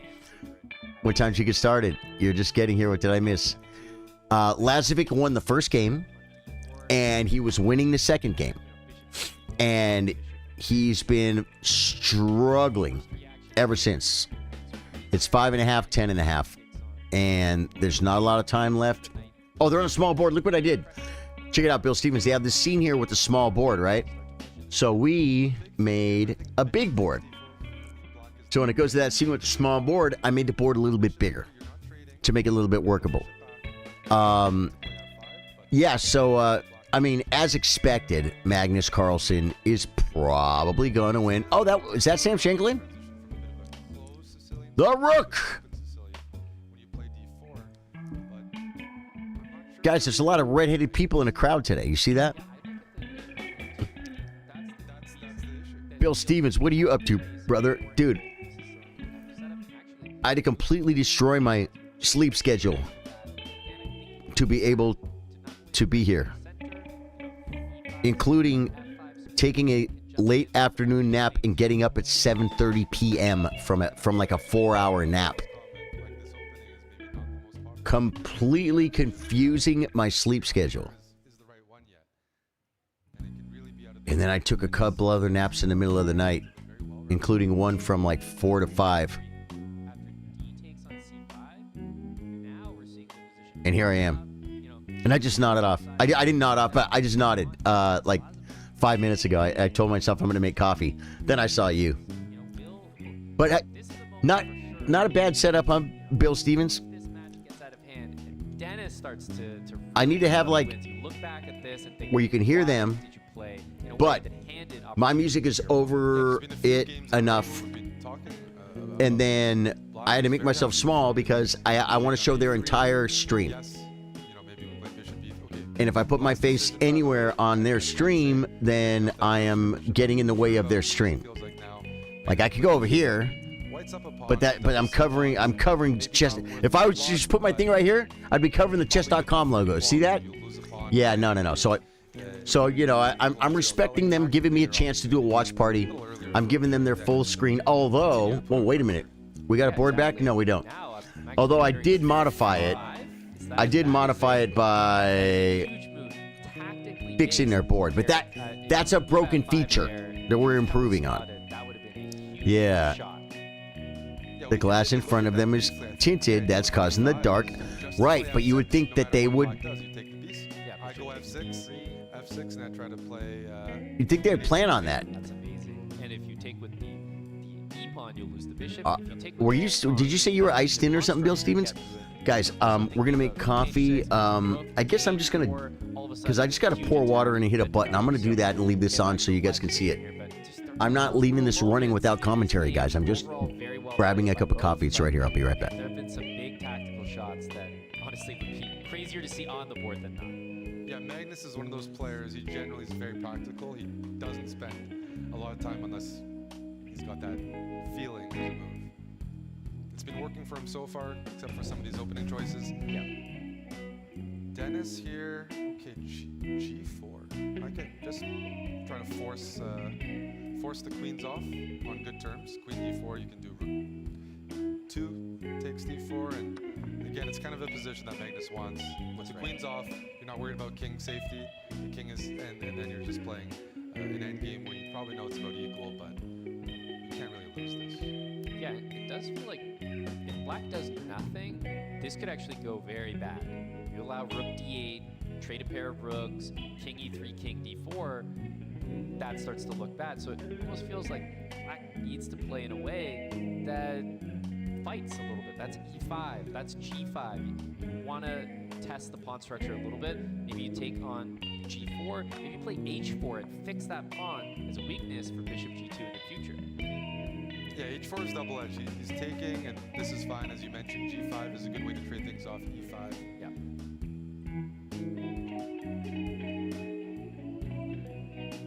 Difficult to make progress. You've got those double pawns. I do think that if the rooks come off the board, there is something. Oh, the rook is trapped. Wait, king b6. Is it trapped? No, it's rook d8. No, it's not. Doesn't. I don't see it. Well, rook d8.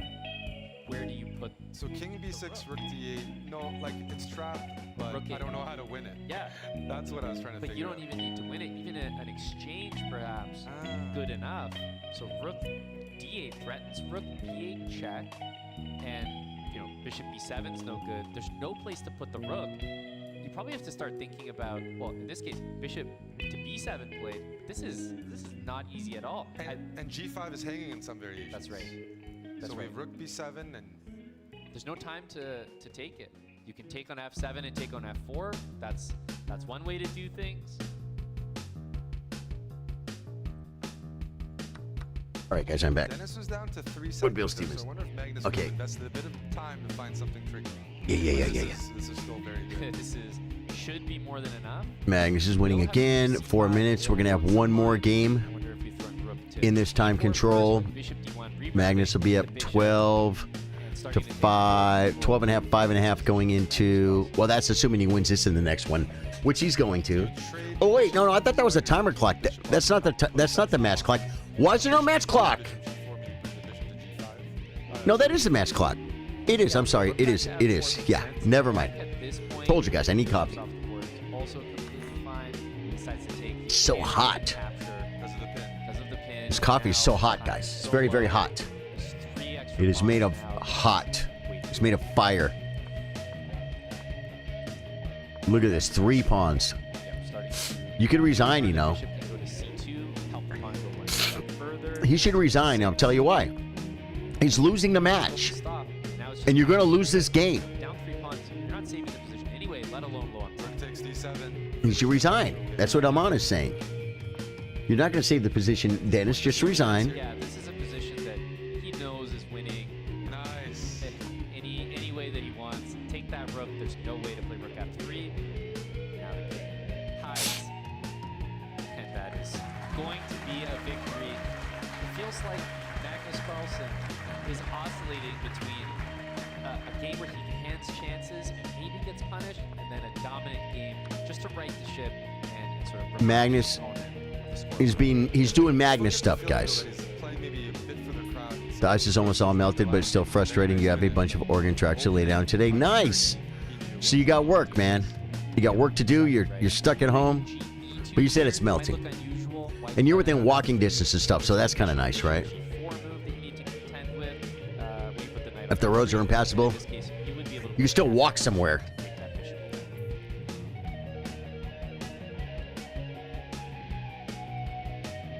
Very solid. Usually white can claim a bit of a small plus here. Just take a look. Everything's symmetrical, but look at white's bishop on d3. It's developed. It has What is this, a London?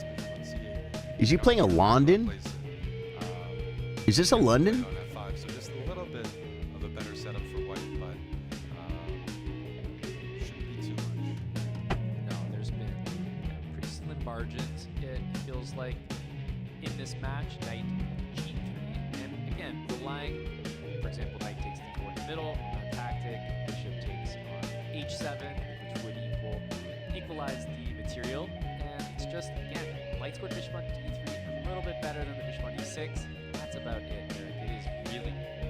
That's about it, and there's not ways to necessarily gain. Can't play a space London for white. against I mean, Magnus, maybe bro. looking at pushing the h-pawn down the board, that's kind of something to Is look at. that a secret weapon? But outside of that, tough. Yeah. Any trades just make it easier. Like if the queens come off the board, we're looking at a pretty gauche position. Maybe black's bring king to d6, something like that. Like there's a weakness on d5. Hikaru match starts in an hour and a half, folks. Both sides have to invest in defending. That makes it hard to actually apply pressure to the other isolated pawn. This is the last game of the 3-1 time control. They're going to take a very short break, and then we're going to be playing 1 minute with 1 second, guys. This is the exciting stuff. From these positions against Magnus, it's not something that you can reliably do. Agnes, why not? 5-6 points. The match is close, or if he's ahead in a match, his style looks really good, but here it feels like he just needs something a little bit more. A little bit more, maybe bishop b5, try to create the structural imbalance. I like that. So yeah, knight fe2 here. Okay, I'm not sure if he should have taken, but bishop b5 is the only move I have here. King f2, bishop b5, try to take on c6. I don't think Magnus will allow that, but Yeah, you can always drop the bishop back. You can play rook I gotta stay c8. sharp, guys.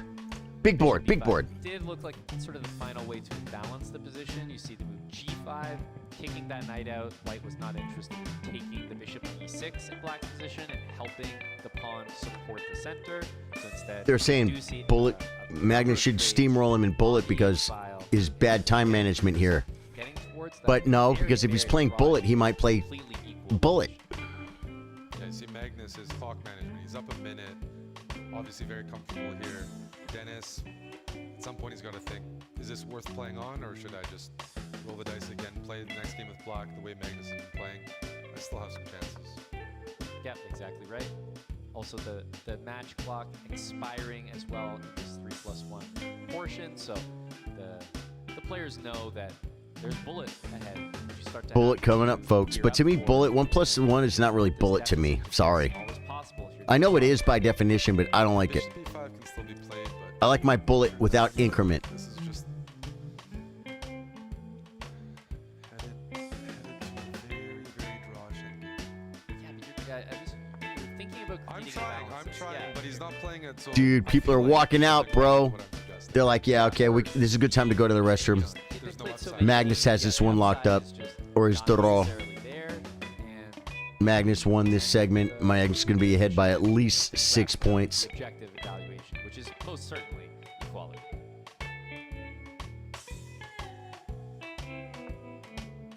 King reaches d6, which is kind of the square you want.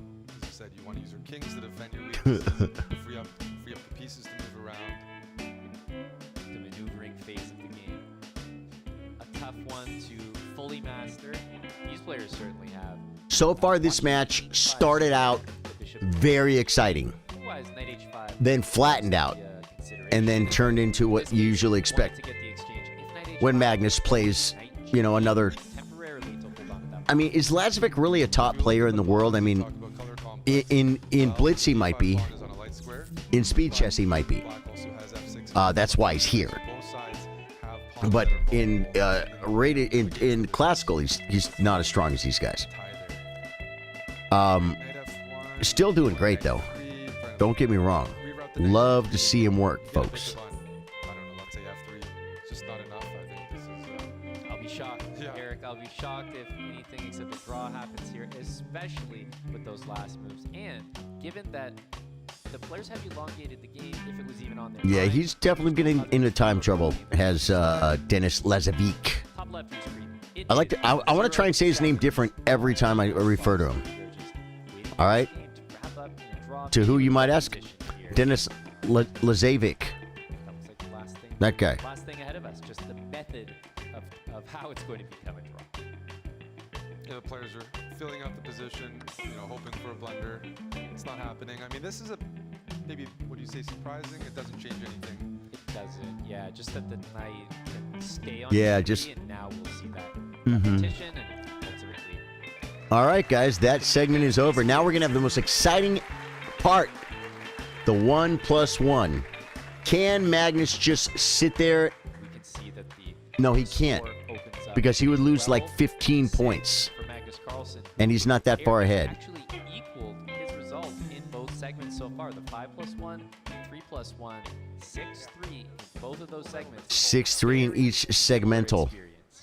Yeah, I think it played out a bit differently because he lost a couple of games, but the high moments in that 3-minute segment were very good for Magnus. He had some very clean. Signing some autographs. Ooh, a little selfie there. He seems very comfortable. It's definitely not like Guy got a picture with Magnus. He'll be showing his friends. in the middle of a break. No, yeah, during a match, agree. So I agree. This Power of the pompadour. Dude, the hair is looking great, man. His hair is absolutely crushing it. while he's signing. Bullet is too fast for me, Willie. If it is, then it is. It's a lot of fun, man. That's amazing. You got to understand, the quality goes out the window. He's understandably, Especially when you're first learning how to play it, right? We're looking at a match where it's 6-3 in the 5+1, 6-3 again in the 3+1. I would say the way that we got there, at some point, you and I had that moment where we had to criticize and say, I don't know if he should be that loose with the openings, a bit double-edged, but Eric, does it really feel like a match that Magnus feels he can lose at this point? His confidence seems to be very high. no, I think he knew that he took unnecessary risk in those games, and he's okay with it. And going into the final portion, he's up by 6, and Bullet is not Lazavik's strongest time control. So Magnus is definitely, I think if you asked them heading into today, you're up by 6 going to the Bullet, you'd probably take that. Yeah. We even saw that prediction at the start of the match. Some of the models had it 14-10. That's right. He's outperforming that, and most of his losses have been from risky openings. That's right. And as we get ready for the Bullet section, which is ahead, we hope Willie, that do you play everyone like 5 watching minute? Gets ready for King's Gambit. Do you which play like is regular a Blitz, new like 5-minute chess? chess-inspired survival arcade game from the creators of AnyChess. Guide your king. A survival a sea of arcade enemy game? Pieces. You can build combos. Try to survive as long as you can. Remember, there's no ads, free gameplay, and King's Gambit will help put your chess skills to the test without the 2 a.m. ELO crash, which I am capable of myself. So how long can you survive? That's the code, !King's Gambit in chat. Use it now. Check Rapid it out, is your everyone, favorite. And we will be back for Bullet, Eric. I after the recommend it, break. man. Don't go anywhere. And study end games. Play rapid and study end games.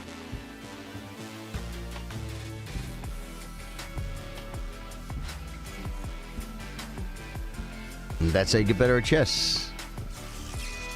I mean, it's even better to you play the slowest time control you can get away with. 2 a.m. Stop the tilt.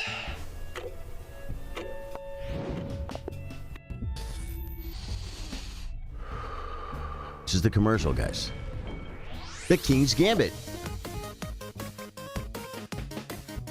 Clear the board. Buy yourself time. Magnet. Pull every shield your way. Royal Frenzy! How long can you survive? Come on, the board's waiting. Huh. Like, see, for me, Another pep talk? Nah, you're past I just that. want to play High chess. grades, good energy. I don't want to waste any time, like, learning rules to some weird variation of chess. You know what I mean? That's just me. It's never just one thing. Okay? Be ready for I'm old. everything. Mind sharp. Yes. Focus locked. True. I'm grumpy. Well, I haven't slept. But besides that, I don't want to waste time on chess variants, man. If I'm gonna play chess, I want to play the real chess. If I'm gonna learn rules or learn anything about a game of chess, I want it to be learning how to be better at the game of chess, the normal game of chess. That's just me, though. That doesn't mean... It doesn't mean that you shouldn't enjoy it if you don't enjoy it. You know what I mean? Do it. Oh my God, I forgot to put the board back, guys. You guys, see? There we go. There, our first lapse in judgment, folks. Well, okay, maybe I made a lapse in judgment earlier today as well, but have you tried freestyle chess? I've played it before. I don't enjoy it. It's fun, but, you know, to be perfectly honest for myself, it's like I play Elden Ring for fun. To me, chess being fun is almost a byproduct of just as fun playing chess to me is getting better at chess. If there was no journey to get better at chess, then I would not play chess just to enjoy the game. Although I do love the game and I do enjoy playing chess, but I as much like the challenge of improving as much as I enjoy the actual game of chess. Do you know what I'm saying? That's just me though. Everyone's different. So because of that, I would rather spend my time, if I want to have fun, I'll spend it on something different. Or I have fun playing normal chess, and then I can try and play openings I've worked on or middle game plans I might be familiar with. And when I'm done with the game, I can look back and say, what did I do wrong? You can learn a lot from freestyle chess. I'm not saying you can't, but a lot of things that don't apply to normal chess, which is what I'm trying to get better at. Bill Stevens says, so what's that thing on Magnus's upper lip? It's a caterpillar. He's goofing around. He found a caterpillar. He stuck it on his lip. He's left it there. It's crazy. You know, there's a thing they do with the guitars, Willie, where they, it's called open tuning. Bill Stevens knows about this. And it's beautiful. It's beautiful. You take the guitar and or alternative tunings. They tune the strings differently. And so you play it differently. But it opens up all kinds of new vibes.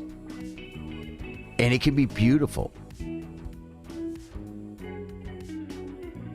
I am not good enough at playing my guitar with regular tuning to where I think I should be tuning it to a non-standard scenario that I'm not going to use in real life combat and spending time learning to do stuff in that area. Do you know what I'm saying? That's just me though. This might not even be right. Bill Stevens is a professional musician. He might say, yeah, but Charlie, you actually learn so much more by learning this and that, and it's very beneficial, and you should do that. And I'll be like, oh, I didn't know that. But the way I look at it is, I'm just like, yeah, chess is hard enough. I'm just gonna work on regular chess. Yeah, guitar is hard enough. I'm just gonna play standard tuning on my guitar. I'm just gonna play it normal. You know, when I get too good at that, when I need a hard mode, then I'll try freestyle. But I haven't mastered chess yet. You know? That's a perfect analogy. Yeah. Yeah. There's nothing wrong with it. It's just, what do you want out of chess? If you just want to have fun out of chess, then you might have fun playing atomic chess, takeaway chess, king of the hill. You might have fun playing all those variations of chess, and dude, that's awesome. I think it's awesome. I don't want fun out of chess. I want to get better at chess. That's how I have fun. We're taking the shirt off, folks. The layers are piling up. This is just a little bit snug. This is the Streamlabs merch, guys. I could say Streamlabs sent me this because they did. Streamlabs did send me this, guys. But they sent it to me because I ordered it because I had credit with them or something. So that's where that came from. It's a little bit small. I must have washed it. Cause I don't. Ooh. Up next, dude, the timer's down to 0, bro. We're going in. It's showtime. Get to your boards. Magnus. Dennis, get to your boards. The Speed Chess Championship continues. Eric, we have Magnus Carlsen, Dennis Lazavik in a matchup that Magnus is too good at chess, a league of his own. Towards a Magnus Carlsen victory, but we have one more segment where that can still change, and that is bullet. This is the final segmental, guys. 1 second increment. What do you think Dennis's chances are realistically up against a 6-point deficit? Well, Magnus did lose a bullet segment to Jose Martinez. He had a tough, close one against Fabiano, so he has shown in the past that you can take games off him in the bullet. I like the way. Dennis has been. I like the way. What's his name? Eric's talking, man. Magnus has. So you're saying there's a chance? And, I think the last segment kind of set the stage because there were more decisive games. Magnus he's just a half a head now the pressure's taller than everyone else. I think it really starts to become reality. Including Hikaru and Fabiano. Keep making those draws. It's more likely that. I think that most average would use alternate tunings to inspire a new song or new ideas, but wouldn't show up to the jam in another tuning. But the Supermaster players welcome the challenge of learning new language. I believe that. It's a 6-point edge for Magnus, but I believe that. Leads like that shrink a bit. I know we're talking about Magnus here, and it's a bit harder, but it's happened. No, we have to talk about the reality, which is that it has happened. We have seen leads like this disappear in the bullet segment. Whether or not it will happen here remains to be seen, but that's what this game in front of us is all about. Getting off to a good start, Eric, in the bullet is absolutely key. It really sets the tone, especially just for your mental. Oh, come on, buddy. Bullet, a lot easier Don't forget it's a 1-minute game. Affect the next one. The D6 square. Tough spot for Dennis here. He just loses that D6 pawn, and there's no compensation. No, at this point, you're hoping for the right imbalance with the minor pieces because the material is just immediately an issue here. F4 to kick out that knight as well. I'm looking at bishop a6, but I don't think it does anything. But at this point, I think can probably just cement that knight on D6. He cements it, yeah. So we're talking about a good start, and this is not a good start. This is an easy to play The position. cemental. Yep. And you know, at some point, you got to start doing math. If you're a Dennis fan at home, it's like it can only take so many losses before it might almost be mathematically impossible to come back. Yeah, and with that +1 second, The old guys looked. Don't think that they looked. Game is 2 minutes. So What's the word? We've easily seen them last 5-6 minutes.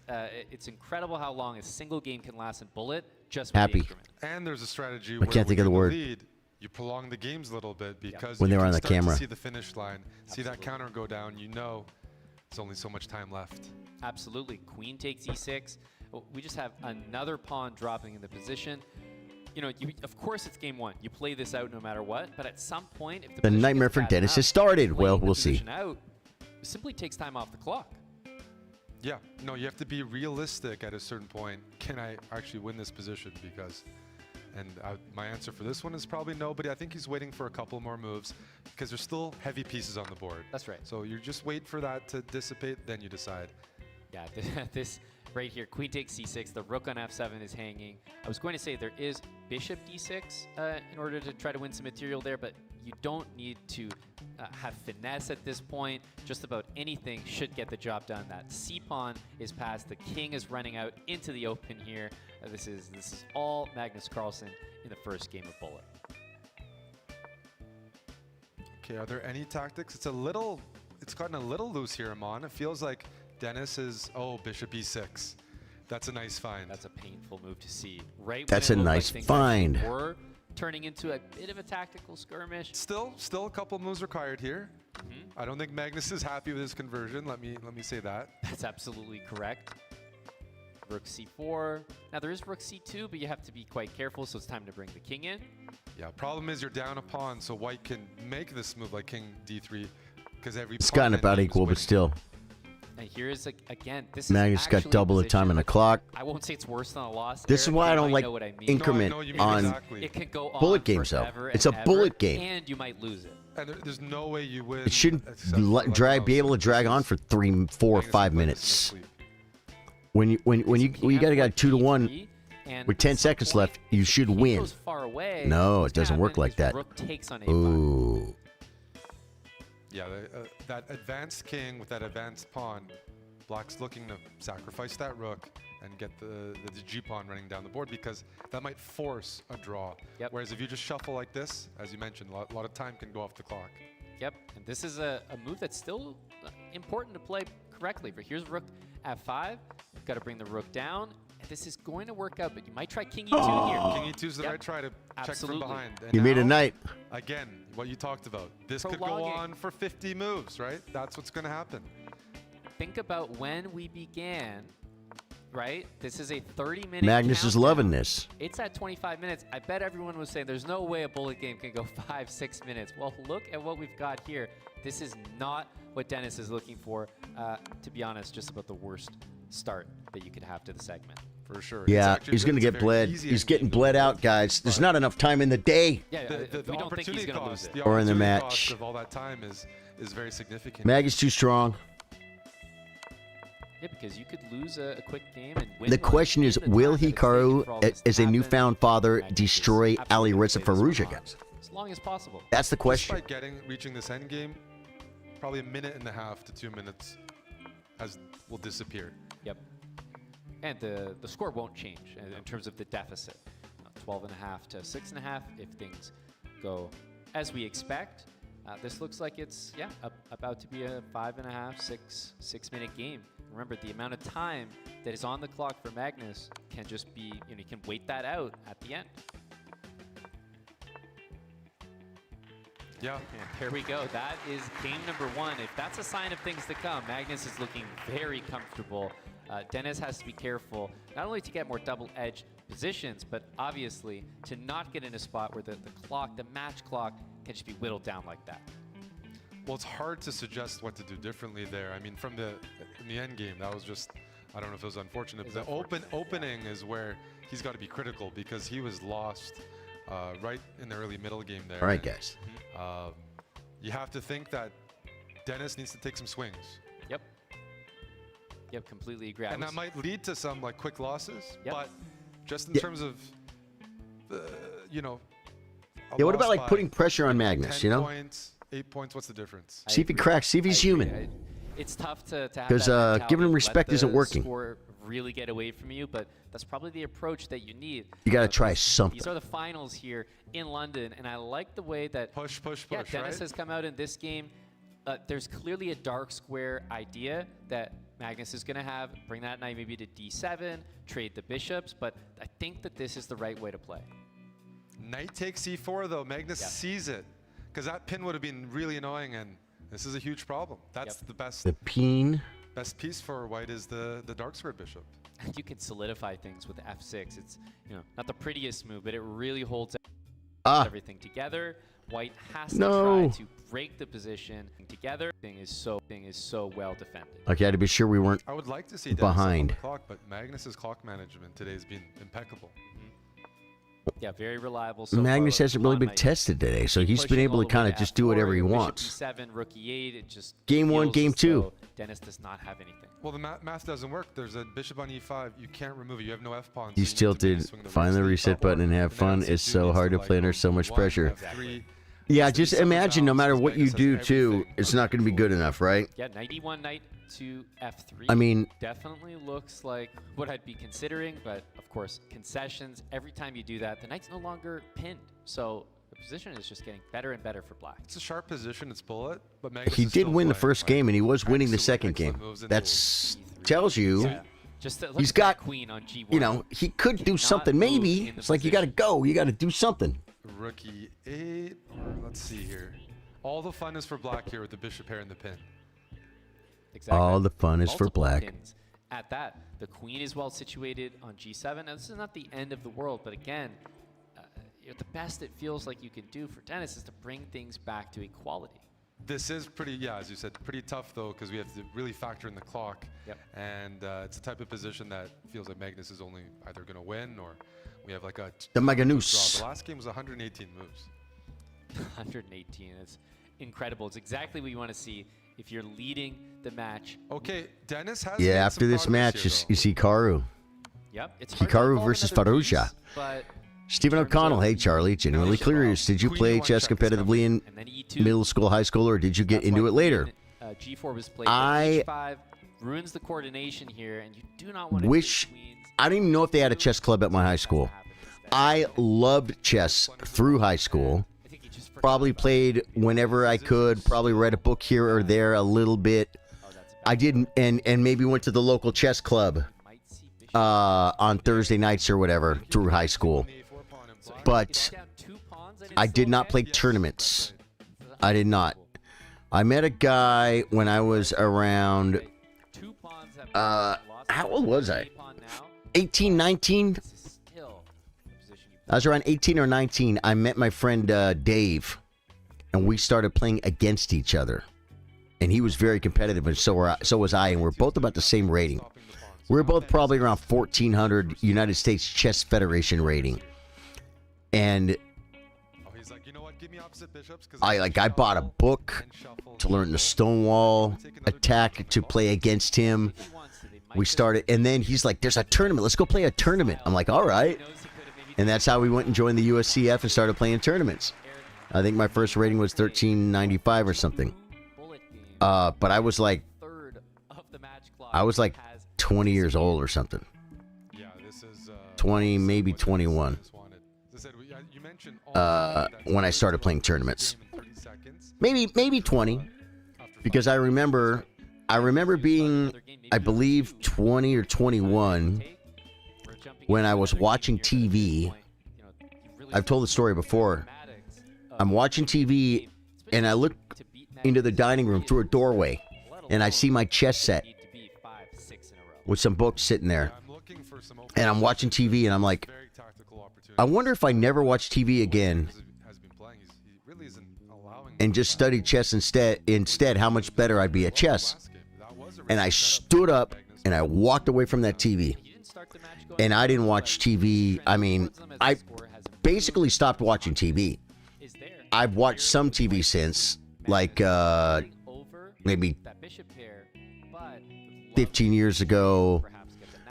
You know, with the wife, she wants to watch the Housewives of Beverly Hills or House Hunters, family time stuff, right? The kids are watching Avatar, The Last Airbender. Okay? Oh, and you know what? I would come home from work and sometimes watch the rerun of Breaking Bad. So I did watch a little bit of TV. But my generation, guys, TV used to be there was no internet. You would watch TV. That was your internet. And like, I never saw an episode of Seinfeld. That was a very famous TV show. I never saw it because I quit watching TV before that became a big thing, and I wasn't watching TV at the time.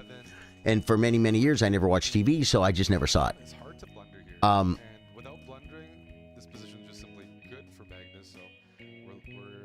And that's when I started doing the tournaments and stuff.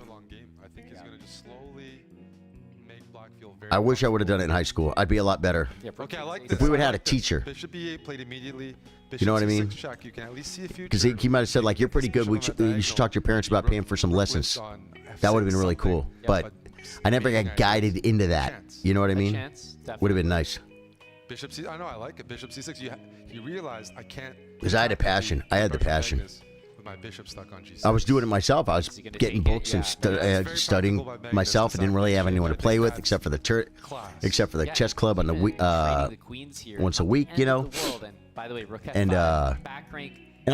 I got a basic understanding of it. You know what I mean?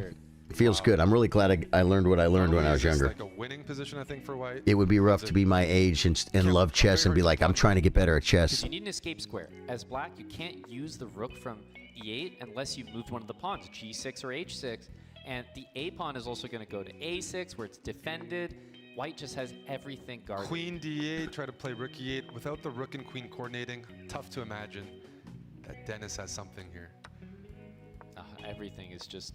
It's just too much. Here, E1, G1, all the checking squares, and there comes another pawn. Just seems to have such good control of the position. No, this is excellent bullet chess. Yeah, queen g5, not even needed. Wow. h6, side to side. Now, do you include bishop d5? Well, if you move your queen now, you can force the queens off. Yep, Or take the- bishop oh, d5. jeez. Oh, it's too much. Wow, what a game. Pure domination when it comes to bullet. I think you alluded to it, Eric. That was just a classy game. No counterplay, and ultimately what we thought was Dennis's best decision, bishop e8, turned into one of Magnus's best decisions to sacrifice. For sure. But he had to try it. Yeah. I mean, the positions that Dennis is getting, yeah, has to keep trying to play aggressive. But the problem is, even in those moments where he's playing aggressive, he's playing it from a worse position. That's right. Magnus's openings are starting to get stronger, it feels Yeah, like. and from worse on a clock as well. Segment of this matchup, Again, Magnus it's no against shame. Dennis. We see long Lazavik is a lot better than I am. Magnus Magnus is better than Lazavik.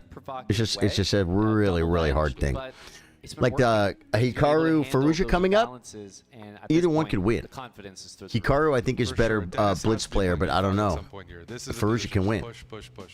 This is like he's just not supposed to win. Have to go forward, knight g5. Now, is that a cosplayer or is that like a real piece of clothing that guy was wearing? You can see the G2 square is a bit tender. Very curious. Was that Alien Gambit outfit or something? I don't know what just happened there. Dennis can't just play c5 and open everything up. Yeah. What is that? That's a move. Well, d5, he's going to fianchetto his queen? I think so. Maybe all the way back. You know, the Alpha Zero style. Queen a8 to hide that queen out there. Just play d5 and c5 anyways. d5 and e5 anyways. d5 and c5, sorry. That has to be played, I think. Okay, this is good too. This is fine. This is good. The knight on g5 you mentioned earlier, it's even better now because it can't. He has a forky dorky. He doesn't want it. No f-pawn. But I rarely see these positions succeed without some sort of c5 push from white. And that can still happen, by the way. So you know why I wanted d5? So I don't get mated on g2 if I force the queen all the way back to b7. Because there's a one way to mess it up. But here, bishop takes c5 from Dennis. And it must be played. There's rook b8. And it's too much. Of course it won't be captured, but the position's very solid here for the black pieces. I mean, rook a4. Rook a4 is serious. Yeah, rook a4 is a real threat, folks. Coming down the file. Coming down to a It file. was actually the move king b8 with the vengeance. That cost him. The king was maybe safer on that c8 square, but this knight on e6 and the rook a4 idea, this might be too much. This is going to make Lazavik a beast, guys. He's 19 years old. Just full sacrifice, and this is the way He's going to be in some tournament when he's 26. Sacking the knight, being like, potentially even more I after that, freaking the bishop fought comes Magnus in, for 4 hours. Really nice attacking game for Dennis. Getting my butt handed to me. It's going to make him stronger for sure. In those types of positions, Eric, it's not the first time where he's gone ultra sacrificial. You know, as a fan, as a spectator, you're almost just sitting there saying, do that more. You know, whatever that was, do it again. Well, he played an opening that leads to very rich positions. See, there's only 13 minutes left on this clock, guys. This segment is going so fast. Those following chess for a while, remember. I think I got to try eating some food, guys. I think we'll try eating some food on the break. Very rich play. I think that's the Manunu. Dennis has to take a lot of risks. Think food will give me energy, guys? Yeah, we can see I don't know. It's hard to say. With the move We got to try. Dubious opening for Magnus, but he's done that before. He's feeling How about you, Stephen O'Connell? You're asking about me playing in middle school or high school. Did you play in middle school or high school? You can go ahead and take this. With Curious. But I have to say bishop takes f5 makes more sense in order to develop. Rook f6. I like it. At some point, move the queen to e7 or c7, swing the other rook, pressure f2. Someone said Magnus could close his eyes and still win. That'd be hilarious if Magnus was like, wait, he calls someone over and he turns around, he puts a blindfold on, turns his back to the board, and then he has like someone else move the pieces for him and he finishes the match blindfolded. That would be freaking hilarious.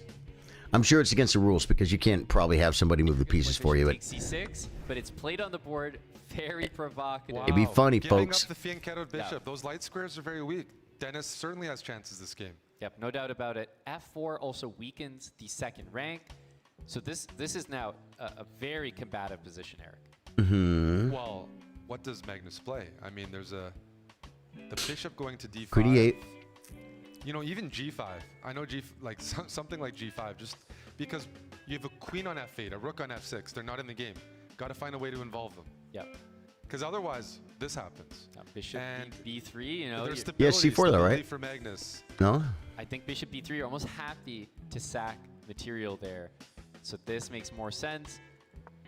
I do like the move g5. I'm kind of waiting for it to happen, but now it's too late. Yeah, it looks like it might be too late now. G4 loses. Watch out for that knight. Knight d7, knight g6. Or no. There's forks almost everywhere. In that case, discovered check was threatened. That's why king h7. Yeah, that knight is staying there on e5. That's Yep. very... Oh, rook d3. Rook d3. The knight was pinned. Oh. There was a moment there, and no, rook d4 was not a mouse slip. Probably just overlooked that tactic. Well, he's also low in time, so Yeah. he can't think as much as you'd like. He's not Yeah. expecting a blunder. Yep. He had a queen for a rook course right there, folks. That outside pawn, the A pawn, watch out for that in a potential endgame here. The position looks better for white with those queens and rooks on the board, but otherwise that A pawn is a big problem. The a-pawn's the problem, so Magnus is pushing this h1. He wants to kick that bishop off of the diagonal, then there's tactical chances. It might see rook e3. Takes the a-pawn. Why not? This is now in white's favor. If you get rid of that a-pawn, everything else remains the same. Yeah, this knight on e5 is a problem. It's just sheltering black from getting access to Magnus's king. Oh, there's mating ideas all over the place here. Yeah, it's getting rough. Oh, rook e8 and rook f8 and queen f5. Yeah. That was the mate. Oh, it's At the very brutal. least, he's going to get something done here. Queen e8, rook h8 is the checkmate, and rook g2 is just not enough. This is a permanent Look at that. The bishop's trapped, or you get mated. Oh. That's amazing. He's not taking because of stalemate ideas, right? Which is even more, it makes the final position even more picturesque. Wow, brutal. King takes h1 may have allowed a stalemate, and with under 10 minutes remaining, not only in this segment, but in the match as well. We're back I to feel like I London need to system. freaking throw that food in the microwave, guys. Score, Eric, he's almost got double the points now of his opponent. Microwave. Surely enough. Definitely enough, and we might, see some of those openings we saw earlier. Dennis is fighting, but he's run into a very informed Carlsen today. 100%. Now we've said before, you can play your best chess, but unfortunately, if Magnus is playing his best chess, sometimes it's just not enough.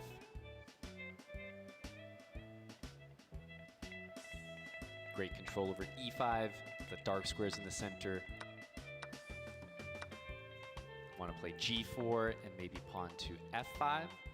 It's a nice way to try to open things up on the e file as well. And the knight kind of keeps the c file closed, so there you go. This is a rare And game there was where so much of Magnus that is food down. left, I'm not even going to cook it all. He's definitely worried about. I'm just going to get enough to give myself some Just all the way up the board. energy. This has not You got to been- be happy. This is Yeah. looking like a dream London. I It's, it's agree, almost, yeah. Perhaps not a victory in this match, but certainly a very nice game here. And this is the thing, Dennis has had a number of these really forward attacking games that he has had success with. These are the ones that he needs to be going for. He doesn't win by attacking normally, but against Magnus, because they both, excel at some of the same type of chess, he has to That's a good point. incorporate attacking. 95. I mean, He has to 94. change things up. In 94 some didn't ways, work. that could be a criticism. It seems strong Dennis like is bull. So good at what he does do, but we've seen him find success in this match, which 94 rookie too. was something he does not usually do. I'm looking at and sacks over here. perhaps needed to go for that a little bit more. Okay. Yeah, you don't want to take that g4 pawn and open up the g file, open the floodgates there. But counting up the pawns, Eric, the extra pawn here, definitely helpful. But certainly without the queens on the board, I think Magnus is a lot happier. Oh yeah, I mean, I think there's a piece hanging. Almost earlier in ready. the game that he could have taken. In case you're watching at home, you're wondering, wasn't there a knight hanging? It's almost Yes. ready. I'm going to show you It guys. certainly looked like it. Something's got to give here. If you play g5, you hand over the f5 square. You can also continue to chase the h pawn with rook h2. This is getting tricky because Black's managed to contain the pawns on the king side, control White's position a little bit. I mean, the knight can't move, f4 is weak, the b4 pawn controls, you know, that queen side. Dennis is struggling to make progress here. Absolutely. H6, the move you want to play, just have all the pawns connected. Well, at the same time, it gives black all look these at this. squares. You can maybe take on Need like another c2. 30 seconds. Man, this is so spicy, guys. I gotta get water. Woo! Oh, knight check from behind. Then you can bring your rook to 8. Earliest -14 with the wind chill. Dude, that is cold, bro. I think so. Too much. It's not the worst position. You got to go knight c1, knight d3, it looks like, but with c2 falling. Oh, everything falls. Yeah. Wow. Without the c-pawn, you can't do anything about that. Just about 5 minutes remaining in this match.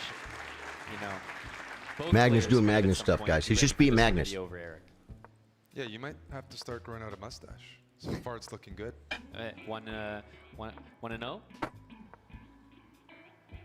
Yeah, we'll be carefully tracking the record that Magnus posts with the There's new look. literally nothing to see here, folks. Another London here, but this You know time, what's you know what there is to see here? Magnus Carlsen himself. Hikaru's on his way.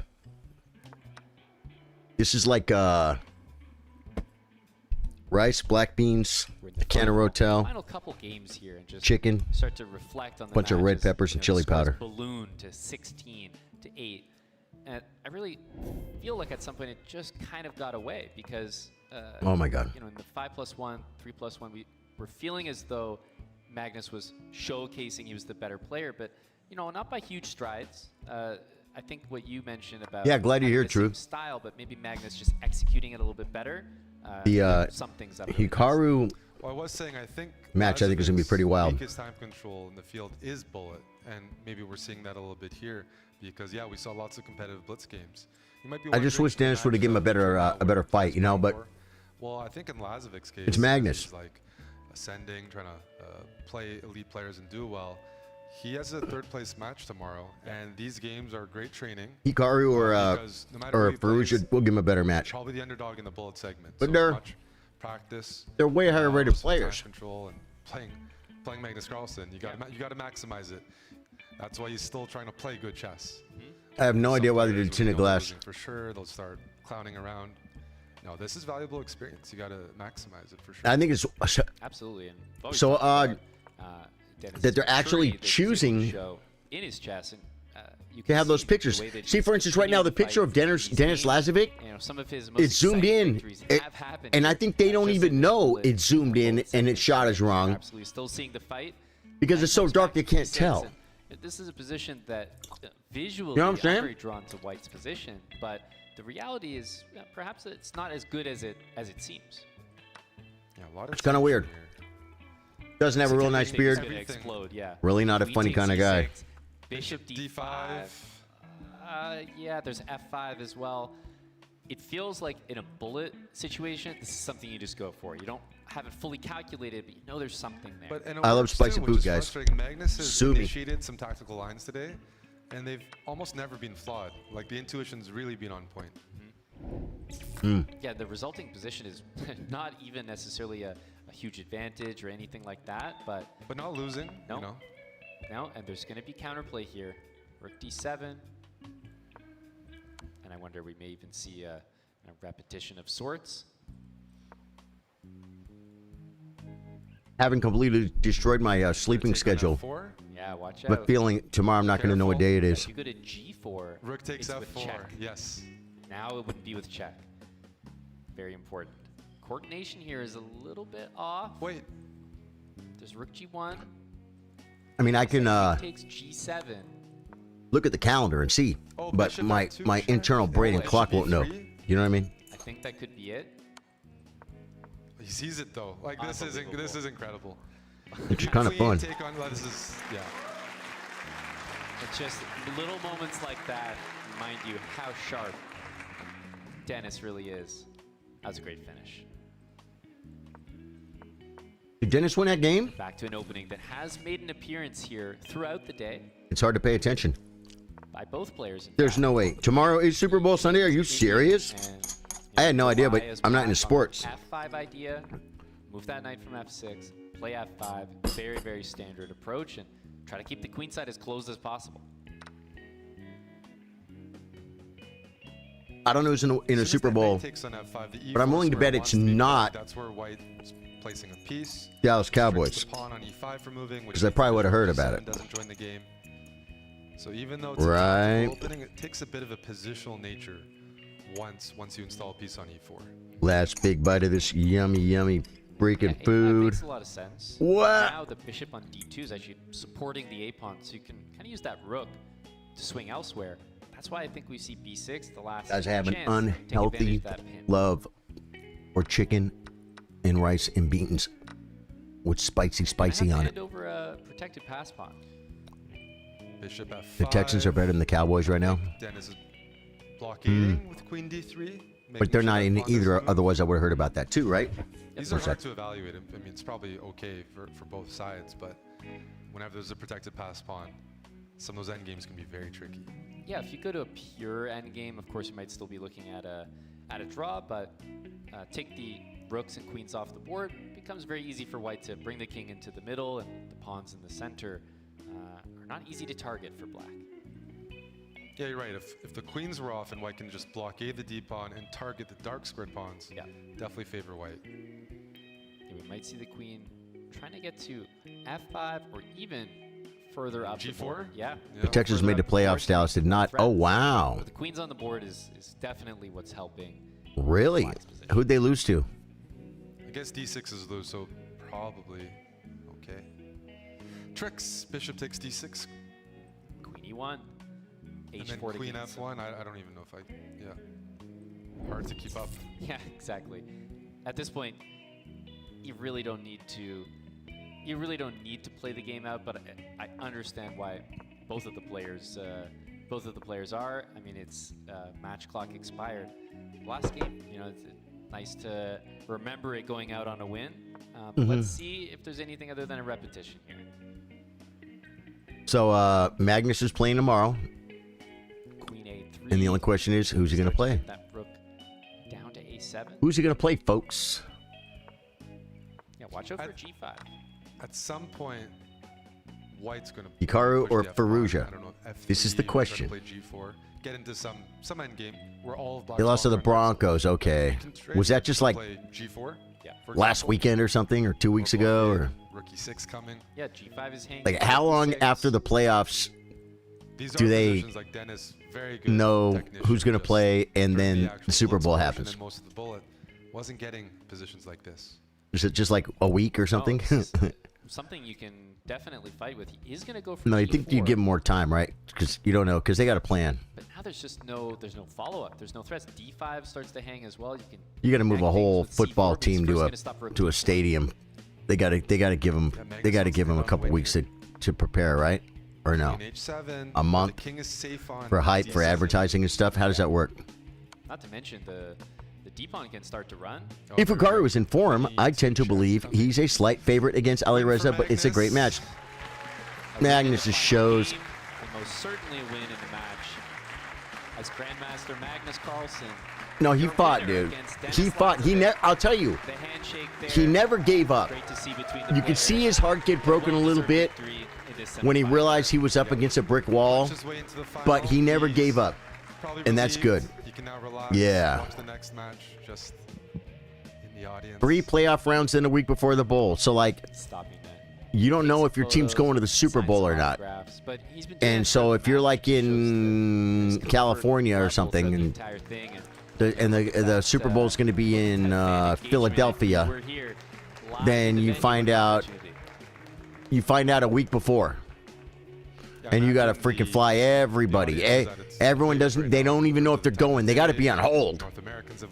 But what do? They buy tickets. What do they all fly private planes? And you got to have the plane fueled up and ready to go. That just seems like a lot. 2 weeks notice. Okay, 2 weeks. That's a little bit better. Be waiting nearby, as Magnus rounds that final corner, right? You can imagine John will be there Lazavik waiting to did hear those good. final thoughts, Eric, as what a thrilling match we just saw in a deserved victory, but taking nothing away from Dennis, right? A really great match. No, taking nothing away. I think styles make fights a bit, and what happened today, not many people can do to Dennis. Like a lot of those draws could have been a different story. And I think we'll find out tomorrow. He didn't double him. Dennis still has a match ahead, and with the Esports World Cup qualification on the line, that is a very meaningful third-place matchup. He destroyed him. Magnus Carlsen 17-9 over Dennis Lazavik. And Magnus Carlsen. If you're new to the stream, my name's Charlie. I play guitar, I play chess, we play Elden Ring and other games after dark. John Sargent, who's with We stream chess Monday through Thursday at 3 p.m. We got a tournament on Wednesdays. We got the best community in the world. We've been doing this for over 5 years, and so this is not a new chess stream. If you guys think you might have you might connect with any kind of vibe you see here, definitely hit the like button, follow button, subscribe button, all the buttons, guys. Hit the buttons. Yeah, for Buttons sure. are good. It's been a little while since I played Buffalo lost to the Broncos of Denver. any sort of serious, Okay. serious event, so I wasn't quite sure about my my form, and then, but like I did feel that I was well rested. The conditions should be there for playing relatively well, but yeah, of course, when I lose the first game as well, it's a little bit worrying, and then second game was a bit. Second and third games really were quite shaky, but It's true. Yeah, Yep. I felt after that I got. He lost the first game, Yeah, always a bit. and he was losing the second game. Talk to us a bit about your understanding, your psyche after that first game. Is that sending a message to people saying, you know what, don't beat me in the first game? It helps me hone my mind. You focus a lot more after that. What was going through your head? No, I just I played a poor game. Like I blundered a pawn at some point, and he converted it well. So Warming up, folks. Those things can happen, but it's game one of a very long match, I guess. Mhm. I expected to play 25 to 30 games, and then losing the first. I mean, it's obviously unpleasant, but he hadn't really showed me anything in that game that I didn't know that he was capable of. So, in that sense, nothing that much had changed. All right, well, you get to kick back and relax ahead of the finals tomorrow now. So I'll ask you the last question that's probably He quite is a humble predictable, guy. but one that a lot of people want to know. Do you have a preferred opponent that you would like to face in the final? He doesn't I care. actually don't have a preference, since they're both incredibly exciting in their own way, and the match is going to be very, very open. I would say I think Alireza is a very slight favorite, but there's every chance that this next match is going to be a lot closer. All right, well, thank you very much for sharing your thoughts with us, and we'll be back with more chess after a longer break, of course. We'll Dude, head who's back to pumped the for stage Hikaru now, freaking Firouzja, and, man? We'll come back with the next semi-final. Thanks again, Magnus, and congratulations. Thank you. All right. That didn't sound like his Magnus voice. Carlsen there, everybody, and the fans cheer as they should. He put on quite a show. That's what Magnus does. And That did sound like his we called it voice. Our halftime show. Magnus kind of agreed, although he said it took till game 3 for him to really find himself. But I guess the message is don't beat Magnus Carlsen in the first game. Yeah, just or at all.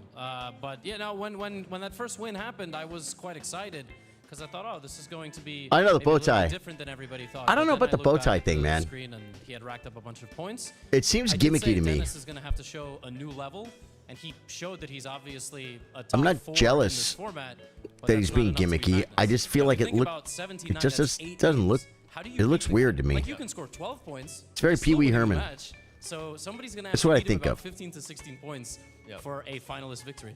Well, I want to jump, and I know lots of thoughts to get into. We got a long halftime show. We're about But 35 minutes before that's our next just match me. starts, everybody, just so you know. But Yeah. the comments he made There's right a judge. at the end, Anna, saying You ever he see the thinks Alireza YouTube is videos with the favorite. judge, and he's got Our like stats say Hikaru's still the favorite. What do you think bow about tie that? on? He said he doesn't necessarily have a pick. It's weird. but It's your gimmicky. your quick takeaway on that. I think Hikaru agrees with that, at least when it comes to the bullet. As Hikaru said in his interview, he believes that now, as of present day, Alireza Firouzja is the best bullet player in the world, and he put Wow. him ahead of himself, Hikaru, and ahead of Magnus. So I think if it comes to the bullet, Alireza is the favorite, and Hikaru feels like that too, but that probably will mean that Hikaru will be pushing more at the earlier stage of the match in the 5+1 and the 3+1. Yeah. Well, being the favorite in bullet often tends to make you a favorite because you get about as many bullet games as you do in the other segments combined. But okay, pretty soon we're all going to be on the edge of our seats getting answers to these questions. Until that happens, we want to get an answer to what happened earlier when Levy picked an amazing moment from this first matchup, but he didn't have a chance to do what he's doing now. He's going to go to the board and show you. We're going to do something fun. Anna, you go over there so everyone can see it. We're going to, for the first time ever, have a big Jumbotron. I'm going to race you there next time. Go ahead, Levy. Tell us what happened. They should have told me there's a gap. I almost fell. That would have been fun. Don't hurt Levy. All right, so Dennis lost the match, but won our hearts.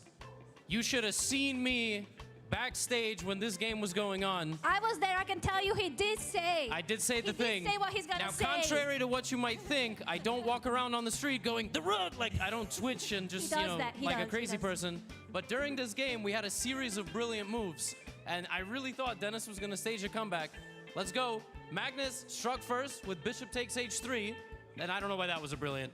But we're going to keep moving to this next move. And right here, I was looking at this, and I saw the bar, just like all of you. And I was like, can he play Rook takes pawn? And so he did the thing. He sacrificed the Rook.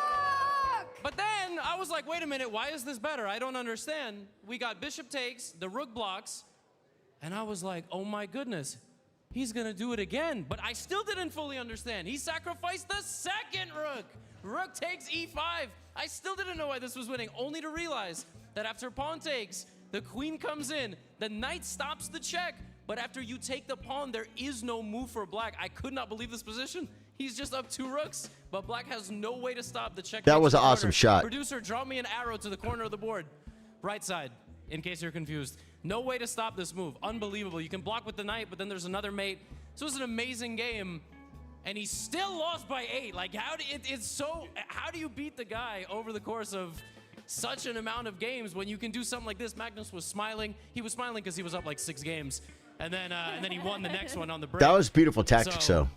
That was like really heavy duty, man. We scripted that for Levy, given that there were 2 Rook sacrifices, and half the viral audience here knows. I mean, it's a meme that we throw on the screen during the show, the GIF for all subscribers. So that Hikaru versus Firouzja coming up, folks. folks. It's not enough to get the job done against Magnus Carlsen to win games in brilliant fashion. What was our stat before? Oh, Dennis Lazavik hasn't won a section in the entire event. He lost every section today. Like, it doesn't matter. Like, when you meet the final boss or bosses who are all in this field, they expose all Texas your Judge weaknesses. Fletcher. I mean, really, Dennis You had watch this a court lot stream of really good constantly, do you? positions, but sometimes to capitalize on them, you almost have to morph your style. I You have to go from being literally- solid positional to like. Whoa. And he's one of the best defenders in the world. It doesn't matter if the bar says you're. I literally see that guy with this bow tie, and I just can't click on him because of the bow tie. Isn't that weird? Yeah, so is he pretty cool? Is that guy pretty good? This is where he beats a lot of people, but in the end of most of those games, Magnus would out-Magnus anyone. Bow tie boy. Bow tie man. Yeah. If you see, if it's worth it, I'll check him out. You know what I think I'm gonna do though, guys? I think you guys are gonna know. You guys know one thing you guys know about me. When I'm done, I'm done. I'm not gonna make 30 minutes before Hikaru starts, and then there's no way I'm making another 5 hours, guys. There's no way, man. I'm freaking falling asleep. I tried everything. I tried another cup of coffee. I tried getting food in my belly. But is he extremely lighthearted? I'll check him out, dude. Buck, I love you. Buck, thanks for being here the whole time, dude. You guys are going to have to go to chess.com and pick it up there. Go to YouTube. Go to chess.com on YouTube. Pick it up live there. But I'm ending my watch party because I am falling a freaking sleep, guys. So, guys, we did it. Tomorrow should just be one match. I should be able to get here for tomorrow's final. I think they're going to have a match for 3rd place. Maybe I won't do that one because that's the one I'll have to get up like at 5 o'clock again, right? So I'll do the second one, get up later, come, be here, and do that. Those are all bonus streams because we don't stream on Saturdays and Sundays, guys. But I got to go. Jay, thanks for being here. Willie's been here the whole stream. Willie, thanks for being here. Sorry, I'm not going to finish. DBX, thank you, man. Big Bear. Stephen O'Connell, thank you guys all for being here, man. And Bill Stevens, thanks for coming in. Center. Yeah, Dave Center, thanks for being here. But I got to go lay down, guys. I'm freaking losing it. Thank you guys so much, and hit the like button, follow button on the way out. If you're new to the stream, we did a bonus. How many hours was this? It was just a little bonus 5-hour Saturday chess stream. Yeah, it was great, dude. Willie, thanks, man. I love you guys. Catch you guys tomorrow. Goodbye.